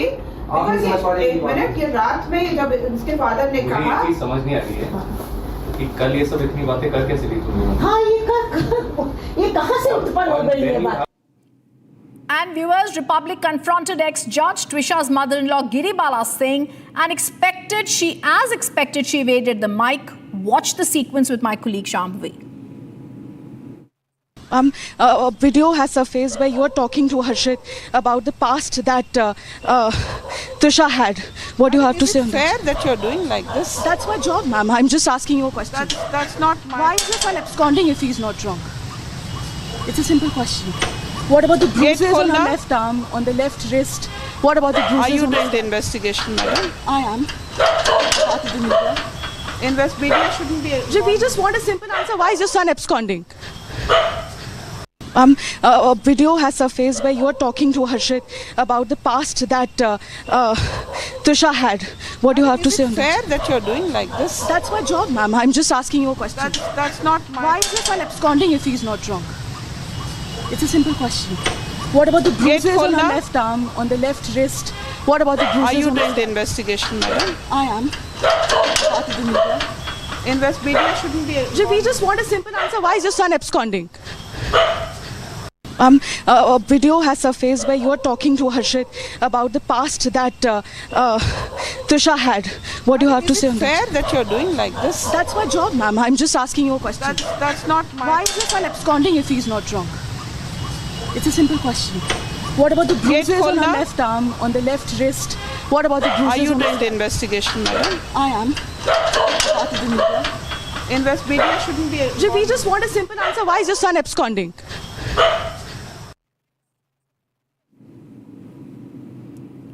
Republic also spoke to the president of the Bhopal Bar Association, Deepak Khare. He said if the court finds Samar Singh guilty, his bar license will be revoked. According to the Bar Association president, anticipatory bail is generally not granted in such cases, but if the court has given its verdict, it cannot be commented upon. तो समर्थ सिंह की प्रताड़ना की वजह से ट्विशा शर्मा ने की मौत हुई। अब आपको क्या लगता है, समर सिंह अभी फरार चल रहा है, ऐसे में भोपाल बार एसोसिएशन क्या चाहती है? क्या समर सिंह का लाइसेंस सस्पेंड नहीं होना चाहिए, एडवोकेट लाइसेंस जो होता है वो? नहीं, देखिए प्रकरण एक पंजीबद्ध हो गया है, प्रकरण में इन्वेस्टिगेशन चल रहा है। जब तक प्रकरण में इन्वेस्टिगेशन होके उसका चालान आके और पूरा प्रकरण कंप्लीट होके अगर समर्थ सिंह को उसमें सजा होती है तो फिर उनका लाइसेंस जो है निरस्त होगा। ये एक प्रक्रिया है, उस प्रक्रिया के तहत ही वो काम होगा। लेकिन पूरी आपके एडवोकेट लॉबी पर एक कहना चाहिए दाग लगा है, क्योंकि क्रिमिनल केस दर्ज हुआ है। एक 32 साल की मॉडल जो थी उसकी दुखद मौत हुई है, पूरा देश प्रोटेस्ट कर रहा है। तो ऐसे में क्या समर सिंह का लाइसेंस आप नहीं चाहते कि निरस्त हो, जल्द निरस्त हो? नहीं, देखिए प्रोटेस्ट कर रहे हैं जो लोग वो ठीक है, उनका अधिकार है प्रोटेस्ट करने का, पर आज अपन ये नहीं कह सकते कि समर्थ सिंह दोषी है, क्योंकि जब तक न्यायालय में पूरी ट्रायल नहीं हो जाएगी और न्यायालय का निर्णय नहीं आ जाएगा दोष सिद्धि का, उसका सजा का, तब तक अपन उसको सजा याफ्ता थोड़ी कह सकते हैं, उसको दोषी थोड़ी मान सकते हैं। तो इसीलिए ट्रायल चल रहा है, ट्रायल होने दें उसका, इन्वेस्टिगेशन जो पुलिस कर रही है, या कहीं एसआईटी के पास गया है तो एसआईटी करे, या मुख्यमंत्री कहीं सीबीआई को दे रहे हैं तो सीबीआई को दे दें। कंप्लीट इन्वेस्टिगेशन होने के बाद जब उसका चालान न्यायालय में आएगा तो समर्थ सिंह हुई या गिरिवाला सिंह मैडम हुई, दोनों उस ट्रायल को फेस करेंगे और उस ट्रायल को फेस करने पर जो सामने पक्ष से साक्ष्य आएगी, उस साक्ष्य के आधार पर जो भी न्यायाधीश होंगे उसका निर्णय करेंगे। निर्णय में अगर वो दोषी पाए जाते हैं तो फिर समर्थ सिंह की सदस्यता समाप्त होगी। और जो गिरिवाला सिंह है, परिवार जो है, पीड़ित परिवार आरोप लगा रहा है कि गिरिवाला सिंह जो हैं यहाँ की डीजे रही हैं, एक्स जज हैं, प्रभावशाली लेडी हैं, तो जो उन्हें अग्रिम जमानत मिली वो कितनी न्याय संगत है? अमूमन इस तरह के जो केस होते हैं ड्योरी डेथ के, दहेज हत्या के, उसमें हमने सामान्य अगर कोई आरोपी होता है तो उसे जमानत मिलते नहीं देखा है। नहीं, आपकी बात ये सही है कि 304B में जिसमें 5-6 महीने में कोई लड़की की डेथ हो गई हो तो ऐसे मामले में जमानत बहुत मुश्किल से मिलती है। अब यहाँ एक क्या इन्हें इनके रसूख का या डीजे रही है उस चीज का फायदा मिल गया इसलिए? क्योंकि आप खुद कह रहे हैं कि सामान्यतः इस तरह की धारा में अग्रिम जमानत नहीं मिलती है। नहीं, ये डीजे रही है, इनका रसूख है, इस कारण इनको जमानत मिल गई है, ये शब्द उचित नहीं है। हर केस की अलग अलग डायरी होती है। अब इस केस में जो साक्ष्य डायरी में होगी उस साक्ष्य के आधार पर न्यायालय ने उनको जमानत पर छोड़ा है, तो न्यायालय का जो निर्णय हुआ है वो फिर अंतिम निर्णय है, उस पर प्रश्न चिन्ह लगाने से कोई उचित नहीं है भाई। इसके अलावा आप देखें, अगर एडीजे कोर्ट का ऑर्डर है, आप हाई कोर्ट चले जाए ना। अगर हाई कोर्ट को लगेगा कि जो डायरी में है साक्ष्य गिरिवाला सिंह के खिलाफ हैं और जमानत गलत दी गई है तो हाई कोर्ट उसको चेंज कर देगा। हाई कोर्ट तो खैर पीड़ित परिवार चला ही गया है, लेकिन आप अगर नंबर्स में बात करें तो 100 में से ऐसे कितने केस होंगे जिसमें इस तरह का ही मिलता जुलता केस और उसमें अग्रिम जमानत मिल गई हो? नहीं, अपन उसको डिफाइन नहीं कर सकते कि 100 में से कितना हो, क्योंकि सब केस की डायरियां, सब केस की कहानियां सब अलग अलग होती, साक्ष्य अलग अलग होते हैं। सास है, सास का रोल अलग अलग होता है। इस प्रकरण में इनका रोल कितना है या कहाँ तक है, इन सब चीजों को देखा जाएगा। लेकिन न्यायालय ने जो निर्णय अभी बेल पे जो निर्णय हुआ है, उन्होंने ये माना है कि वो न्यायिक परिवार उच्च न्यायिक पद पे रही हैं, उनकी उम्र को देखते हुए और उनके पिछले बैकग्राउंड को देखते हुए उन्हें जमानत पे छोड़ा है। और जमानत, देखिए एक बात सुने, जमानत अंतिम नहीं है भाई, जमानत पे छूट गई वो। आप इन्वेस्टिगेशन कंप्लीट हो जाए, फटाफट चालान लगे, आप 2 महीने में गवाही दो ना, गवाही दे के 2-3 महीने में उसको ट्रायल, अगर उसमें दोषी पाई तो उनको सजा ही पड़ेगी ना, 10 साल 14 साल। भोपाल बार एसोसिएशन के अध्यक्ष के नाते आप क्या चाहते हैं इस मामले में किस तरह की जांच हो? क्योंकि आरोप भी लग रहे हैं, आपकी बिरादरी भी कटघरे में है इस वजह से। नहीं, एक अधिवक्ता के नाते, अभिभाषक संघ भोपाल के अध्यक्ष के नाते मेरा स्पष्ट मत है कि फेयर जिसकी जांच होना चाहिए। जो संस्थाएं हैं वर्तमान में जो काम कर रही हैं, या तो उनसे जांच हो, या मुख्यमंत्री सीबीआई जांच की करते हैं तो सीबीआई से जांच हो, स्पष्ट फेयर जांच हो जाए, And there's breaking news that's coming in. Republic Impact Giribala is set to be removed from post. That's the big news that we are getting right now, viewers, as we are speaking with you. This is the news that's just coming in. Satya Vijay has just, our colleague from Bhopal has told us there's a major update.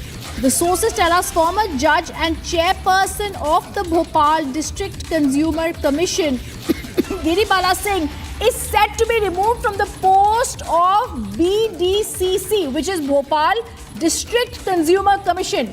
Right now, she was acting as possibly someone on the Consumer Commission board, and as the chairperson of the Bhopal District Consumer Commission board, sources indicate Giribala Singh is going to be removed from her post.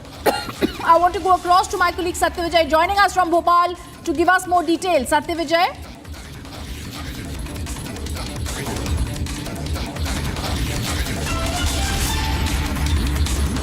Let me tell you the big breaking news that we're getting, and I'm going to tell Seema to call up Satya Vijay so that we get the person who's breaking this big update for us on the phone line. We're getting the major update in the Twisha Sharma case. Reporting sites suggesting former judge chairperson of the Bhopal District Consumer Commission, Giribala Singh, is set to be removed from her post. And what a day it's been. Since Republic campaign began, we've been questioning why anticipatory bail was given to Giribala Singh. She has also submitted 44, and I repeat, 44 words that she has said that have been given, 44 numbers where she's contacted. Today, the big impact, Giribala Singh, now former judge and also Bhopal District Consumer Commission, Giribala Singh is set to be removed from her post. I'm going to try and get more details. All right, we're also getting more details. All right, so we will, viewers, this is a big Republic impact. Giribala Singh no longer going to be the Bhopal District Consumer Commission head. She's going to be removed from that post. This is the big breaking news that's coming in from Satya Vijay, whom I'm going to go across to now. Satya Vijay, give us more details.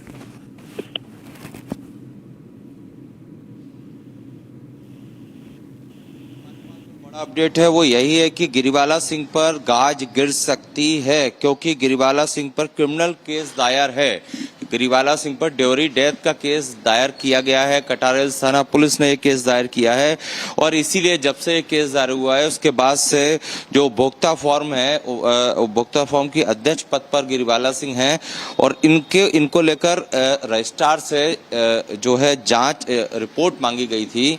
चूंकि 12 तारीख को उनकी बहू ने की मौत हुई है, संदिग्ध मौत हुई, इसके बाद उन पर केस दर्ज हुआ, उनको अग्रिम जमानत हालांकि मिल चुकी है लेकिन वो को एक्यूज्ड हैं, तो ऐसे में उनको हटाने की संभावना है। हमारे टॉप सोर्स के मुताबिक गिरिबाला सिंह जो हैं उन्हें किसी भी वक्त उपभोक्ता फॉर्म के अध्यक्ष पद से हटाया जा सकता है।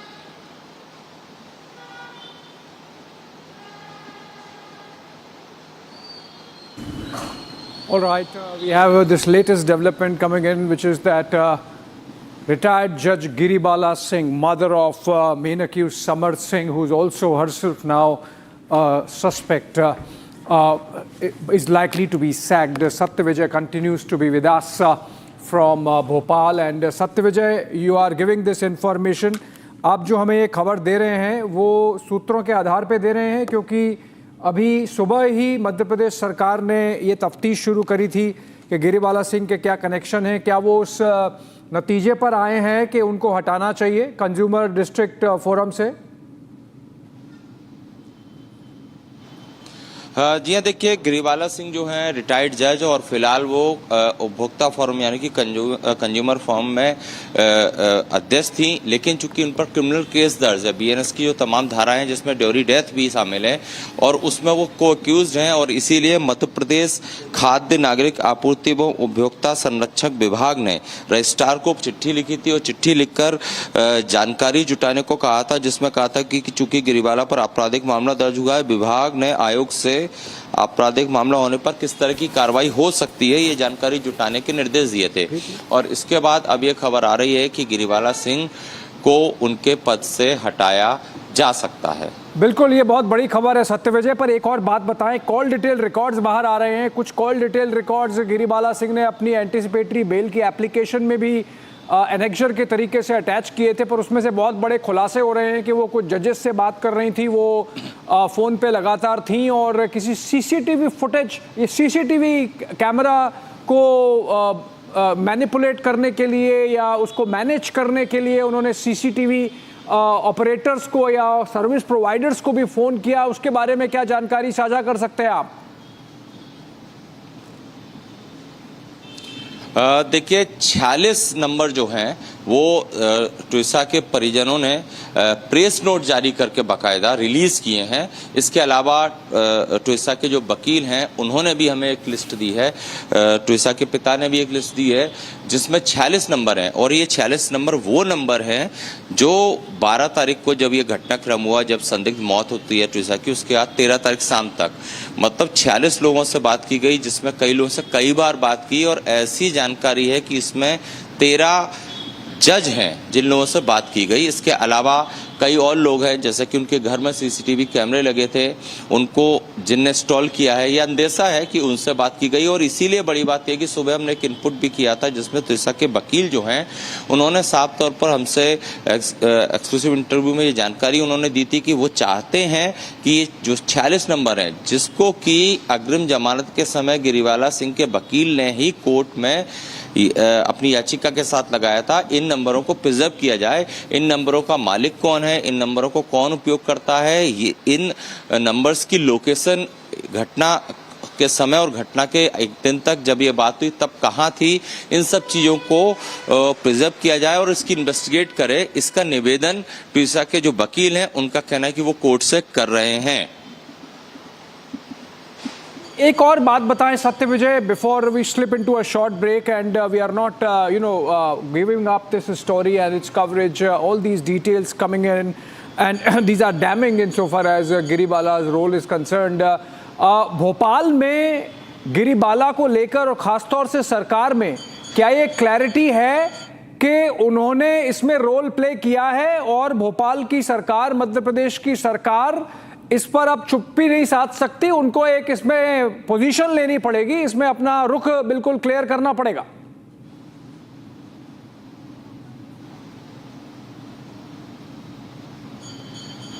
जी देखिए, गिरिबाला सिंह चूंकि डीजे रही हैं, रिटायर्ड जज हैं और कई पदों पर रही, फिलहाल भी अभी उन्हें पद से चूंकि हमारे पास सूत्रों के हवाले से खबर है कि हटाया जा सकता है, लेकिन गिरिबाला सिंह रसूखदार लेडी तो है ही। लेकिन जिस दिन से घटनाक्रम हुआ और रिपब्लिक मीडिया नेटवर्क ने जिस तरह से मुहिम बनाया जस्टिस फॉर त्विशा, जो हम लगातार इस खबर को दिखा रहे हैं, इसके बाद ही कहीं ना कहीं, पहले आपको याद होगा अभिषेक जी कि जब परिवार सीएम हाउस के बाहर गया था, 3 घंटे बैठा, ओएसडी से मिलकर उन्हें भगा दिया गया, वहां से खदेड़ दिया गया, वहां से हटने को कहा गया। लेकिन हमने जब से ये मुहिम चलाई उसके बाद से कल मध्य प्रदेश के मुख्यमंत्री मोहन यादव को परिवार से मिलना पड़ा, आश्वासन दिया कि वो हर तरह से इनके साथ हैं, ये भी कहा कि सीबीआई जांच की अनुशंसा करेंगे। तो ऐसे में, और चूंकि जिस तरह से ये जानकारी जुटाई जा रही है कि अगर किसी ऐसे उपभोक्ता फोरम के अध्यक्ष पद पर बैठी लेडी है और उस पर अगर क्रिमिनल केस दर्ज होता है तो उस पर क्या कार्रवाई होना चाहिए, जानकारी जुटाना इस ओर इंडिकेट करता है कि हमारी मुहिम का बड़ा असर हुआ है और इसीलिए हम कह रहे हैं कि गिरिबाला सिंह को पद से हटाया जा सकता है।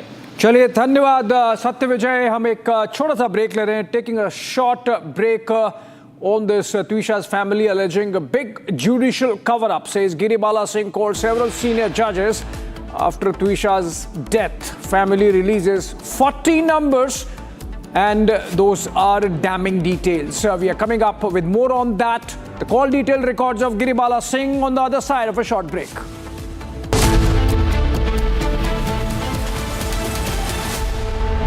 AU सेविंग्स अकाउंट में मिलते हैं amazing benefits, paperless banking and higher interest, वो भी हर महीने। Money money money money every month. सोच बदलो और बैंक भी। प्यास बुझाए, ठंडक लाए, सबको भाए जीरा से। MTH का जल जीरा, जीरा से। जीरा से असली रिफ्रेशिंग, असली स्वाद, असली मजा। जब तक लाजवाब न बन जाए उसे नहीं इत्मीनान है, तभी तो रिचमैन बनना नहीं आसान है। आर प्योर सूजी पास्ता, उबालो मिलाओ और खाओ, 8 मिनट में तैयार। क्या टेस्ट है, सबका राजा R pure masala.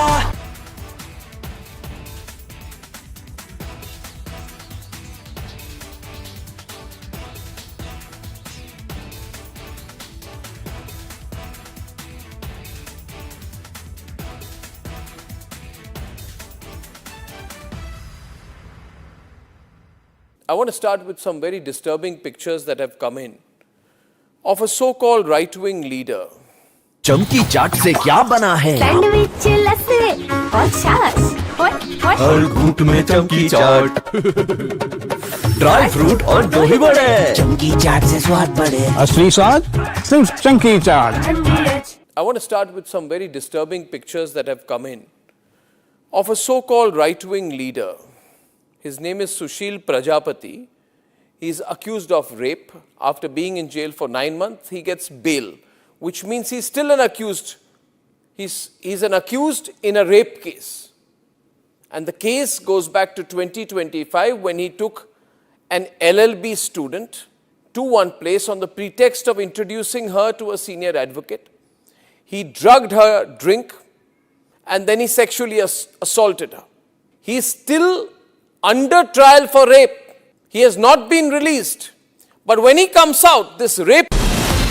From Asia's largest news headquarters, setting the agenda for Bharat.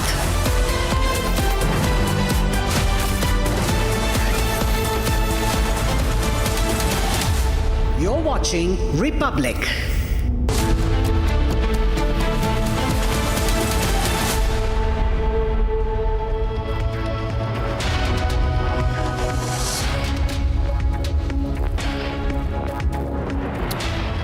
Welcome back, friends. A big expose coming up on Giribala Singh, or Judge Giribala Singh, who carried out a veritable influence operation after the unfortunate death of Twisha Sharma, her daughter-in-law, and spoke to judges, cops, senior administration just so that she could save herself and protect her son from the long arms of the law. Giribala Singh phone call expose, call detail records expose coming up. Let's begin with the headlines.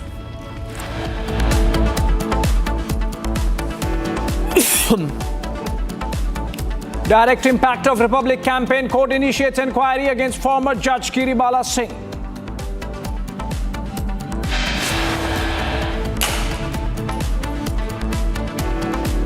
Twisha's family alleges big judicial cover-up, says Giribala Singh called several senior judges after Twisha's death. Family releases 40 numbers.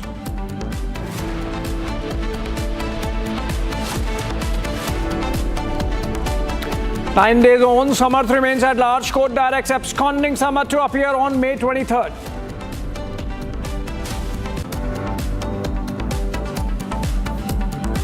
Pulwama Mastermind Hamza eliminated by unknown gunmen in Muzaffarabad of Pak-occupied Jammu and Kashmir. Pakistan's terror politician nexus exposed. Pak's PM advisor briefs Shehbaz Sharif after meeting Lashkar leaders.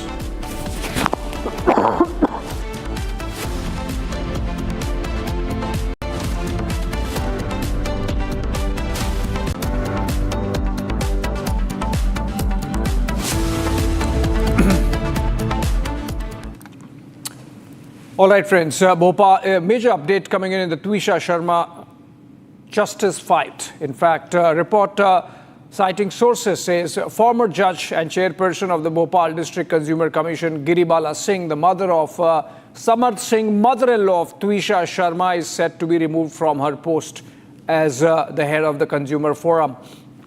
And in fact, we have a bigger expose coming up. And on your screen, what you're seeing is numbers. These are phone numbers and persons, individuals, judges, senior cops, those in administration, including one CCTV operator, private CCTV operator. And these calls, frantic calls, were made by Judge Giribala Singh herself. These numbers have been released by the family of Twisha Sharma. And this seems like, if you connect the dots, a veritable influence peddling operation to protect her son, to save her own skin, and to let the long arms of the law not reach the accused, which happens to be Samarth Singh, who happens to be her son. And Giribala Singh there using leveraging her connections as a former judge. And in fact, we have Shambhavi now joining us for more on this. Shambhavi, these numbers that are on air, and these are numbers with names.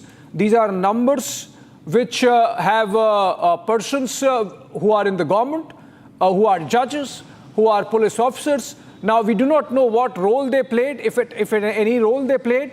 But what is confirmed is that these are the individuals that Judge Giribala Singh called when she was trying to protect herself and Samarth Singh from getting arrested. Now, what can you share about the nature of these calls, if you have come to know from your sources there on the ground, Shambhavi?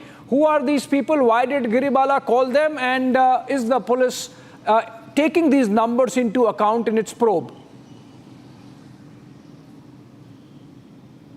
Absolutely. So for our viewers, let me explain. When somebody files an application, there are certain annexures which are filed with them. This is an excerpt from one of those annexures which were filed from Giribala Singh's end when they filed for the anticipatory bail. Now what they were trying to do here is they were trying to prove that they received no call from Twisha Sharma's family once they informed them that Twisha is not breathing. Although, which is very counterintuitive because what the family has showed us, and the family has said time and again with time stamps and with call logs, is that they were constantly on call with them. Why is it counterintuitive again? Because Giribala Singh, in her own interviews, sit-down interviews that she has given to various networks, has said that I was constantly on call with the family and that I was informing them of what was happening at each moment. Shambhavi, why call CCTV operators?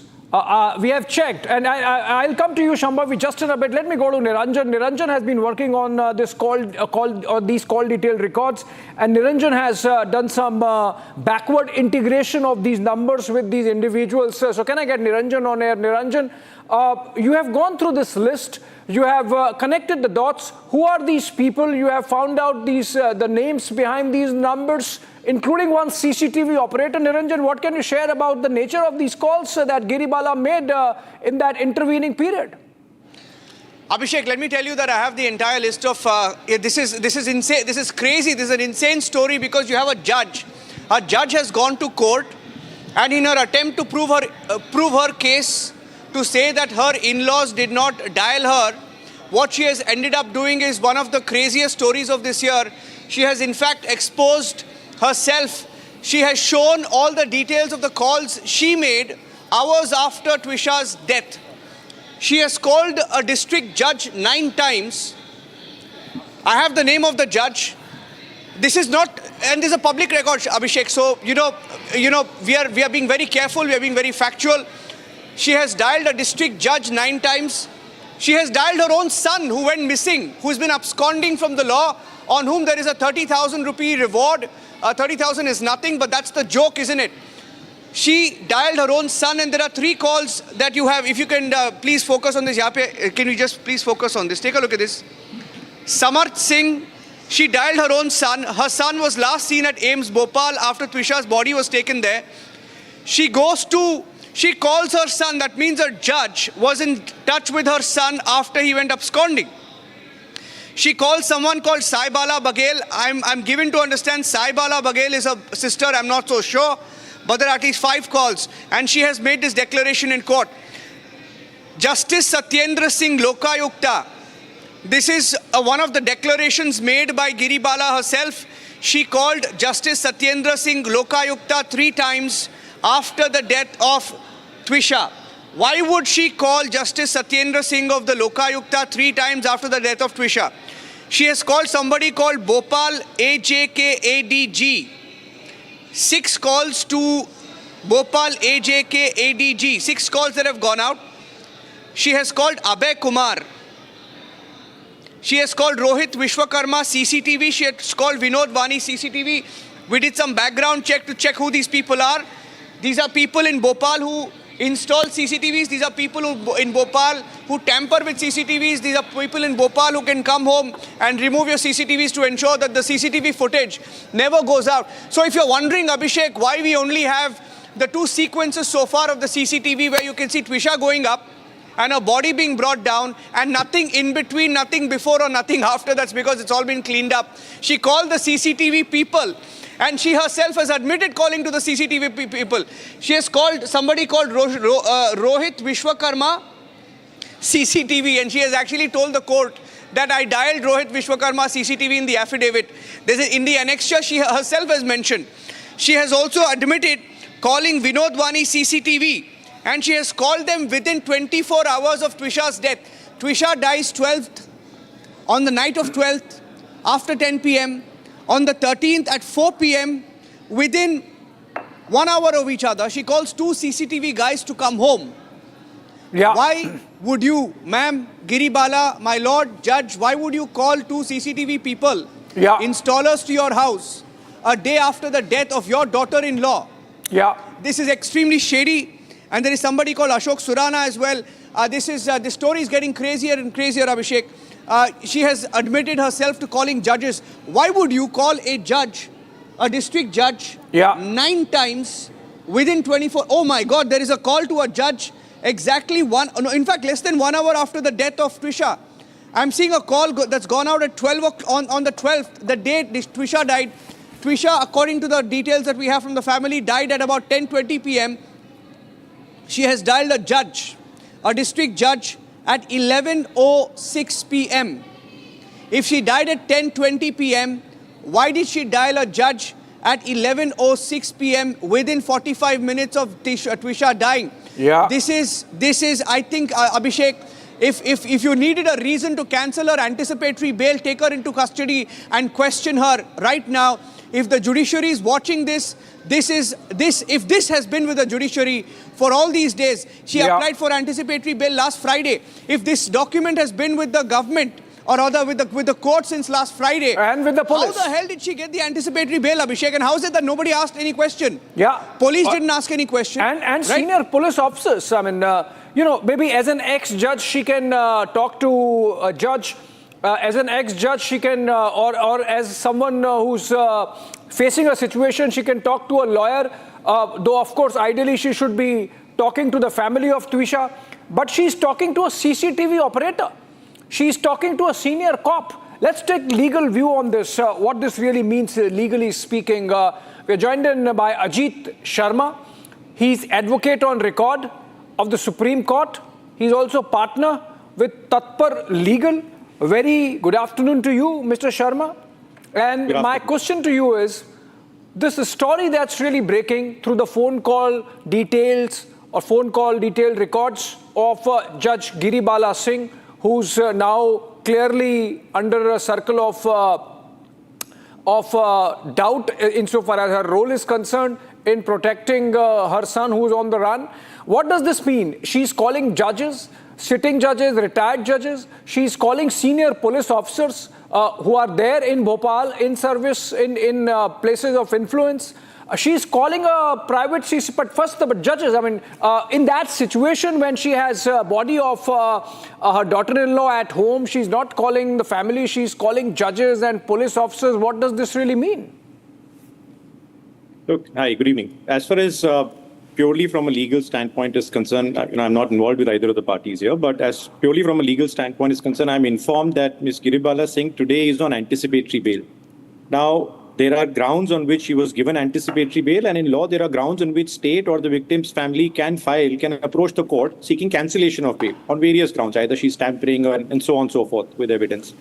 So therefore, all of this now material is to be placed before the court in an appropriate proceeding, which would be proceedings for cancellation, and then court will take a view. Court will ask her that, look, we released you on anticipatory bail. Conduct is good or not good. Are you tampering with evidence, not tampering with evidence? What are these calls for? And then she will explain to the court in those proceedings as to why these phone calls were made and what effect, if any, these phone calls has. Do these phone calls prejudice investigation in any manner whatsoever? And, then the court will take a view. If it is prejudicial or to the investigation or tampering with evidence, then yes, court can take a strict view. But if these phone calls were made as a matter of routine or, someone who's in distress, then perhaps court will say that these have had no influence on investigation. No, if you are in distress, you won't be cold, calm, calculative in terms of calling a CCTV operator. That's not distress. That's absolutely cold, calculated move to call a CCTV operator to see whether the incriminating material can be removed. And it seems that it has been removed because the video footage that's really out shows pictures where it's difficult to connect the dots. So obviously she was thinking 5 steps ahead of the law. Look, I don't know what was going on in her mind. That's very difficult for us to speculate. And it's not about speculation. It's about what the process of law would be in terms of, connecting the dots. So we have information. We are trying to connect the dots, which is that why would someone in distress, as you say, be calling CCTV operators and not the family of the victim? So two things now. At this point in time, all of these are allegations which are worthy of an investigation. They do merit a thorough investigation. Now, some details are out in the public domain. All of these call detailed records. They're with the police, they're with the media, they're with everyone now. So I'm sure that the investigating officer and the investigating authorities will take a look as to what are these calls for and what does their investigation reveal as to the nature of these calls, the reason for making these calls. That's one. Second is, if somebody feels right away, the state or the victim's family feel that a fair investigation is not possible because someone's trying to influence a fair investigation in the matter, then they have legal remedies available. They have to move the court and tell the court immediately that, look, sir, you've granted somebody anticipatory bail and that somebody is making all these kind of phone calls. We apprehend that these phone calls are made for a specific purpose to sort of direct investigation in one way or the other, and therefore these are grounds for cancellation of bail. And then court will issue notice to her and ask her, madam, why have you made all these phone calls? Give us some reason. No, and Mr. Sharma, again, you see, there is already a petition to cancel the bail of Giribala Sharma in a higher court against the trial court order, magistrate's court. But the question is, what court will do is for the court to decide. What the cops would do is for the cops to decide. What the family would do in terms of presenting this information in a cogent manner before the courts is for them to do. But we are discussing the available information. And the available information is that within a span of an hour or 2 hours, within the time frame of Twisha dying, we have her mother-in-law calling a CCTV operator, a private CCTV operator. We have her mother-in-law calling judges. We have her mother-in-law calling senior police officers. So obviously, if you just ponder over this available information, it does come out that her thinking was more than of someone who's in distress. She was thinking ahead of what the steps would be or should have been at that time. Yes, possibly true. Look, I mean, as far as what steps she wants to take in case some eventuality has happened, she's entitled in law to consult all the people that she has access to. And the fact that these were done... But I made that allowance. I said, as a judge, she can talk to a judge. As a judge or as an individual in distress, she can talk to a lawyer. But to call a CCTV operator, that's really that's something not routine, not regular. It smacks of some motive. I agree that it does raise eyebrows. It does raise some kind of a suspicion, perhaps at most. And that is worthy of an investigation. But just mere act of calling all of these people on the date when the incident has taken place is not something that's obviously admirable. It does raise eyebrows and it does merit an independent and a very prompt, immediate investigation to seize these CDRs, to ask from the people who were called as to what was the nature of these calls and put all that information in the police case diary. The IO must go to all of these guys, all of these people who have been called and ask them that, look, you've received calls on so-and-so dates and immediately after the incident has occurred, what was the nature of the phone call? So all of that is within the domain of the investigation. And what the victim's family or the state should do at this point in time is to ascertain that there is some publicly available information which is directly relevant to investigation and they must investigate it promptly.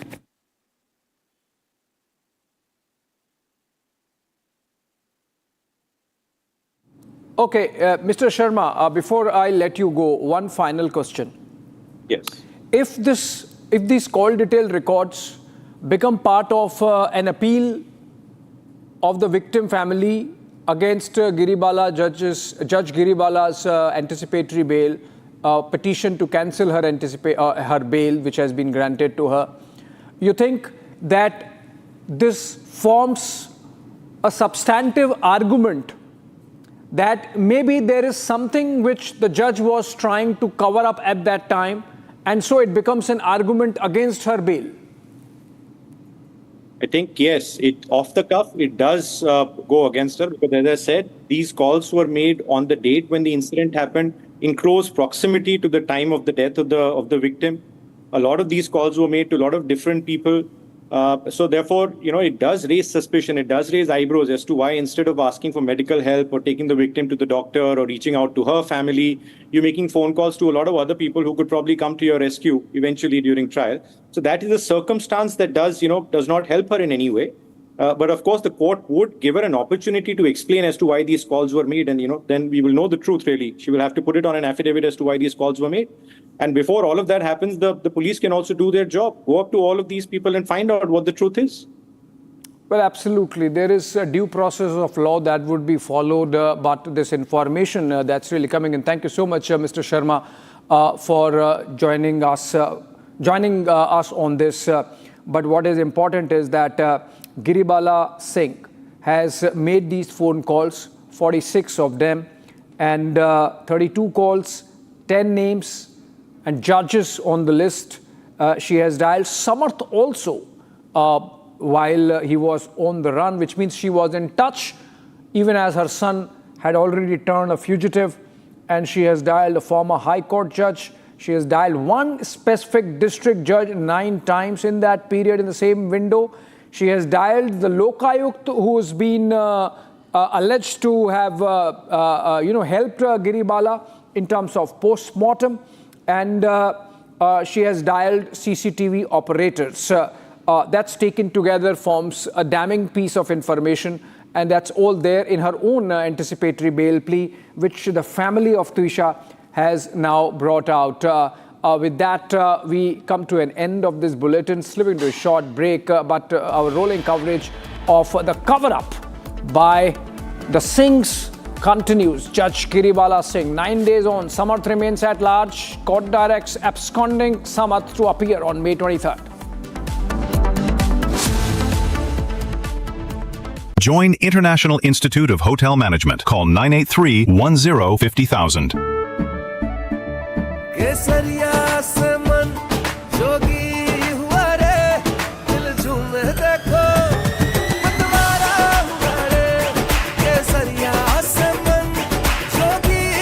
हर पल मनाओ केसरी त्योहार विमल बोलो जुबान Kesari. In fact, very often I believe the only way to get justice in India is a media trial. So there's no reason for the media, if it's doing a good job of a media trial, to be on the back foot. In fact, the courts should stop making these overarching remarks about media trial and contemplate about one very basic thing. With the greatest of respect to the courts, when the other institutions fail, when people get let down by the system, when even the judiciary does not seem to be listening or raising a noise about issues, like in the case of Twisha Sharma. Who does the public look to for justice, for raising their voice, for bringing something that's utterly false, illegal or wrong to public attention? It is only and only the media. And today, therefore, we are doing a media trial in this specific case, ladies and gentlemen, of Twisha Sharma, the 33-year-old daughter-in-law of an ex-judge, in a case where the ex-judge and the ex-judge's advocate's son appear to be more than involved. Ladies and gentlemen, 15 questions tonight. And if they think it's a media trial, so be it. So be it. Why did the ex-judge in the case of Twisha Sharma, neither she nor her son call a police or an ambulance? What took them 57 minutes to bring the body down? Where are the 3 men who are seen in the video dragging Twisha's body, destroying evidence? What was the police doing? Did they question the house staff? Did they question the judge? Was Twisha carrying headphones in her bag, in her hand, or a rope? Where is it now? Where is that so-called belt that cops claim was used by her to commit suicide? Why was it hidden? The mother-in-law, the ex-judge, walks up calmly while the body is being dragged down and evidence is being destroyed before the judge's eyes. Is that normal? Why don't the judges raise a hue and cry about it? Why don't the appellate courts take up this case suo motu? So people don't start believing that when an ex-judge is concerned, the victim will never get justice. Ladies and gentlemen, what was the ex-judge carrying in her hand when she went down? Where is all the CCTV footage? Did the police collect it? Why did the ex-judge's son Samarth Singh escape after bringing the body of his wife to AIIMS? Is it true that the ex-judge's son's medical examination was not conducted?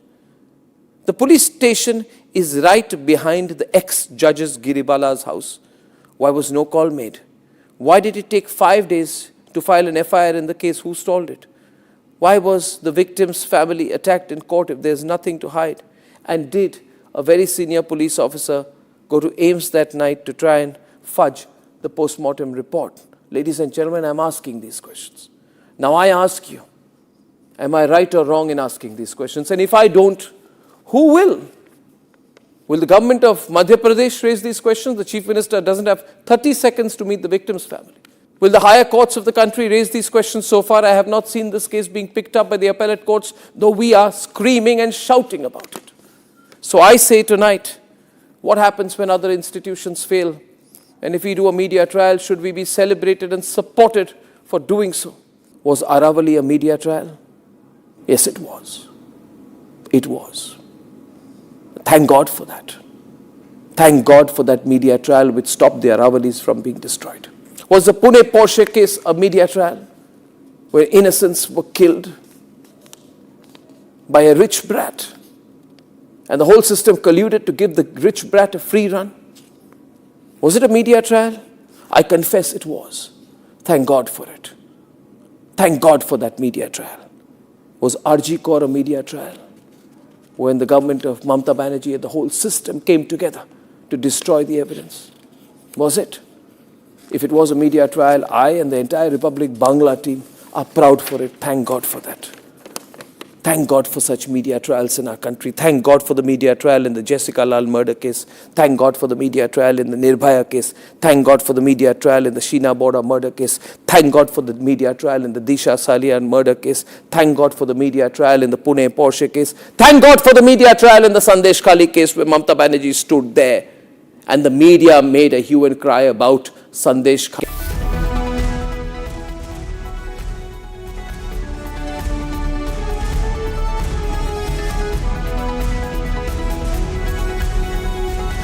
थोड़े में ज्यादा स्वाद यही तो है इसकी खास बात। वाओ मामा क्या स्वाद है? अरे मेरे राजा। At Amity University's 2-week summer school, students of classes 9 to 12 get to explore future undergraduate programs as per their interest from over 30 disciplines. Students attend lectures by Amity University faculty, gain experience at over 400 labs and learning studios, and attend personality enhancement workshops. Register now at amity.edu/summer school. चमकी चाट से क्या बना है? आलू चाट या fruit चाट? स्वाद बढ़ाए चमकी चाट। क्या बात है? स्वादिष्ट पकोड़े और फरसान, अरे चमकी चाट है इसकी जान। असली स्वाद सिर्फ चमकी चाट। केसरिया से मन जोगी हुआ रे, दिल झूमे देखो मतवारा हुआ रे। केसरिया से मन जोगी हुआ। हर पल मनाओ केसरी त्योहार। विमल, बोलो जुबान केसरी।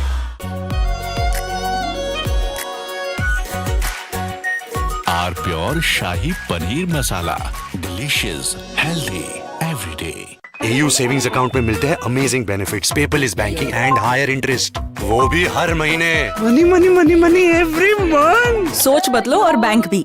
प्यास बुझाए, ठंडक लाए, सबको भाए जीरा से।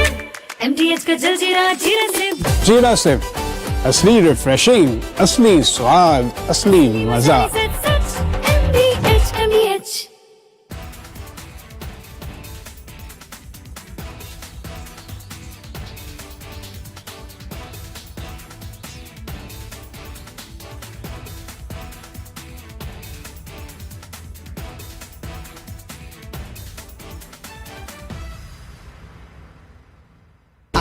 प्योर सूजी पास्ता उबालो मिलाओ और खाओ 8 मिनट में तैयार। क्या टेस्ट है सबका राजा R pure masala. I want to start with some very disturbing pictures that have come in of a so-called right-wing leader. His name is Sushil Prajapati. He is accused of rape. After being in jail for 9 months, he gets bail, which means he's still an accused. He's an accused in a rape case. And the case goes back to 2025 when he took an LLB student, to one place on the pretext of introducing her to a senior advocate. He drugged her drink and then he sexually assaulted her. He is still under trial for rape. He has not been released. But when he comes out, this rape accused, garlands are put on him as if he's some kind of a hero, as if he's achieved something great. Is a rapist to be celebrated, ladies and gentlemen? I ask you that question. And more than anyone else, I ask the right wing of this country. Very often I come on television and I say, yes, on several issues, I'm happy to be called a right-winger. But ladies and gentlemen, let me put it clearly. You cannot let a person like this man, this Sushil Prajapati, a leader of the Hindu Yuva Vahini, a local thug, a man accused of rape, you cannot celebrate his act of rape or celebrate the fact that the rapist is out on bail. If that is the message we want to send to our society, and if all the BJP leaders want to be quiet about it, I want to ask them, why are they quiet about this? Why are they quiet? In the silence of the BJP leaders, is there a tacit support to this person? Is there a feeling that anyone who wears or puts a, proclaims that he is from a so-called Hindu organization, that he will be allowed to get away with absolutely everything, including an act of rape? Is there a feeling that this man, do right-wingers feel, this man, this accused rapist is one of our own? So hence, regardless of what happens, one of our own should never be accused. It's like all those people, those radical Islamists who say,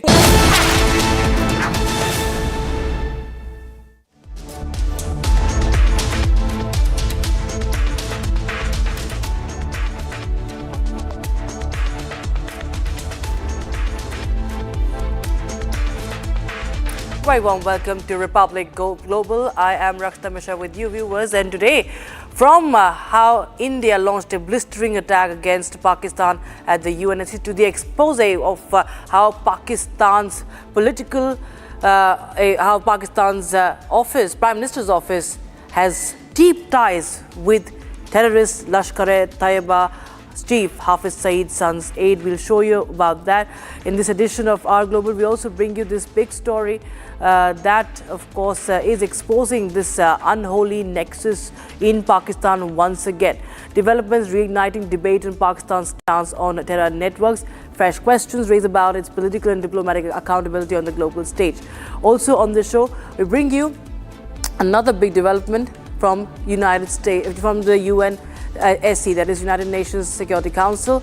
India and Pakistan face to face at the UNSC. India strongly criticizing exposing Pakistan's long drawn record of violence, of civilian casualties, of genocide, highlighting the UN linked findings on recent incidents in Afghanistan as well, viewers. Also on the show, we bring you how a buffalo that's named Donald Trump in Bangladesh is going viral. It's a rare albino buffalo nicknamed Donald Trump. You heard that right. We'll bring you more about that. And also not to forget the story coming in from the conflict zone, Ukraine versus Russia. Now Zelensky has raised concerns of the Belarus front being used in this war between Russia and Ukraine. We're going to bring you all that and much more on Republic Global.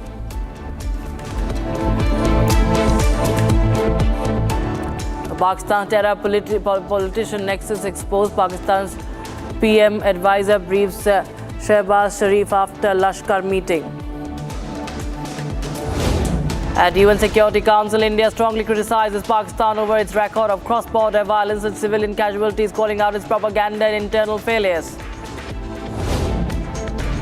Rare albino buffalo in Bangladesh, nicknamed Donald Trump, goes viral for the striking golden hair, drawing crowds in social media frenzy. Zelensky warns of potential Russian attacks via Belarus as Ukraine strengthens northern border defenses and raises diplomatic pressure.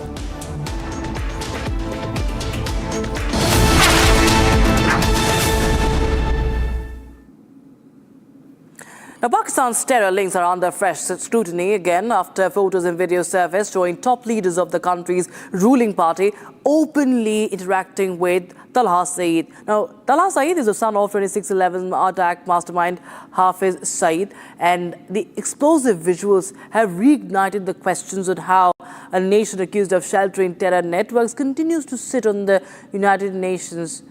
It continues to have this these peace talks, also hosting so-called talks. Of course, it's the postman, everybody knows that. But it exposes what Pakistan reality is. The terror links of top Pakistani politicians laid bare for everyone to see in the most brazen manner possible. Here's more. For years, the world was told that Pakistan did not have anything to do with terrorists, with Islamabad claiming that terror networks had been dismantled. But now, those claims stand completely exposed, not by secret files or documents, but by videos and photos circulating in the public domain. Visuals have emerged showing senior Pakistani leaders openly interacting with Talha Saeed, the son of the 26/11 terror attacks mastermind Hafiz Saeed. And these are not French politicians, as it shows Rana Sanaullah, the chief advisor of Pakistan's Prime Minister Shehbaz Sharif. Along with Pakistan's Information Minister Ataullah Tarar, senior PMLN leader Ahsan Iqbal and Punjab's Assembly Speaker in Pakistan Malik Muhammad Ahmad Khan, all of them appearing publicly at the same gatherings as Talha Saeed. There's no attempt to hide, no attempt to distance, no attempts to deny. Just open political normalcy around the son of a global terror mastermind. The same terror mastermind who founded the Lashkar-e-Taiba, the terror group responsible for the 26/11 attacks that killed 166 innocent people. And yet, the son of that man appears to be moving freely inside Pakistan's elite political circles, while the country which shelters him and his terrorist father continue to enjoy a seat at the United Nations Security Council. For India, though, this footage only reinforces what it has been saying for years, that terror networks targeting India still enjoy the proximity, protection and social acceptability in Pakistan's top political circles. And we have with us Strategic Affairs expert Colonel Rajiv Baga joining us on the broadcast. Good evening, sir, for joining us on Republic Global. Now, we get these visuals. It's not, secrets, of course, that how the political class, how the politicians and the military and the terrorists have a nexus in the unholy nexus, the nexus of evil in Pakistan. But the fact that this is a visual that has come out once again in the open. Once again, we see how in public view, shamelessly, Pakistan Prime Minister's aide is meeting and embracing the son of Hafiz Saeed. It goes on to show that how Pakistan once again presents a testimony that it is not going to mend its ways, that it has no option but to actually, nurture, nourish, and keep these terrorists on their soil, and they are necessary for their political survival. Yeah, good evening, Rakshita. Am I audible to you? Yes, sir. Yes, sir. Good evening, sir. Okay. I'm not again surprised that Pakistan was exposed long time back. In fact, when the Mumbai episode occurred, we had adequate evidences to produce, and rather we gave it to our this international forum also, their involvement in that particular attack or misadventure. You know that Hafiz Saeed has probably gone old and now he's utilizing the services of his son.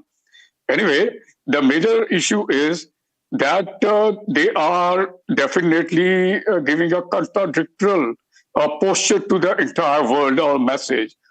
The public fraternizing dual track strategy with Pakistan project their image with the international security, all these things is involved in it. And what is their main agenda is they often try to appease international financial watchdogs so that they extend the funds and by giving a posture, look, we are under poverty, or as it is, they are under poverty. The problem is that the same fund is getting utilized, and this is what they are attending the multiple rallies the political and the militant outfit, which are really spreading or giving a threat to the regional security, they're sharing the stage there. And it is basically shows that they are certainly somewhere using their soil to promote and to produce, or rather, they are creating a kind of a cross-border terrorism planning. And this is where, once again, they are exposed. And if you remember in Operation Sindoor, when you must have seen their senior military leaders are attending the funerals of those to whom we smashed. So this is nothing new. And you see, what is important at this time, there is a certainly requirement of international forum and watchdogs to really take a note and ban this type of outfit, and they should stop funding Pakistan. And they should really give a clear message to the entire world that Pakistan is a terrorist state. Absolutely, sir. In fact, Colonel Bagga requested to please stay on with us because we have another story on our global that is related to Pakistan. And this is how India at the United Security Council, ladies and gentlemen, has exposed Pakistan once again. Let's go across to that report out how India called out Pakistan over its long record of violence and civilian casualties. Addressing the UNSC open debate on protection of civilians in armed conflict, India's permanent representative to the UN, Harish Parvataneni, says that Pakistan has spent decades trying to deflect attention from its internal failures by exporting violence across borders. He further said that it was deeply ironic for Pakistan, a country with a long tainted record of genocidal violence, to lecture India on matters that are entirely internal. Also, he highlighted findings by the United Nations Assistance Mission in Afghanistan, which documented 750 civilian deaths and injuries in the first 3 months of 2026 caused by cross-border attacks by Pakistan military forces, several of them resulting from airstrikes. Take a look. Pakistan arrived at the UNSC with a familiar playbook. Raise Kashmir, target India, shift the conversation. But India turned the spotlight back. India's permanent representative to the United Nations, Harish Parvataneni, hits back. India remains deeply concerned about the persistent threat posed by cross-border terrorism, which continues to undermine regional peace, stability, and the fundamental principles of international security. India has been a victim of such form of terrorism for decades. No cause or grievance can justify deliberate attacks against civilians. Mr. President, it is ironic that Pakistan, with its long tainted record of genocidal acts, has chosen to refer to issues that are strictly internal to India. Called out what India described as Pakistan's long tainted record of genocidal acts, and said it was ironic for Islamabad to speak on issues that are strictly internal to India.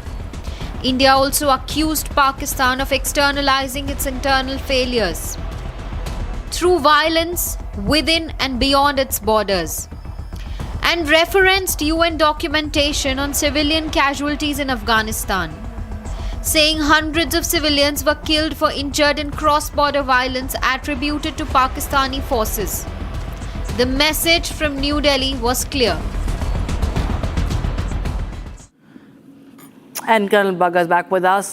So we have seen that how India has time and again called out, the Pakistanis at the United Security Council. This time it's very important to, in fact, cite those examples to expose Pakistan. In fact, Mr. Parvataneni has also mentioned about 1971 genocidal mass rapes, and goes on to, cite the recent example, a testimony to Pakistan's brutality and how it targets the injured, how it targets the innocents. That was the strike at the hospital in Kabul, sir. And this is once again shaming Pakistan on the global stage. You see, Pakistan is certainly utilizing all the logistical, financial backup, whatever they are driving from international forum by increasing them. Like it is basically they're backing the terrorism as an instrument and of state policy to target not only India, Afghanistan, and within their own country, they are to the Baluch. You see, India has brought out the Security Council attention many times. It is not the first time again. The Pakistan is sponsoring terrorism, killing the innocents, and they are creating so much turbulence in the entire world. And now also, again, they are trying to, what the previous story which you have discussed with me, again, they are up to something. And there is certainly a requirement to address it so seriously. And that it is, if it is not stopped, it is going to create a regional kind of instability in entire area. And all the time that if we say the use of modern technology, including drones and digital network, the Pakistan backed proxies to facilitate, like there is of course, if you are at a war, that is understood. The proxy war, they're using all sort of things. And yesterday also, I saw they have not only that the militancy point of view, they are doing the kind of smuggling also, they're sending the drugs. So there is there is definitely a problem with this country. Right. And this needs to be projected by our, ambassador there in the UN and whenever. And in fact, their intention need to be exposed. And they need to be told to the entire world that if the Pakistan doesn't stop, this is going to be a disaster. Absolutely. To the entire region and within their own country. Very rightly pointed out there, Colonel Baga. Thanks so much. Always a pleasure having you on Republic TV. Thanks for joining us on Republic Global. All right, viewers, now from politics to pasture land. It's a buffalo in Bangladesh, grabbing all the global attention for looking surprisingly similar to none other than the President of the United States, Donald Trump. Now, he's been nicknamed Donald Trump, in fact, because of his flowing golden hair. It's an albino buffalo. And also, not to, in fact, forget the signature comb-over style. This buffalo has become a full-blown social media sensation and is drawing huge crowds eager to click selfies and videos as well. It's a 700-kilo animal owned by farmer Ziauddin Mridha near Dhaka. It is now one of Bangladesh's most talked about viral attractions. Meet Bangladesh's most unexpected internet celebrity, a rare albino buffalo nicknamed Donald Trump.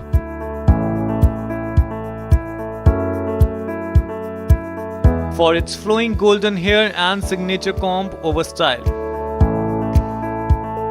Thousands are traveling across Bangladesh just to catch a glimpse of the viral buffalo, snapping selfies and flooding social media with videos of the unusual animal.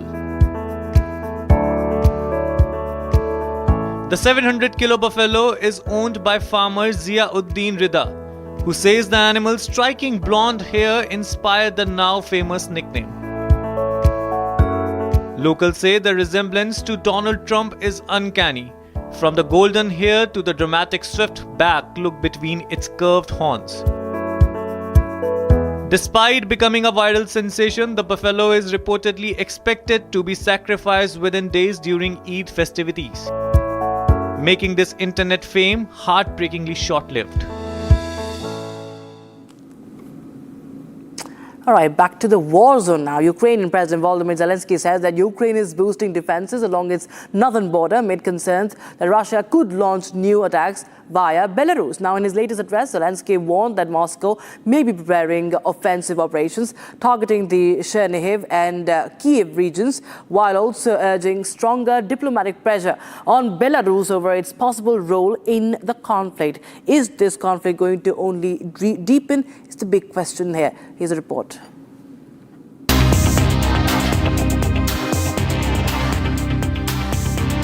Ukrainian President Zelensky says Kyiv is reinforcing defenses along the country's northern border amid fears of fresh Russian attacks through Belarus. In his nightly address, Zelensky warned that Moscow is considering new offensive scenarios targeting Ukraine's Chernihiv and Kyiv regions from the Belarus-Bryansk direction. Сьогодні була ставка детально з військовими розвідками СБУ, МЗС. Обговорили, що зараз відбувається на напрямку Білоруська-Брянська область. Саме звідти росіяни розглядають сценарій додаткових нападів на Україну проти північних регіонів, наш Чернігівсько-Київський напрямок. Звісно, вже ми працюємо, щоб наш захист на напрямку посилити. Відповідні доручення є для військового командування, але окремо також ми робимо превентивні кроки як щодо Білорусі, так і щодо визначених частин Росії, звідки є загроза. Zelensky says Ukraine's military leadership, intelligence agencies, security services and foreign ministry held high-level talks to assess the growing threat. The Ukrainian president confirmed that new instructions have already been issued to military commanders to strengthen the defensive positions in the north. Я розраховую, що МЗС України буде максимально активним у дипломатичній роботі стосовно Білорусі. Треба посилити тиск і посилити координацію з нашими партнерами. Чесно кажучи, набридло вже, що постійно є така загроза для України, що росіяни в якийсь момент можуть втягнути Білорусь у розширення війни. Там повинні розуміти, наслідки для них будуть значними. Додаткові завдання щодо цієї загрози є для нашої розвідки, поки не публічні завдання. Окремо, щодо російської території у нас теж є конкретні можливості реагувати на будь-яку загрозу. Kyiv is also taking what Zelensky called preventive steps against both Belarus and Russian territories from where potential threats could emerge. Zelensky urged Ukraine's foreign ministry to intensify diplomatic pressure and coordination with international partners over Belarus' possible involvement in the war. He warned Minsk that there would be significant consequences if Belarus is drawn deeper into Russia's military campaign against Ukraine. Meanwhile, Russia has released footage of large-scale nuclear force drills involving missile launch systems, submarines and strategic aviation units as part of a major combat readiness exercise. Now, these three-day maneuvers include tens and thousands of troops and a wide range of nuclear-capable assets, with officials saying the drills are aimed at testing the country's ability to carry out coordinated missile strike operations, of course, again causing worry to Ukraine. Russia has released dramatic visuals of large-scale nuclear force drills aimed at testing combat readiness for missile launches. The exercises include mobile missile systems, nuclear submarines and strategic aviation units carrying out coordinated war maneuvers. Russian forces also seen practicing the loading of Kinzhal ballistic missiles fitted with special warheads. Moscow says more than 64,000 troops, 200 missile launchers and over 140 aircraft are taking part in the drills. The three-day exercise also involves dozens of warships and submarines, including several armed with nuclear-tipped intercontinental ballistic missiles. And with that, a wrap on this edition of Republic Global. Thanks for watching. Up next is 7 p.m. This is exclusive with my colleague Niranjan.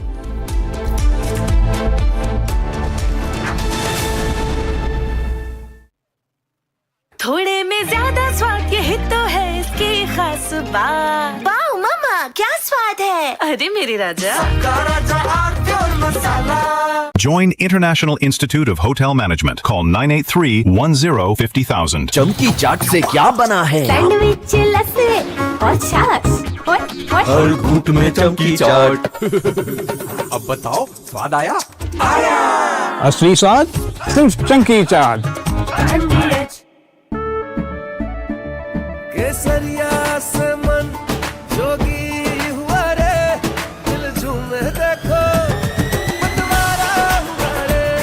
केसरिया से मन जोगी हुआ। हर पल मनाओ केसरी त्योहार। विमल, बोलो जुबान Kesari.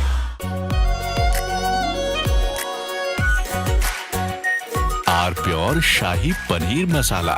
Delicious, healthy, every day. रानी, इस घर में कुछ है जो टूटता नहीं। ये पिलर कभी नहीं टूटेगा। रुंगटा स्टील TMT से बना। रुंगटा नहीं तो घर स्ट्रॉन्ग नहीं। रुंगटा स्टील TMT बार एकदम सॉलिड। चमकी चाट से क्या बना है? सैंडविच, लस्सी और छाछ। हर घूंट में चमकी चाट। ड्राई फ्रूट और दही बड़े। चमकी चाट से स्वाद बढ़े। असली स्वाद सिर्फ चमकी चाट। AU करंट अकाउंट के साथ मिलता है free UPI QR overdraft facility और एक ही ऐप से बैंक के सारे काम। AU सोच बदलो और बैंक भी। आर प्योर सूजी पास्ता उबालो मिलाओ और खाओ 8 मिनट में तैयार। क्या टेस्ट है सबका राजा आर प्योर मसाला।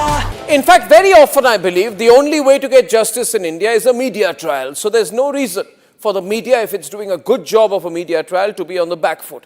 In fact, the courts should stop making these overarching remarks about media trial and contemplate about one very basic thing. With the greatest of respect to the courts, when the other institutions fail, when people get let down by the system, when even the judiciary does not seem to be listening or raising a noise about issues, like in the case of Twisha Sharma, who does the public look to for justice, for raising their voice, for bringing something that's utterly false, illegal or wrong to public attention? It is only and only the media.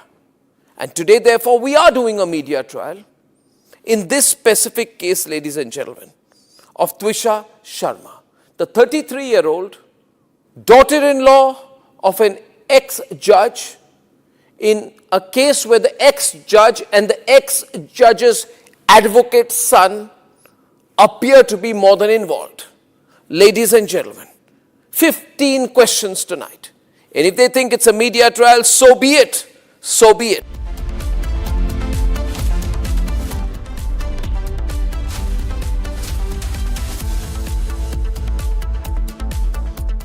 थोड़े में ज्यादा स्वाद यही तो है इसकी खास बात। वाओ मामा, क्या स्वाद है? अरे मेरे राजा।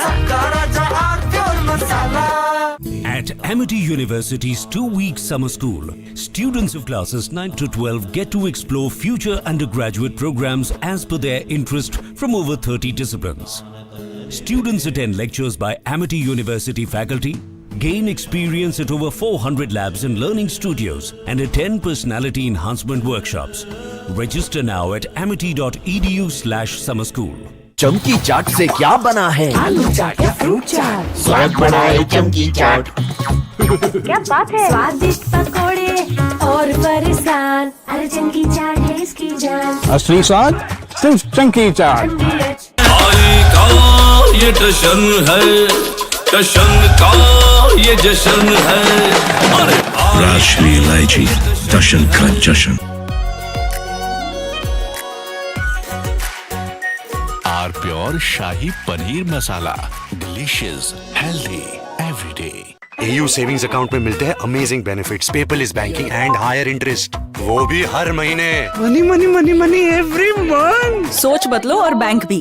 प्यास बुझाए, ठंडक लाए, सबको भाए जीरा से। MTH का जलजीरा जीरा से। जीरा से असली रिफ्रेशिंग, असली स्वाद, असली मजा। MTH।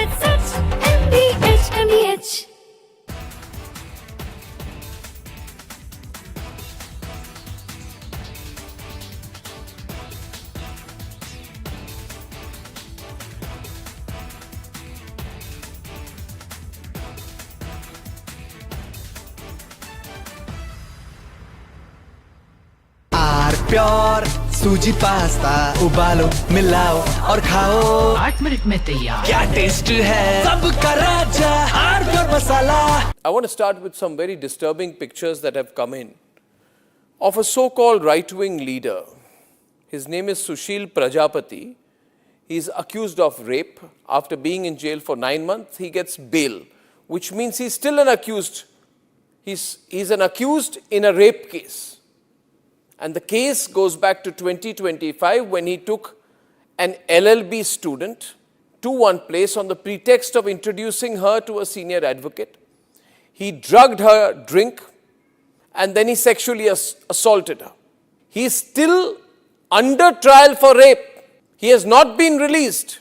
But when he comes out, this rape accused, garlands are put on him as if he's some kind of a hero, as if he's achieved something great. Is a rapist to be celebrated, ladies and gentlemen? I ask you that question.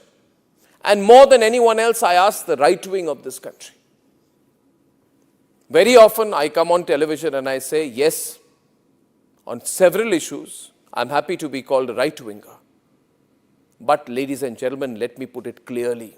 You cannot let a person like this man, this Sushil Prajapati, a leader of the Hindu Yuva Vahini, a local thug, a man accused of rape, you cannot celebrate his act of rape or celebrate the fact that the rapist is out on bail. If that is the message we want to send to our society, and if all the BJP leaders want to be quiet about it, I want to ask them, why are they quiet about this? Why are they quiet? In the silence of the BJP leaders,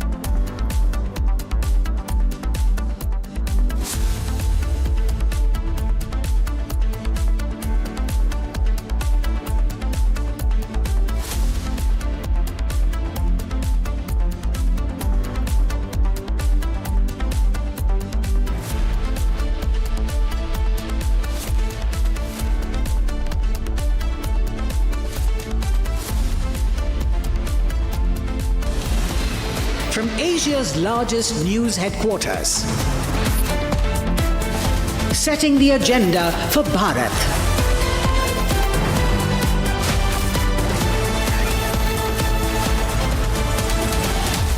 You're watching Republic.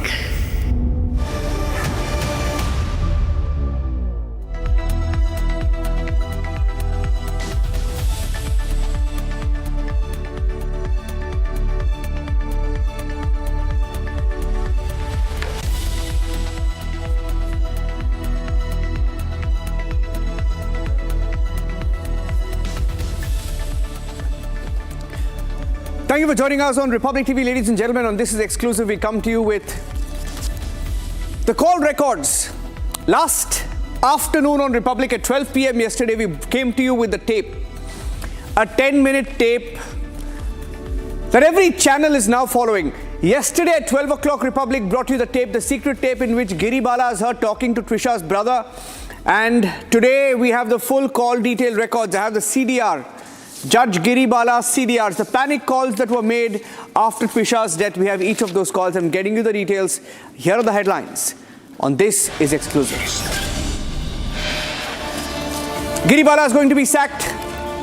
The state government in Madhya Pradesh is setting the stage to sack the controversial judge and also the mother-in-law of Twisha, who tried to botch the investigation.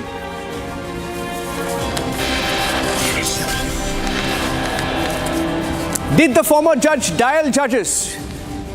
The call detail records of Giribala, the judge in possession with Republic TV, confirms she made panic calls to judges, panic calls to IPS officers, panic calls even to the CCTV installer.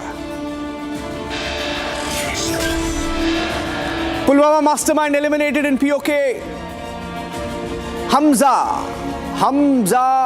killed by unknown men. Gang war in Pakistan.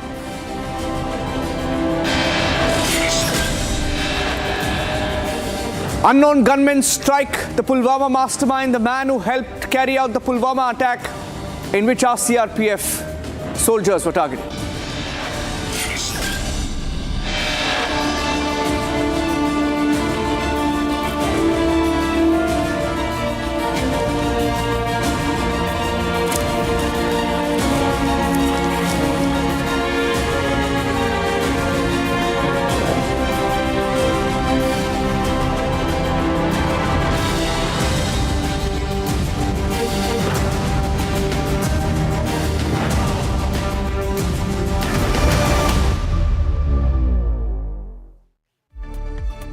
Ladies and gentlemen, in our possession right now, we have the call detail records. Now, these are call details that the former judge Twisha's mother-in-law, the ex-judge, had submitted in court as part of her anticipatory bail petition to claim that the family of Twisha was not in touch with her. But while doing that, what she did not do was look carefully at who she had ended up calling. I have the details here. She had called a district judge 9 times, hours after the death. In fact, in one particular case, she has called a district judge 40 minutes. 40 minutes after Twisha's death, she dialed a district judge. She has dialed Samarth Singh, who's on the run. Samarth Singh, her own son, who's absconding and on the run. She has dialed him 1 minute. She has dialed him 1 minute after Twisha was found dead. And she has dialed him several times after he went absconding that day. She has dialed an IPS officer, also part of the Lokayukta. She's dialed senior IPS officers. She has also dialed CCTV installers. The game is over. We have the tape. We have the tape with us. We brought the tape with us. We now have the call detail records. I have my colleagues Abhishek and Rhythm joining us on a big exclusive on Republic. But most importantly, ladies and gentlemen, these are details that she has claimed in court. So if somebody is offended about us putting out the names, don't be offended. We are not putting it out. These are names that the former judge Giribala has admitted in court. Let me go through the names, ladies and gentlemen. A.K. Mishra, district judge. She claims she has called A.K. Mishra, district judge. She has given the details with the number. And A.K. Mishra, district judge, according to this, A.K. Mishra's, we don't know whether he's a district judge, serving judge, former judge of the High Court. One call has gone out on the 14th. And then we have Manoj Kumar. Manoj Kumar, additional district judge, who, by the way, Republic tried contacting Manoj Kumar, the additional district judge, and Manoj Kumar did admit that, yes, he did speak to Giribala. And it's interesting because Manoj Kumar, this number, Manoj Kumar's number, matches with the number that we have here. There are at least 9 calls made, of which the first call has gone out from Giribala at 11:06 on the night of the death. 10:20 is when Twisha is found dead.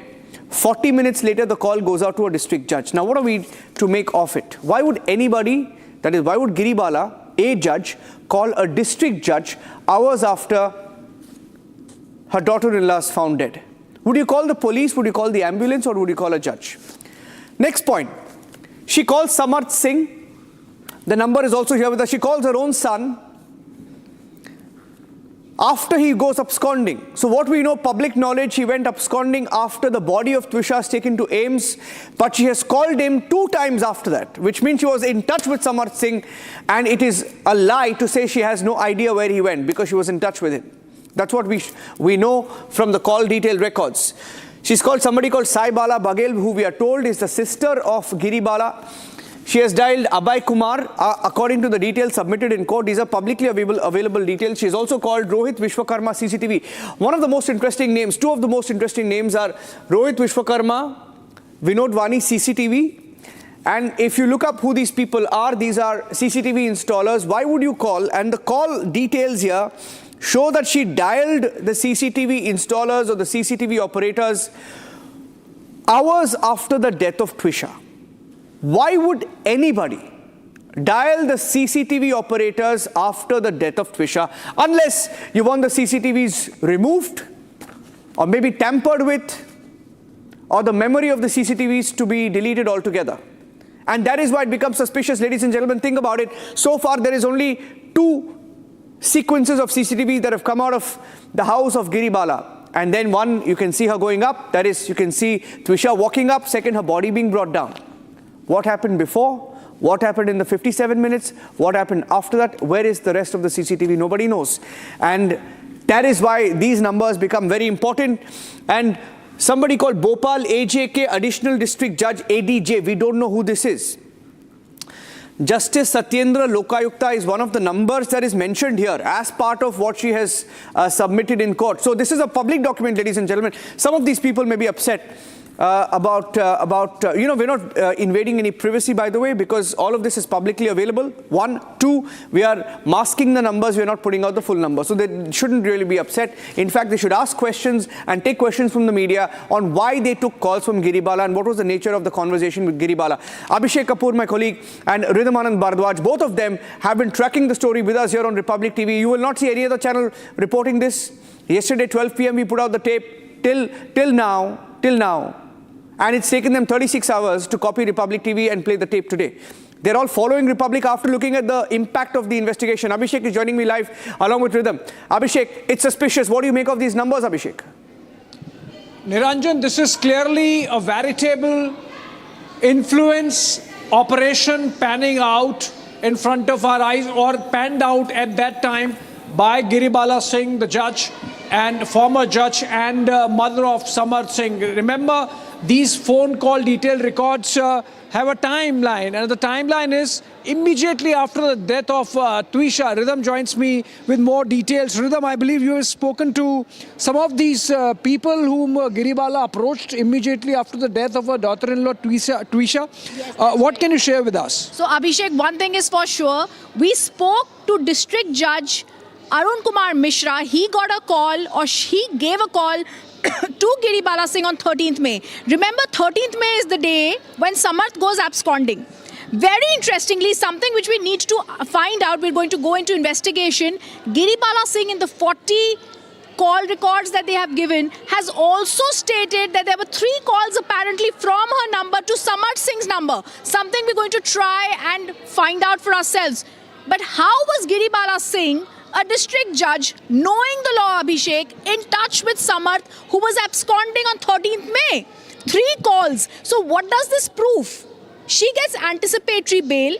She's out on that, but this is clear grounds for revocation and rejection of a bail, Abhishek. 3 reasons. First, she tampered with evidence by talking to absconding son Samarth.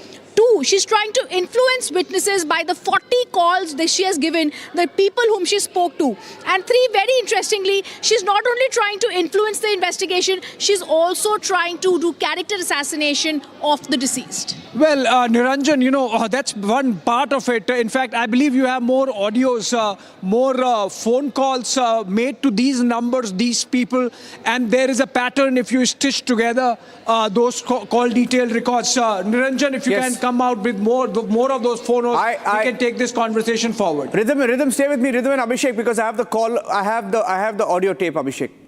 What we have done is we've called each of these people. We have dialed each of these people who are mentioned. They include judges, they include IPS officers, and we asked them journalistic questions on whether they got calls. We asked them whether they got calls from Giribala and what the nature of conversation was. I'm putting out the BBG first and the details because I'm just pulling up that audio. Our news teams on news desk on Republic has dialed the judges, has dialed the police officers, and we have got the confirmation. We've dialed the CCTV operators, and they have confirmed to Republic that yes, they got the calls. Can I play the first tape out? This is the first tape. We're going to play that tape out. Ladies and gentlemen, here's the first tape. Let's put that tape out, please. आज बात कर रहा था. I am a journalist. Sir, I just want to check you that if Giribala made a call to you, since an affidavit submitted in court reveals your contact number, may I know in what contact did Giribala speaks to you, sir? इसके बारे में हम phone पे नहीं बात कर सकते. Please आप कंसर्न अथॉरिटी से बात करिए. Please, sir, because in her affidavit she has called you multiple times. Did she call you to help her in this case? I will respond to all concerned authorities. Sir, did she call you to help her in this case? Thank you. Sir, मैं राज बात कर रहा था. I am a journalist. Sir, I just want to check you that if Giribala made a call to you, since an affidavit submitted in court reveals your contact number, may I know in what contact did Giribala speaks to you, sir? इसके बारे में हम phone पे नहीं बात कर सकते. Please आप कंसर्न अथॉरिटी से बात करिए. Please, sir, because in her affidavit she has called you multiple times. Did she call you to help her in this case? I will respond to all concerned authorities. Sir, did she call you to help her in this case? Thank you. Sir, मैं राज बात कर रहा था. I am a journalist. Sir, I just want to check you that if Giribala made a call to you, since an affidavit submitted in court reveals your contact number, may I know in what contact did Giribala speaks to you, sir? इसके बारे में हम phone पे नहीं बात कर सकते. Please आप कंसर्न अथॉरिटी से बात करिए. Please, sir, because in her affidavit she has called you multiple times. Did she call you to help her in this case? I will respond to all concerned authorities. Sir, did she call you to help her in this case? Thank you. Abhishek, that is a judge. We asked him factual questions. He said, ask the concerned authority. He said, ask the concerned authority. He did not say the context of the calls with Giribala. Niranjan, you see, there is a context to this name. Manoj Kumar is additional district judge of the court where Giribala Singh got her anticipatory bail. Now, if you look at it, she got the bail from a judicial magistrate first class court of Judge Pallavi Trivedi, and Manoj Kumar is additional district judge in the same court, obviously the senior. I don't know whether he's directly the supervising authority over the JMFC court which granted anticipatory bail to Giribala Singh, but definitely the same court. Rhythm. Now, we have spoken to additional district judge Manoj Kumar, and he's in the same court from where Giribala Singh got her anticipatory bail. So obviously there seems to be, can we say, I mean, because judiciary is involved, you are best to speak on that. How do we connect the dots in this case? Speaking to a senior judge in a court where the junior judge is giving the anticipatory bail. In fact, I'll just go through the petition that has been themselves filed by Samarth in the High Court. Look at the events that he's giving out that clearly indicate Giribala Singh, who was coolly walking in the CCTV that day, had more to do than just sit there. We're not saying anything except for questioning what was really happening and why she did a character assassination of the deceased Twisha. So, the applicant fell asleep due to fatigue, which is Samarth. Samarth fell asleep. Twisha was seen in the CCTV going upstairs. Twisha's mother, Giribala, had then fallen asleep. Around 10:15, she got a call, Abhishek, from Twisha's mother. Twisha's mother told her Twisha had been crying. She asked her what was going on. Twisha called the applicant's mother. Giribala called Twisha's mobile. She did not answer. She tried to go downstairs to see where she was.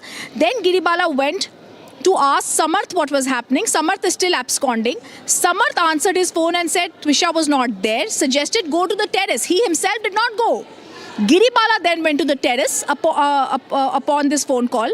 Upon this, Giribala went to the terrace and she saw Twisha hanging from an exercise elastic band on the roof's iron rod. Meanwhile, then Samarth came and then they've said that they're giving out excuses. But the question that you asked me, not one, not two, 40 calls are made by Giribala Singh after the death of Twisha. Why was those 40 calls made? What was so urgent? Not calling her family, but all these people. Also, why is there this tearing urgency to speak to the media, character assassinating Giribala Singh? 5 questions to Giribala, who's not coming here, Abhishek. Number 1, why did she speak about marijuana drugs when it came to the deceased? This is character assassination. It's against Article 21, of course, of the Constitution. Number 2, why did she say that there was some intimacy that she had with other men on the phone call that was exclusively accessed by Republic TV to her brother? Number 3, why did she then go on to speak about her character in such a way that she did not want to be in a marriage? She had intimate relations with others. These are not things that are done. And I think also in these interviews, while giving these interviews to every channel and network except for Republic TV, she's actually gone and hit a deceased below the belt. That's speaking in the language that the youth understand, Abhishek. Yeah. Niranjan, I believe there is another phone call, and that phone call is the one Giribala made to a CCTV operator. Now she's doing that immediately after Twisha's death. Is that right, Niranjan? Abhishek, can I ask the producers to please put that wall? I want to show you the wall, Abhishek, of the 2 calls she made to the CCTV guys hours after the death. Imagine your daughter-in-law has died. Your daughter-in-law has died / has been killed. Okay? Can I ask the producers to please put the wall of the numbers here? And she calls 2 CCTV guys. Twisha is dead. Your daughter-in-law is dead. Right? / killed. Why would you call the CCTV people? Why would you call the CCTV installers? Why would you call the CCTV technicians hours after she's dead? Why would you do that? In fact, in this audio tape, one of the CCTV guys mentioned here, we dialed them, they confirmed that they were not just called the next day, they were called the same day. They confirmed that calls went out on the 12th, hours after the death. She did not call the cops, did not call the ambulance, called the CCTV guy, called judges, called IPS officers who are not related to the station, but people who wielded power in the police system in Bhopal. Listen into the CCTV guy.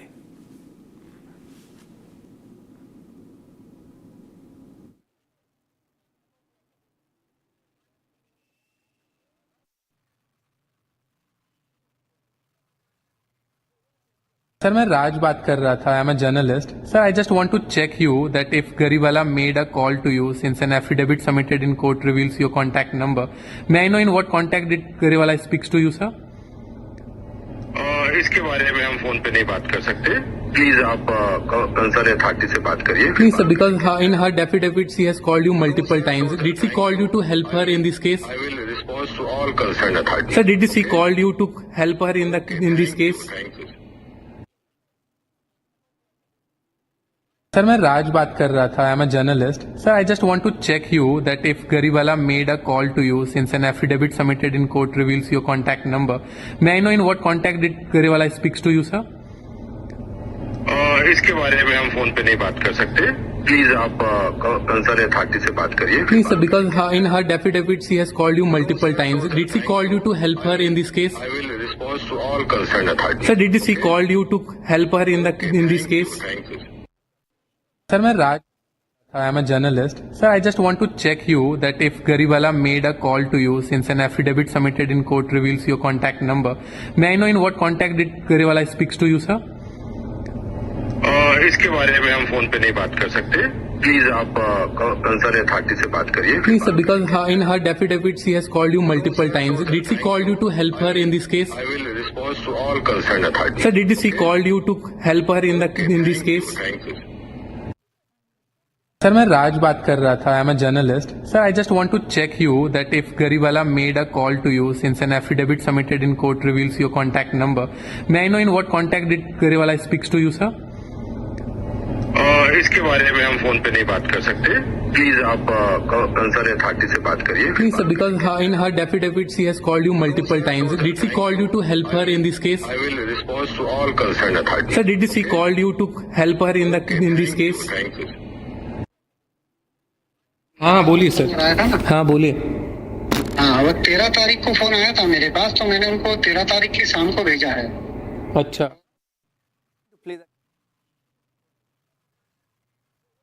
That up. Play the tape of the CCTV. The CCTV installer speaks to Republic TV confirming that he got a call. Look at that CCTV. Very carefully released CCTV. Very carefully released CCTV footage where you can only see Giribala coming up.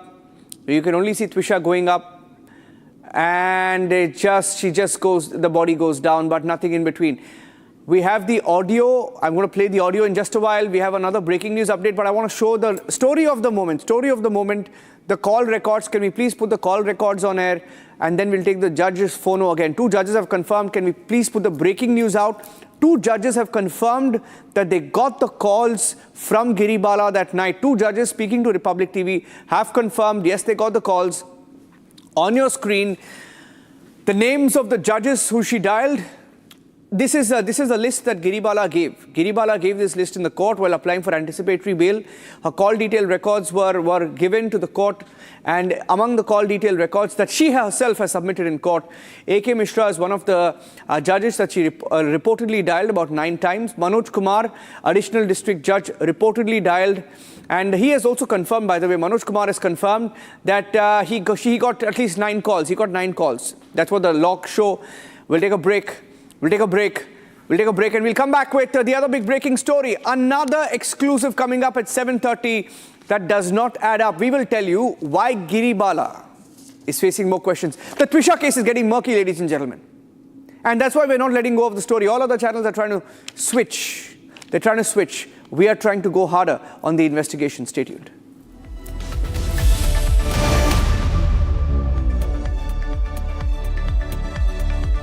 थोड़े में ज्यादा स्वाद, यही तो है इसकी खास बात. वाओ मम्मा, क्या स्वाद है. अरे मेरे राजा, सबका राजा आरती और Join International Institute of Hotel Management. Call 983-10-50,000. चमकी चाट से क्या बना है? आलू चाट या फ्रूट चाट, स्वाद बनाए चमकी चाट।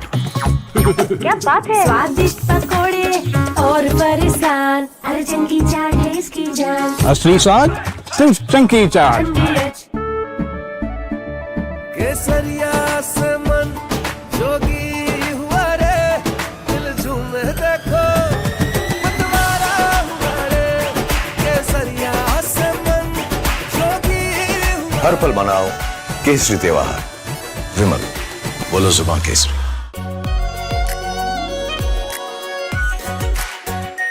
Are pure shahi paneer masala, delicious, healthy everyday. Rani, इस घर में कुछ है जो टूटता नहीं। ये पिलर कभी नहीं टूटेगा। रुंगटा स्टील टीएमटी से बना। रुंगटा नहीं तो घर स्ट्रॉन्ग नहीं। रुंगटा स्टील टीएमटी बार एकदम सॉलिड। चमकी चाट से क्या बना है? सैंडविच, लस्सी और छाछ। हर घूंट में चमकी चाट, ड्राई फ्रूट और दही बड़े। चमकी चाट से स्वाद बढ़े। असली स्वाद सिर्फ chunky chaat. AU savings account में मिलते हैं amazing benefits, paperless banking and higher interest, वो भी हर महीने। Money money money money every month. सोच बदलो और बैंक भी। आर प्योर सूजी पास्ता, उबालो मिलाओ और खाओ, 8 मिनट में तैयार। क्या टेस्ट है, सबका राजा आर प्योर मसाला। In fact, very often I believe the only way to get justice in India is a media trial. So there's no reason for the media, if it's doing a good job of a media trial, to be on the back foot. In fact, the courts should stop making these overarching remarks about media trial and contemplate about one very basic thing. With the greatest of respect to the courts, when the other institutions fail, when people get let down by the system, when even the judiciary does not seem to be listening or raising a noise about issues, like in the case of Twisha Sharma. Who does the public look to for justice, for raising their voice, for bringing something that's utterly false, illegal or wrong to public attention? It is only and only the media. And today, therefore, we are doing a media trial in this specific case, ladies and gentlemen, of Twisha Sharma, the 33-year-old daughter-in-law of an ex-judge, in a case where the ex-judge and the ex-judge's advocate's son appear to be more than involved. Ladies and gentlemen, 15 questions tonight. And if they think it's a media trial, so be it. So be it. Why did the ex-judge in the case of Twisha Sharma, neither she nor her son call a police or an ambulance? What took them 57 minutes to bring the body down? Where are the 3 men who are seen in the video dragging Twisha's body, destroying evidence? What was the police doing? Did they question the house staff? Did they question the judge? Was Twisha carrying headphones in her bag, in her hand, or a rope? Where is it now? Where is that so-called belt that cops claim was used by her to commit suicide? Why was it hidden? The mother-in-law, the ex-judge, walks up calmly while the body is being dragged down and evidence is being destroyed before the judge's eyes. Is that normal? Why don't the judges raise a hue and cry about it? Why don't the appellate courts take up this case suo motu? So people don't start believing that when an ex-judge is concerned, the victim will never get justice. Ladies and gentlemen, what was the ex-judge carrying in her hand when she went down?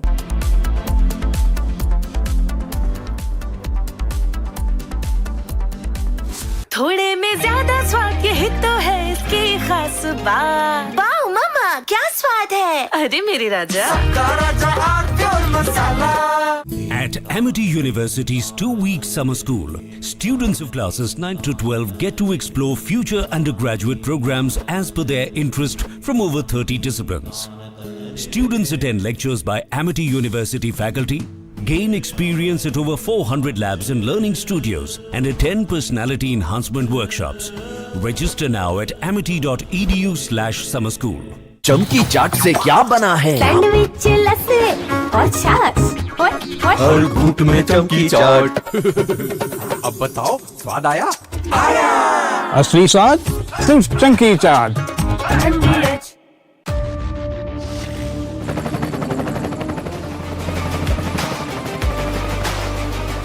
Character, the taste of success.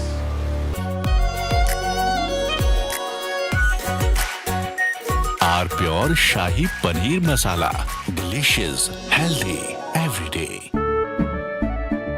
केसरिया से मन जोगी हुआ रे, दिल झूमे देखो मतवारा हुआ रे।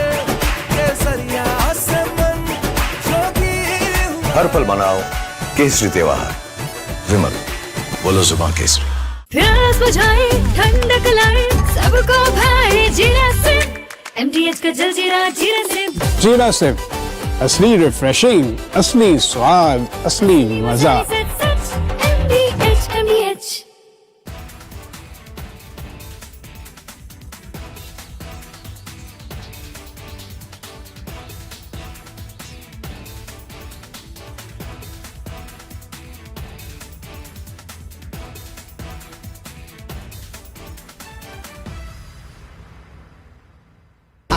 Pure सूजी पास्ता उबालो मिलाओ और खाओ 8 मिनट में तैयार। क्या टेस्ट है सबका राजा R pure masala. I want to start with some very disturbing pictures that have come in of a so-called right-wing leader. His name is Sushil Prajapati. He is accused of rape. After being in jail for 9 months, he gets bail, which means he's still an accused. He's an accused in a rape case. And the case goes back to 2025 when he took an LLB student to one place on the pretext of introducing her to a senior advocate.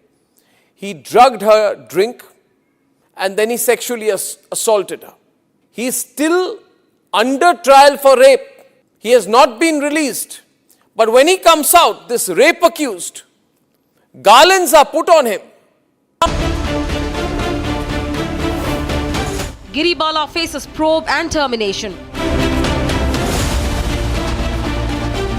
What do you have to say on Fair that you're doing like this. That's my job, ma'am. I'm just asking you a question. That's not my... Why is this man absconding if he's not wrong? It's a simple question. Republic exposes the Giribala cover-up. Debating tonight at 8 p.m. Presenting by Zoho Business Software, trusted by 15 crore users. Co-powered by IIHM International Institute of Hotel Management.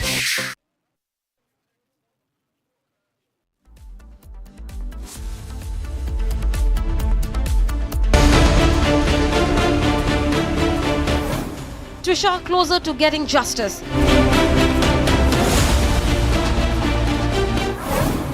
Tape 46 calls. Media trial is working. Republic investigation shakes the system. Debating tonight at 9 p.m. Presented by Amity University, ranked amongst the top 3% universities globally. Powered by RP Sanjeev Goenka Group, growing legacies since 1820. TVS iQube, India's favorite family EV.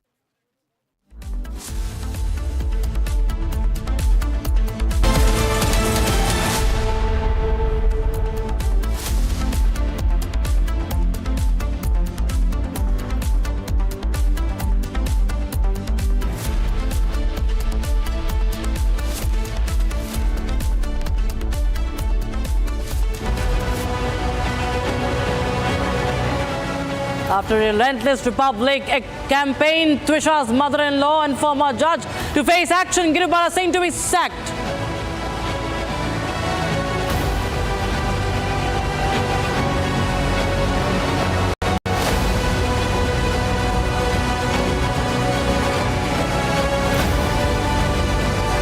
Twisha's family alleges big judicial cover-ups as Giribala Singh called several senior judges after Twisha's death. Family released 40 numbers.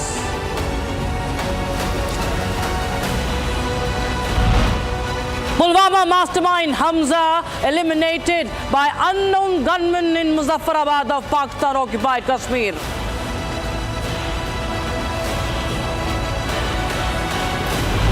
Republic accesses exclusive and first footage from POK, the spot where Pulwama Mastermind was killed.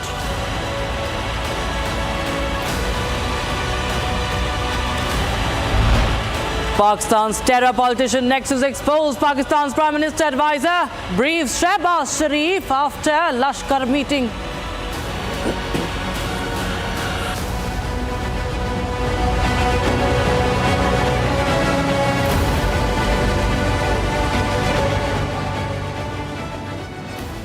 Good evening, viewers. You're watching Super Prime Time with me, Rakshita Mishra, and we have lined up exclusive inputs on the Twisha Sharma death case, viewers. Republic TV has in fact spoken in the latest to the CCTV operator, the CCTV that was involved in Giribala Singh's house. The CCTV operator who spoke to Giribala Singh after Twisha's death, viewers. Now, take a listen into this exclusive conversation, viewers. हाँ बोलिए sir, हाँ बोलिए। हाँ, वो 13 तारीख को phone आया था मेरे पास, तो मैंने उनको 13 तारीख की शाम को भेजा है। अच्छा। और उनके घर से किसी का 12 तारीख की शाम को फोन आया था। अच्छा। तो मैंने बोल दिया था कि भैया मैं तो नहीं आ पाऊंगा अभी, क्योंकि मैं बाहर हूँ। ओके। तो फिर 13 तारीख को मैंने अपने टेक्नीशियन को भेजा था। आप एक चीज मुझे बता सकते हो, 12 तारीख को कितने बजे उनका फोन आया था? ये एग्जैक्ट याद नहीं भैया, क्योंकि किस नंबर से आया था वो भी नहीं दिख रहा मेरे को। अच्छा, लेकिन 12 तारीख की रात को आपको फोन आया था? 13 तारीख की सुबह 9 बजे फोन आया था कि भाई हमारे यहाँ एक्सीडेंट हो गया है कोई। उन्होंने तब भी ये नहीं बताया था क्या हुआ है। अच्छा, लेकिन 12 तारीख को आपको फोन आया था रात में? हाँ, रात को करीब 9 समय ट्रेन में था, तो 11 के आसपास आया होगा, 10-11 के आसपास। ठीक है, thank you sir. Okay. Vinod Kumar. हाँ बोलिए सर, हाँ बोलिए। हाँ, वो 13 तारीख को फोन आया था मेरे पास, तो मैंने उनको 13 तारीख की शाम को भेजा है। अच्छा। और उनके घर से किसी का 12 तारीख की शाम को फोन आया था। अच्छा। तो मैंने बोल दिया था कि भैया मैं तो नहीं आ पाऊंगा अभी, क्योंकि मैं बाहर हूँ। ओके। तो फिर 13 तारीख को मैंने अपने टेक्नीशियन को भेजा था। आप एक चीज मुझे बता सकते हो, 12 तारीख को कितने बजे उनका फोन आया था? ये एग्जैक्ट याद नहीं भैया, क्योंकि किस नंबर से आया था वो भी नहीं दिख रहा मेरे को। अच्छा, लेकिन 12 तारीख की रात को आपको फोन आया था? 13 तारीख की सुबह 9 बजे फोन आया था कि भाई हमारे यहाँ एक्सीडेंट हो गया है कोई। उन्होंने तब भी ये नहीं बताया था क्या हुआ है। अच्छा, लेकिन 12 तारीख को आपको फोन आया था रात में? हाँ, रात को करीब 9 समय ट्रेन में था, तो 11 के आसपास आया होगा, 10-11 के आसपास। ठीक है, thank you sir. Okay. So there are at least 40 numbers, 40 calls that were made, and Republic TV did not just speak to the CCTV operator, but we also spoke to one of the judges who Giribala called at least 8 times. We're talking about Judge Manoj Kumar, who Giribala called 8 times just hours after Twisha Sharma's death, viewers. Listening to this conversation my colleague Raj had with the judge. Sir, मैं राज बात कर रहा था, I am a journalist. Sir, I just want to check you that if गरिवाला made a call to you since an affidavit submitted in court reveals your contact number. May I know in what contact did गरिवाला speaks to you sir? इसके बारे में हम phone पे नहीं बात कर सकते. Please आप कंसर्न अथॉरिटी से बात करिए. Please sir, because in her affidavit she has called you multiple times. Did she call you to help her in this case? I will respond to all concern authority. Sir, did she call you to help her in this case? Thank you. Sir, मैं राज बात कर रहा था, I am a journalist. Sir, I just want to check you that if गरिवाला made a call to you since an affidavit submitted in court reveals your contact number. May I know in what contact did गरिवाला speaks to you sir? इसके बारे में हम phone पे नहीं बात कर सकते. Please आप कंसर्न अथॉरिटी से बात करिए. Please sir, because in her affidavit she has called you multiple times. Did she call you to help her in this case? I will respond to all concern authority. Sir, did she call you to help her in this case? Thank you. A lowdown on this call detail, the CDR, viewers, that's out. You can see the numbers. Of course, we have to mask the numbers, so you can see the names there. It's been submitted in the court, viewers. A.K. Mishra, District Judge, Manoj Kumar, who we just contacted, Samar Singh, Saibala Baghel, Justice Satyendra Loka, he's the Lokayukta, Abhay Kumar, Rohit Vishwakarma, another individual who is associated with the CCTV company, the CCTV camera company. Vinod Bani, we just brought out that conversation with, and Gopal, AJK, additional district judge as well, was one of the numbers. At least 10 of them who were contacted, viewers, and at least 40 calls were made. Frantic calls were made in the middle of the night by ex-judge Giribala Singh. And viewers, this is one claim that was made by the family, that they want the investigation to move out of this, move out of Madhya Pradesh, because Giribala Singh has enjoyed some influence, local influence, and they also, in fact, had shared the 40 numbers and said that she has been dialing judges and people in the judiciary. This is, viewers, what has been submitted in the court. We've accessed these numbers, and these are the names that we have also contacted. So, viewers, this is how Giribala frantically made calls after her daughter-in-law was found dead. So, why was she calling the CCTV operator, two of them, frantically in the middle of the night?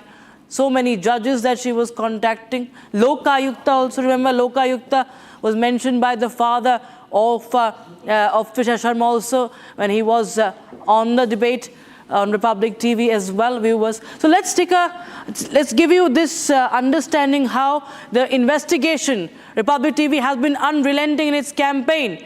And its investigation continues. We have confirmed the calls to judge. 2 judges have confirmed till now that they have spoken to Judge Giribala Singh. After secret audio, Republic now has broken the call data, the call details, the CDR of Giribala Singh. 2 judges have confirmed speaking to Judge Giribala Singh.